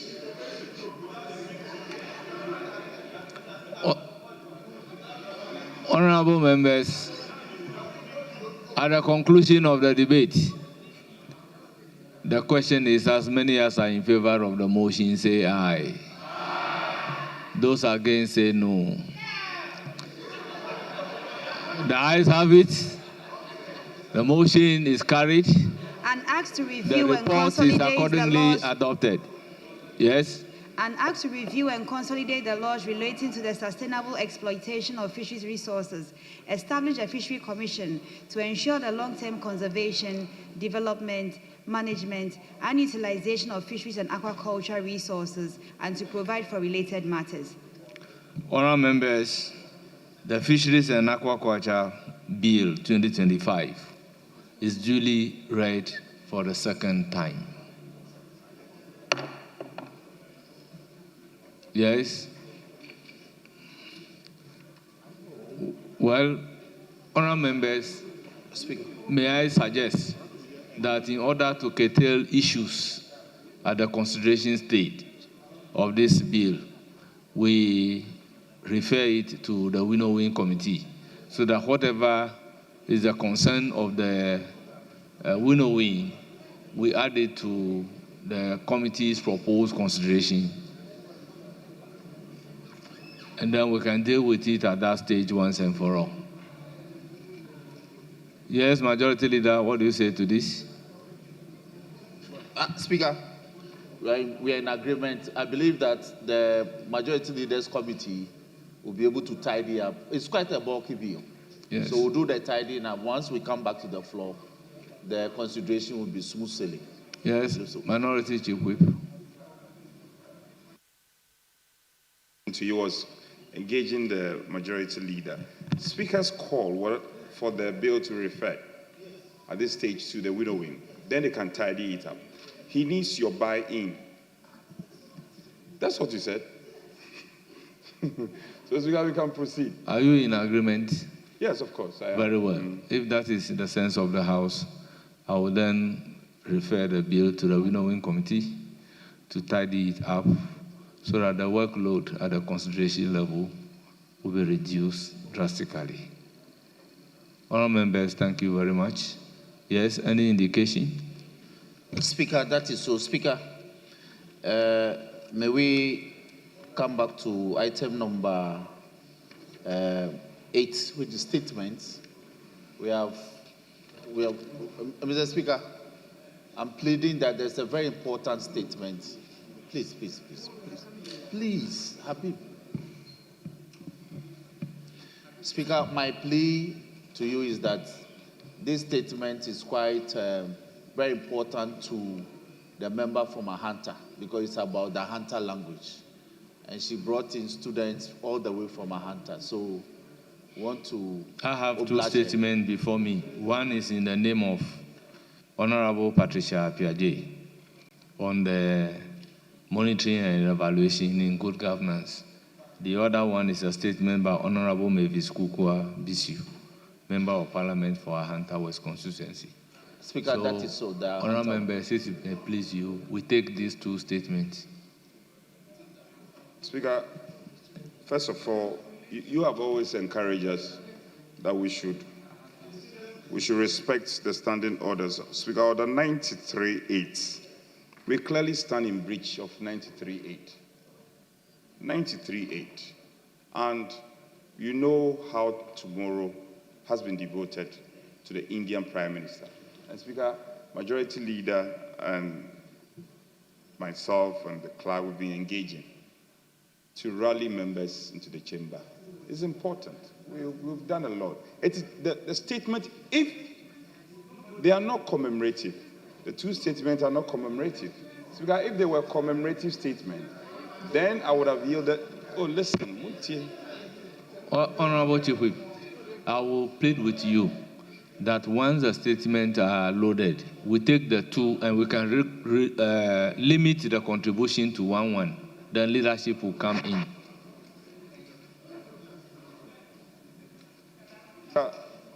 My pleasure is that we defer to tomorrow or some other day. But Speaker, if my colleagues are insisting, that's fine. Because very well, we take 1-1 contribution, then we can call it a day. Yes, Honourable Member statement by Honourable Mavis Kukua Bisu, Member of Parliament for Ahanta West Constituency, on reviving the Ahanta language for educational equity and cultural identity. Honourable Member, you have the floor. The statements are duly uploaded. Thank you, Mr. Speaker. Mr. Speaker, thank you for the opportunity to address this august House on the urgent need to preserve, revive, and integrate the Ahanta language known as Ayinda into formal education system. This is a matter of not only cultural heritage, but also educational equity, linguistic justice, and constitutional fidelity. Mr. Speaker, like Ayinda, over 40 of Ghana's indigenous languages are now at risk of extinction, according to the language scholars. I'm an example of the dangers of that lie ahead if we fall as a country to document and teach our indigenous languages. Despite being born to an Ahanta father and mother, I did not have the benefit of being taught the language at home or in school. We had no books from which I could read my language, and traveling and living out of Ghana more than 25 years of my life had no reference point. I had no reference point to connect with my mother tongue. Today, like thousands of Ahanta people, I'm unable to speak the language. My children, too, have no means of learning it. As a member of Parliament of Ahanta West, I am determined as one of my legacies to change this. Mr. Speaker, Ainda is a central Tano language within the Kwa branch of the Niger-Congo language family, spoken by the Ahanta people in the Western region. It is similar to languages like Nzema, Brosa, Evalue, and other languages that are spoken in Southeast Ivory Coast. For generations, this language has served as a medium of identity, oral history, governance, and spirituality for the Ahanta people. Sadly, due to a long-standing marginalization and the absence of state-led preservation efforts, the Ainda language is now endangered, with fewer children speaking or understanding the ancestral tongue. Mr. Speaker, our Constitution, under Article 39(3), mandates the state to ensure that integration and development of Ghanaian languages are into national life. The Education Strategy Plan and numerous international conventions to which Ghana is a signatory, such as the African Union Language Plan of Action for Africa and UNESCO's Convention on Cultural Diversity, all recognize the importance of preserving indigenous languages as vehicles for identity, development, and inclusion. Upon assuming office, I convened a Language Renaissance Committee, which brings together the chiefs of Ahanta, the Ahanta Bible Translation Project, which has already developed the orthography for the language, the Ghana Education Service, experienced language teachers, media, and other stakeholders. This collaborative body has spearheaded the Ahanta Language Renaissance Project, a grassroots-driven initiative aimed at documenting, developing, and teaching Ainda in our schools. Mr. Speaker, with the support of the Ahanta West Municipal Education Service, we have successfully selected 20 public basic schools across the Ahanta West municipality for a pilot program. In preparation, over 20 volunteers, teachers, have undergone specialized training in both the orthography and teaching methodology of the language sponsored by my office. These teachers are now ready to start the Ainda teaching in their respective schools as we work to gather data for broader curriculum integration. Mr. Speaker, I am proud to announce that on Friday, 4th July 2025, there will be a grand debate to officially launch the Ahanta Language Renaissance Project. This will be a historic and unifying occasion for the Ahanta people, educators, and all who value linguistic and cultural heritage. Today, as I make this historic statement on the floor of this August House, I have brought with me 25 pupils and their teachers from the schools where this pilot would be taking place. They are here with us in the public gallery. Mr. Speaker, with this project, we in Ahanta West are showing the way of other lesser-known languages. There are 5 constituencies that make up Ahanta area, including the Sekendi Takrade metropolis, our original capital. By igniting the fire, we hope that we would spread the study of Ainda across these areas in the future.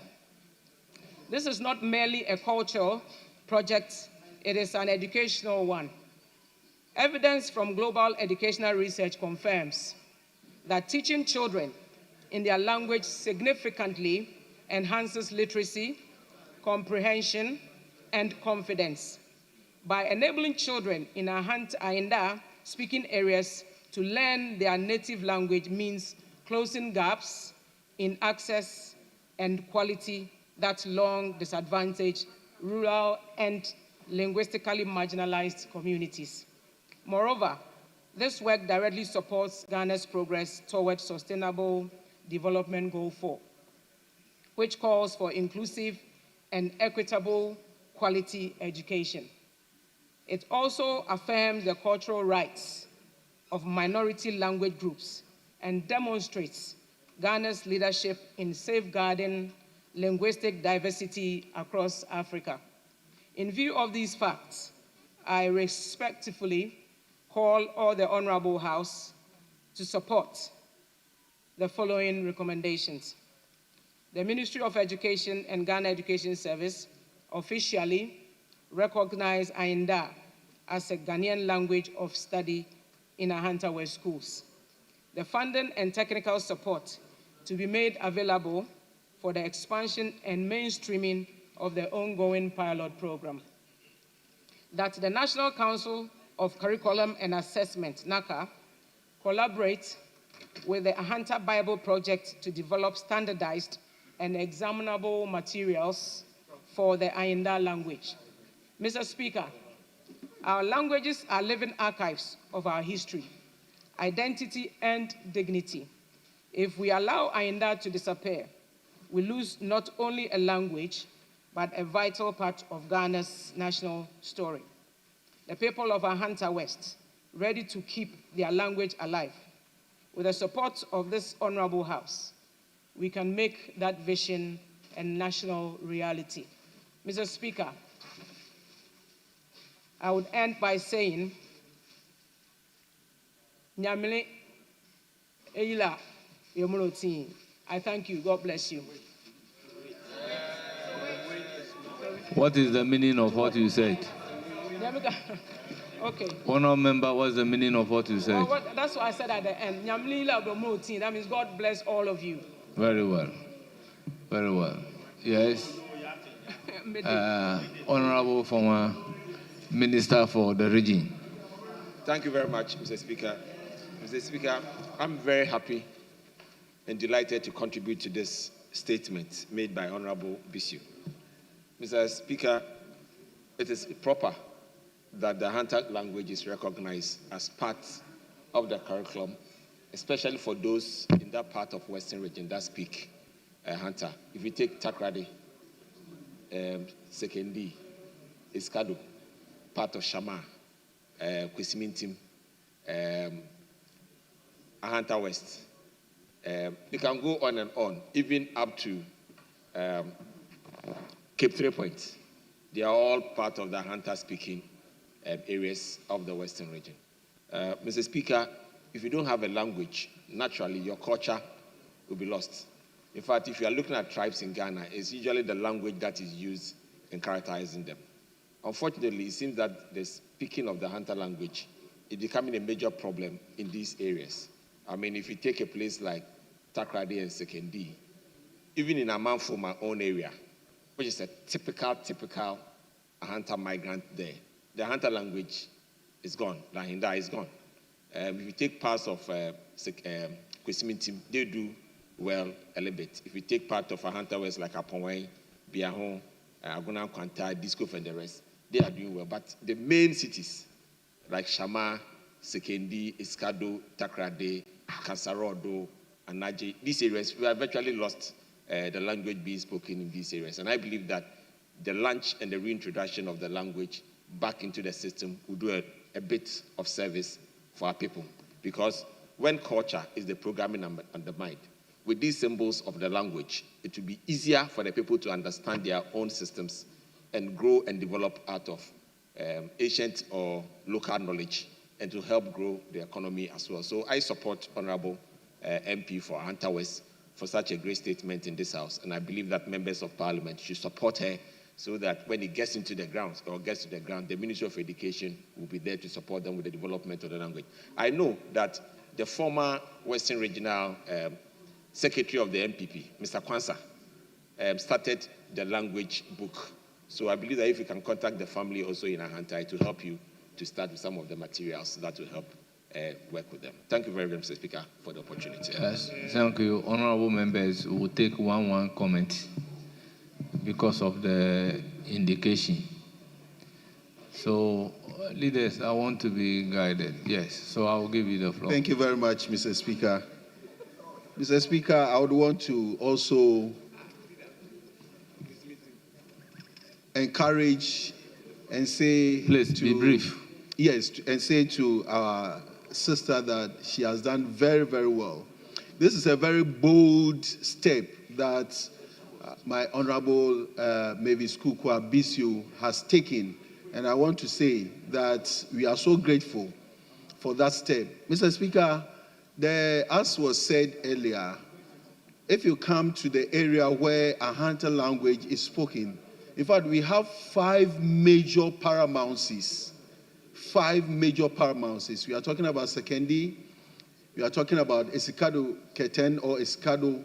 We are talking about Otunfo Bedubonsu, that is of, we have Buzia, we have this.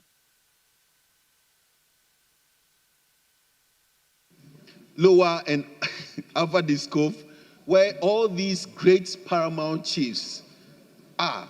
And it covers a vast area. In fact, because of this, as was stated earlier, because the society is now, made up of mixed persons, especially within Sekendi, Takoradi, Kwesimitim, Efia, etc., the language is dying slowly. So with this bold step and a call, a national call, a constitutional call, a cultural call, a religious call for us to revive the Ahanta language, Mr. Speaker, I think it's a step that we all need to support with all alacrity, with the strength that we have, so that the Ahanta language would also survive and come up as one of the major languages that we speak and learn in our schools. Because if these children, especially those who have come here, if they lose track of their language, their spirituality is lost, their culture is lost, their religion is lost. In fact, their tradition is lost, and they may not be able to say that I am from this place and this is my language. I say that we congratulate our sister for this bold step. In fact, I may say humbly that she can be termed as the queen of the Ahanta language. Thank you very much, Mr. Speaker. Yes, minority leadership.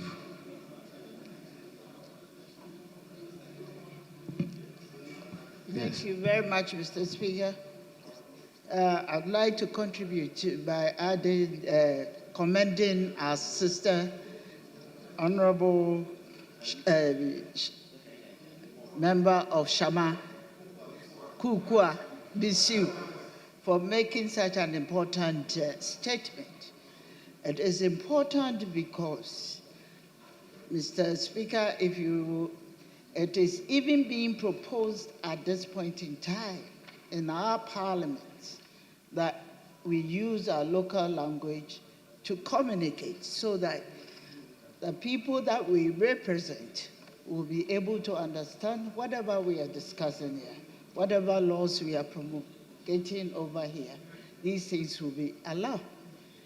Honorable Member making this statement has made it imperative that it is about time that we look at the possibility of using our local language to educate, to give us a lot of wisdom and understanding in whatever we pursue.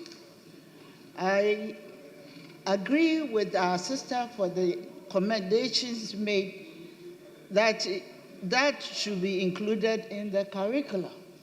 But it is very important because of the number of districts and regions that are able to speak this particular language. But in all, I see a very challenging issue for which, by listening to Honorable Kobi Darko, listening to them, a lot of work has already been done, and he's actually recommended for the Honorable Minister to contact the individual who has started work on that one. And I believe that because of the expense involved in translating the current books into the various languages, it is important that at this critical stage of our development as a country, we begin to look at how we can assign the right funding to ensure that we use our local dialect. Because, Mr. Speaker, reference is always made to China, that because they use their local language, they are able to do the impossible things, or they are able to advance, to innovate, and also understand whatever they are doing. So it is important as a country that we rethink through a medium of expressing ourselves in whatever we do in the country. So I recommend this effort made by the honorable member to include it in the curriculum, but more admissively, I want to say that it should be extended to most of the languages, that other languages that we can classify and then make it, I know that we have a number of languages, but we can classify the languages and make it small enough to be for good implementation. With these few words, I want to thank the maker of the statement and commend her highly for this effort. Yes, majority leadership. Yes, Dr. Grace Dankwa. Thank you, Mr. Speaker, for allowing me to make a comment on the statement given by the Honorable Kukwa from Ahanta West. Mr. Speaker, it is very important that we do really speak our local language and also be taught in our local languages. As we all know, tomorrow the Prime Minister of India is going to be here in this August House. He's going to be speaking in Hindi, which is his local language, and we will get the translation of what he's saying.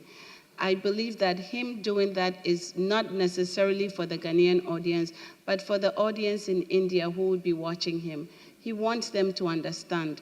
When we speak in our local language and when we learn in our local language, it leads to better comprehension.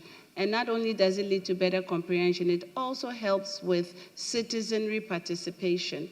Because if I can stand here and speak Ahanta, which is also my language, and I see that the Ahanta language is disappearing, that it would be very important, and it will also empower the girls or the children in Ahanta land so that they would also know that we have people in this house who are speaking our language. So, Mr. Speaker, I'm very, very happy that this topic has come up. I believe that even with education, and I also believe that Professor Nana Jane has been talking about this for a while, the current Vice President of Ghana, she's been talking about us teaching our kids in local languages. Because, I mean, I can use myself as an example, Mr. Speaker. I've had so many years of education, I believe 17 years of postgraduate education. But sometimes when I'm reading something, just to be able to comprehend it, internally, I translate it into my language so I can really comprehend what I'm reading. So it also will, I'm sure it will change the exam scores in the country. It will make a huge difference that I don't think that it's calculable now, that we cannot measure it. It's unmeasurable now. But once we start doing that, we would eventually, I truly believe that it will show in our exam results, and it will also show in the pride of Ghanaians And also for those of us in this house, if we are also able to speak our languages here, I think it leads to better open governance, participation, and buy-in of our constituents. So I will, with these few words, I would like to say thank you to her for bringing up such an important topic. Thank you. We've come to the end of that statement. We have another statement standing in the name of Honorable Patricia Piaget on the role of monitoring and evaluation in good governance. You have the floor, subject to the same limitation, 1-1, and the leadership.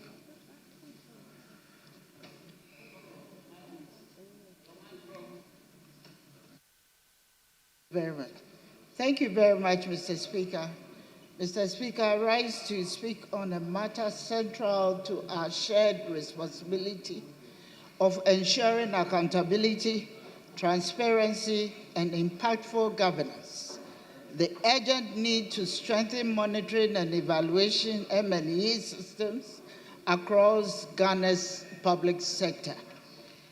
Mr. Speaker, in recent years, Ghana has witnessed increased public expenditure across various sectors, from infrastructure to education, health, and social protection. Yet, the outcome of many of these programs remain disappointing. Why do so many well-funded interventions fail to achieve their intended objectives? Why do we continue to see projects that stop, investments that do not yield returns, and programs that are rebranded and repacked every 4 years? Mr. Speaker, the answer lies in our collective failure to institutionalize and prioritize robust monitoring and evaluation system. As highlighted in the recent lecture titled Strengthening Monitoring and Evaluation for Effective Governance and Accountability in Ghana by one Professor Kwaku Apiedu and Samuel Enning, M&E systems in our public sector are fragmented, underfunded, and often treated as afterthoughts rather than strategic governance tools. Mr. Speaker, monitoring and evaluation are the bedrock of results-based management. Monitoring is the systematic collection of data on inputs, activities, and outputs. Monitoring. Evaluation, on the other hand, assesses outcomes and impacts.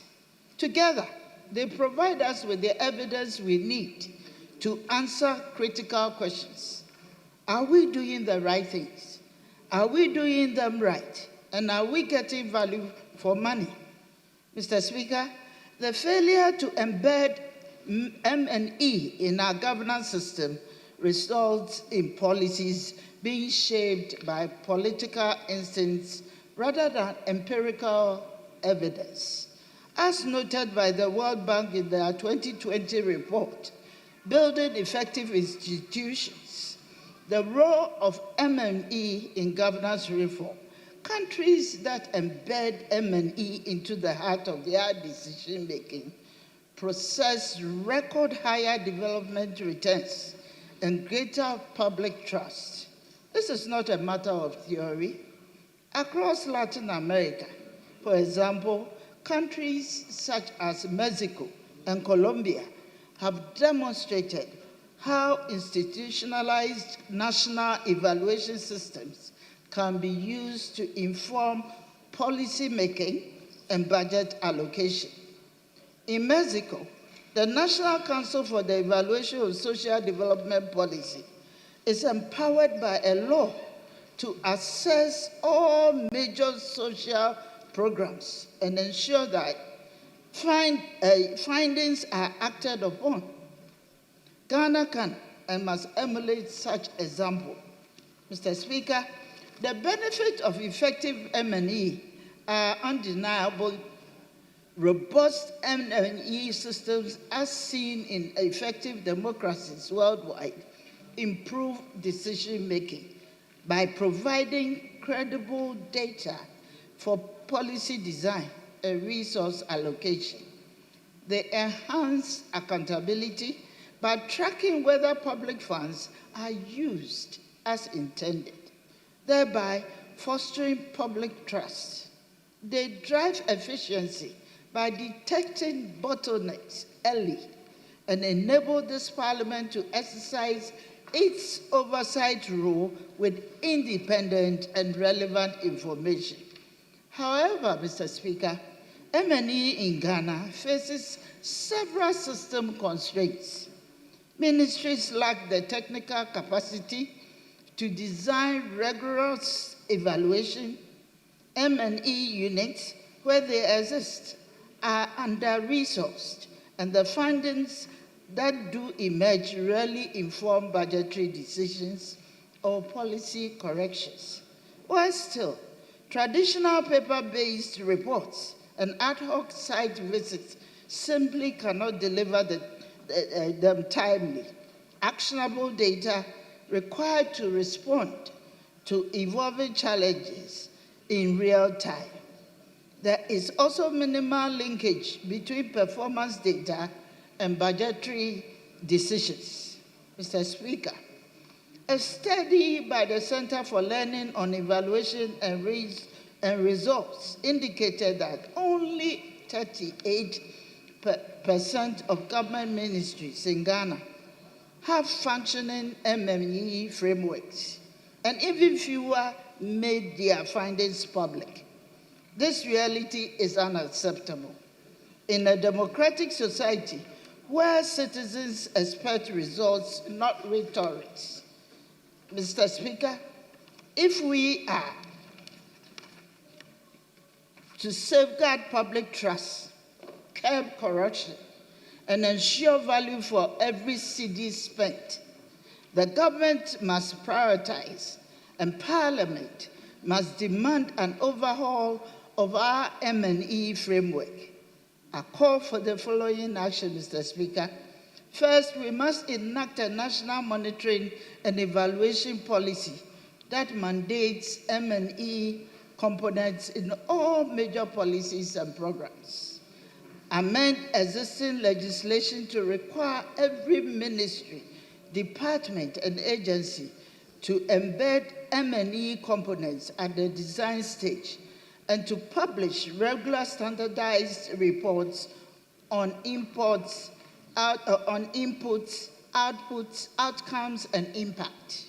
Second, Mr. Speaker, this House must demand regular M&E reports from ministries, departments, and agencies, especially the MDAs. Every MDA must be required to appear before the relevant committee each quarter with evidence of M&E findings, highlighting successes, flagging challenges, and proposing remedial actions. These sessions must be made public to enhance transparency. These reports should form the basis of budget and policy hearings, ensuring that funding is tied to performance data. A national M&E system leveraging technology must be developed to provide timely feedback. Third, we must create mechanisms to ensure M&E results inform parliamentary debates, audits, and policy making. This will empower honorable members to hold the government accountable and ensure that public investments deliver results. Fourth, Mr. Speaker, budget allocation must be linked to performance data. The government must institute performance-based budgeting so that future funding is contingent on demonstrated progress against clearly defined indicators, seizing the flow of funds to projects that fail to meet agreed milestones. This is a practice adopted in South Africa's performance-based budgeting model. And then fifth, the government must provide training for civil servants and parliamentarians on M&E tools and the interpretations of findings.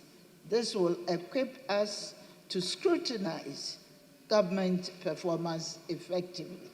Mr. Speaker, by adopting these measures, we will empower Parliament to exercise genuine oversight, deter corrupt practices, and ensure that every program delivers meaningful benefit for our citizens. I trust that this House will act decisively to strengthen our nation's M&E architecture and thereby secure the integrity and success of public investment for all Ghanaians.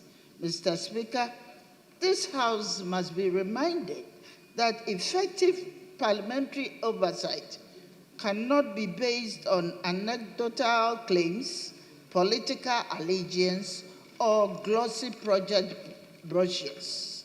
It must be on verifiable, disaggregated, and timely data, which is the very essence of what M&E provides. If we are to regain the trust of the Ghanaian people, we must champion a new era, a data-driven governance.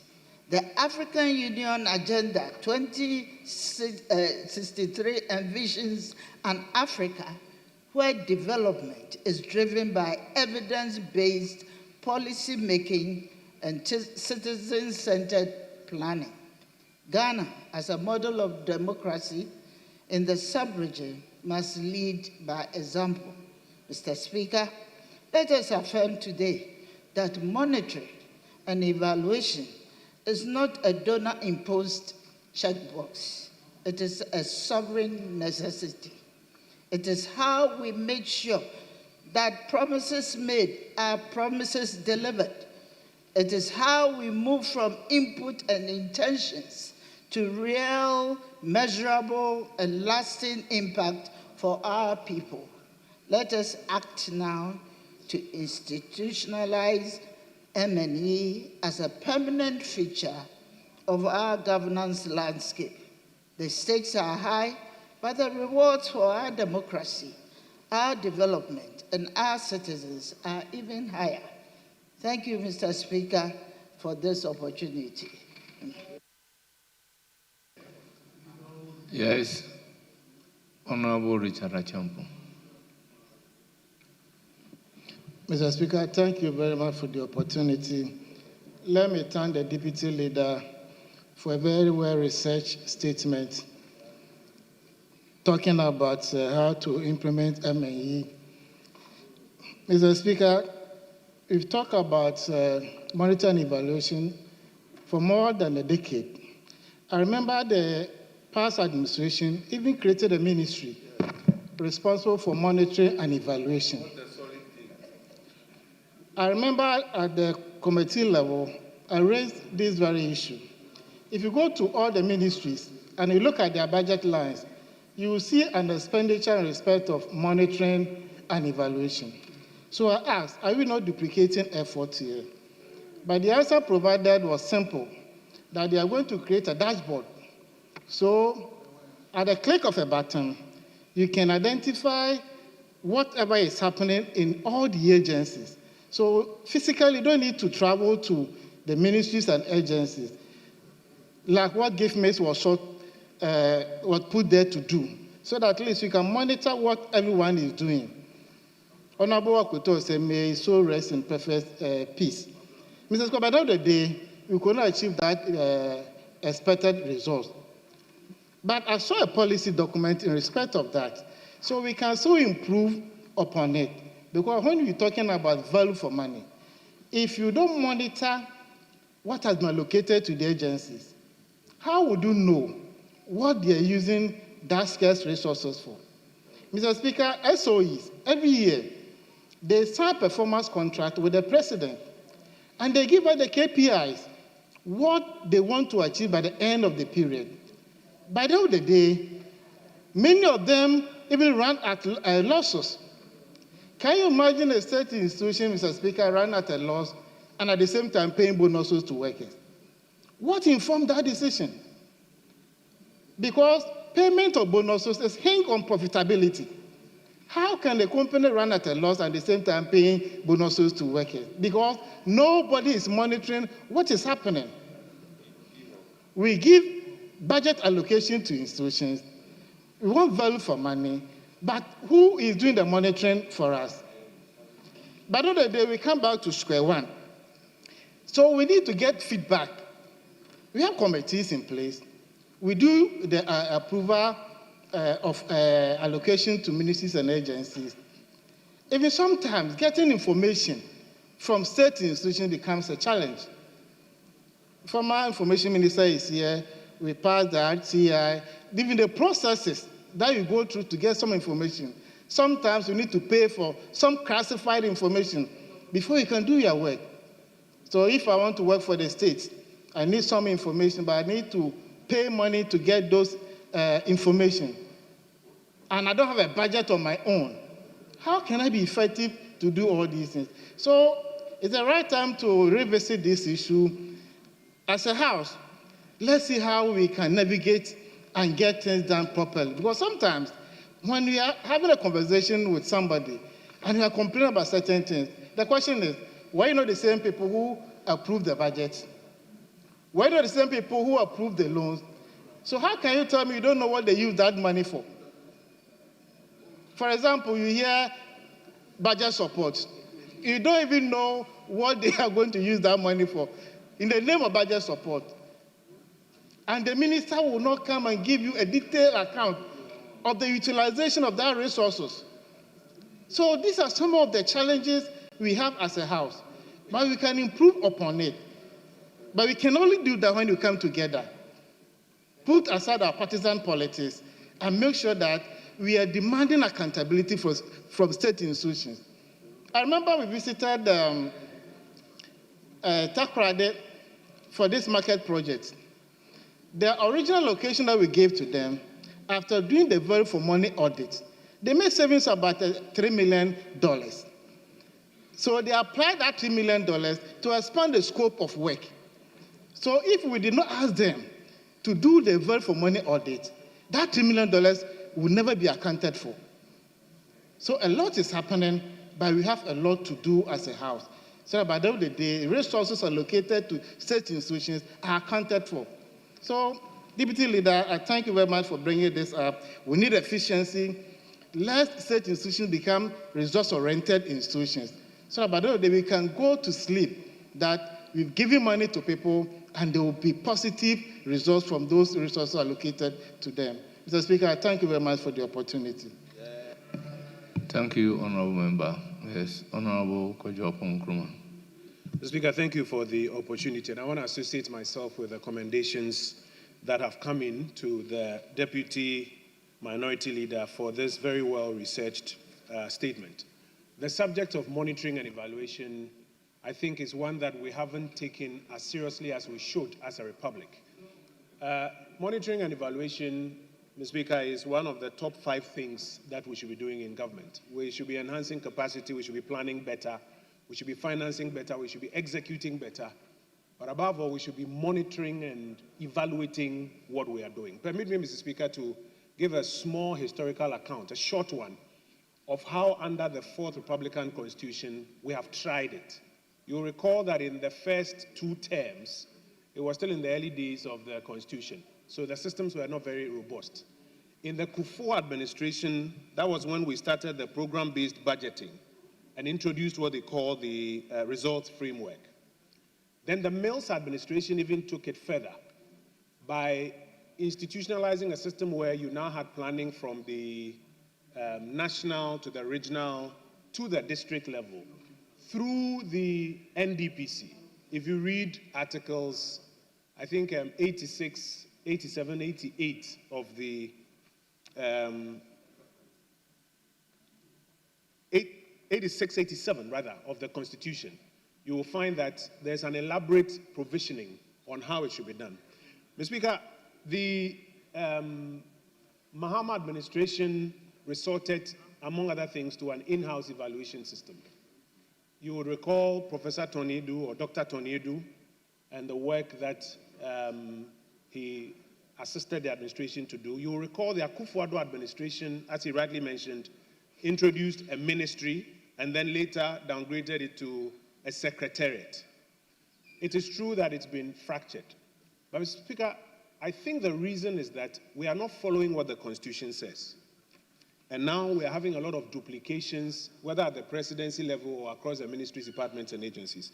The Constitution in Article 86, dealing with the National Development Planning Commission, and 87 specifically, if you look at 87E, it says, or 87.2E says, the Commission, and in this case, the Commission is the National Development Planning Commission, shall, at the request of the President or Parliament, or on its own initiative, E says, monitor, evaluate, and coordinate development policies, programs, and projects.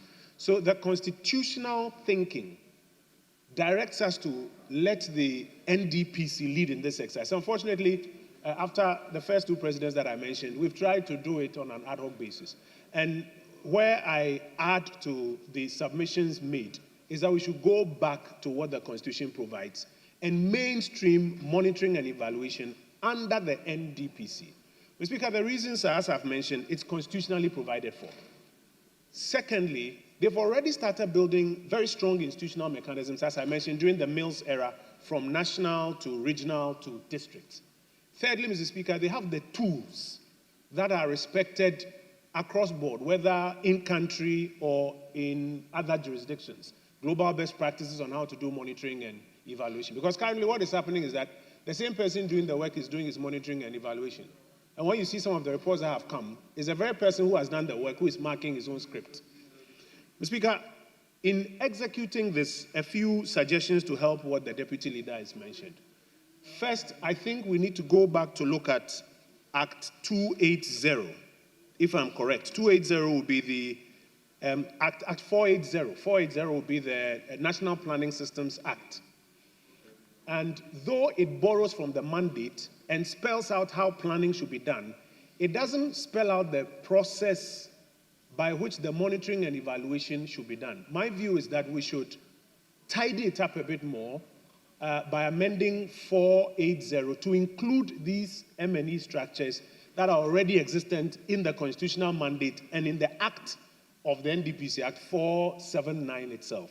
Additionally, Mr. Speaker, I think that the funding that is now being held at ministries, departments, and agencies for monitoring and evaluation should be shared, at least, with the NDPC, so that they are able to do a better exercise of monitoring and evaluation. You can budget for it at your ministry as part of your ministry's project, but my view is that the execution of the monitoring and evaluation should be done in consonance with the NDPC. Finally, Mr. Speaker, the NDPC publishes what we call the annual progress reports or the annual performance reports for ministries, departments, and agencies. Unfortunately, they are not taken very seriously.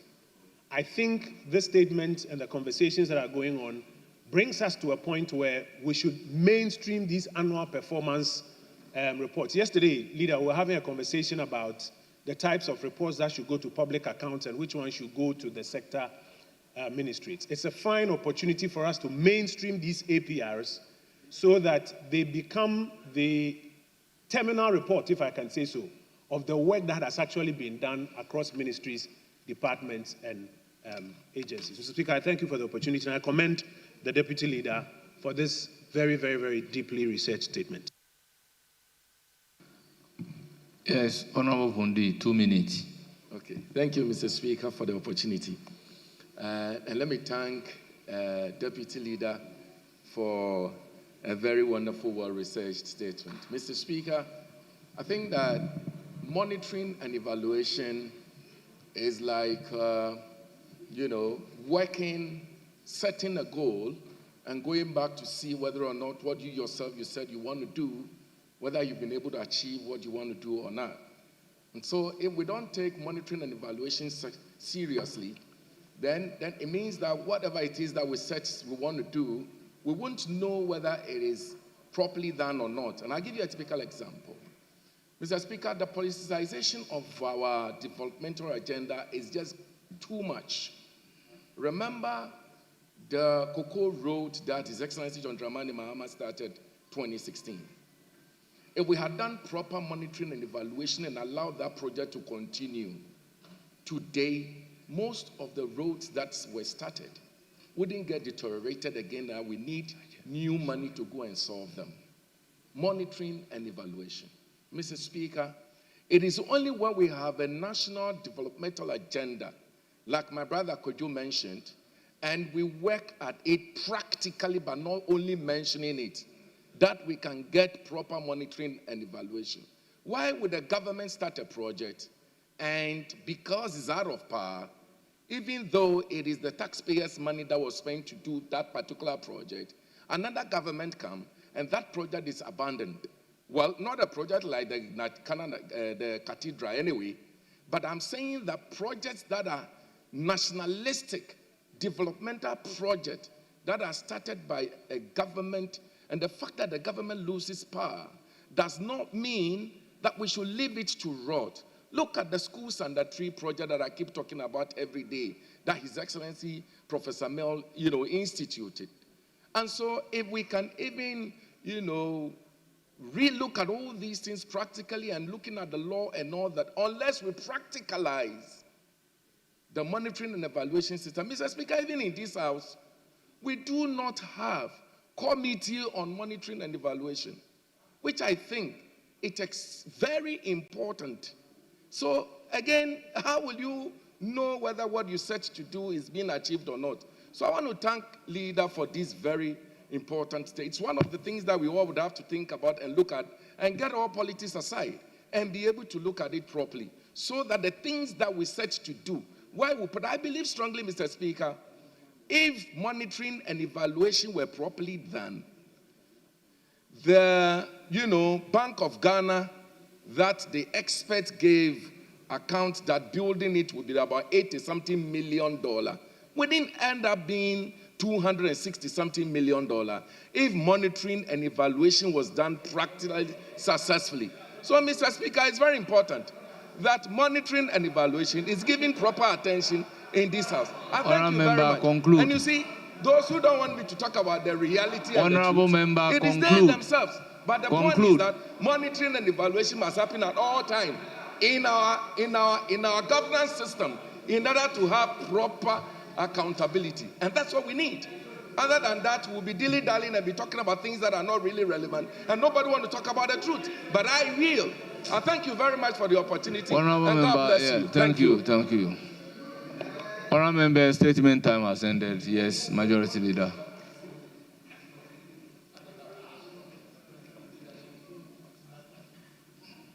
I think we have had enough.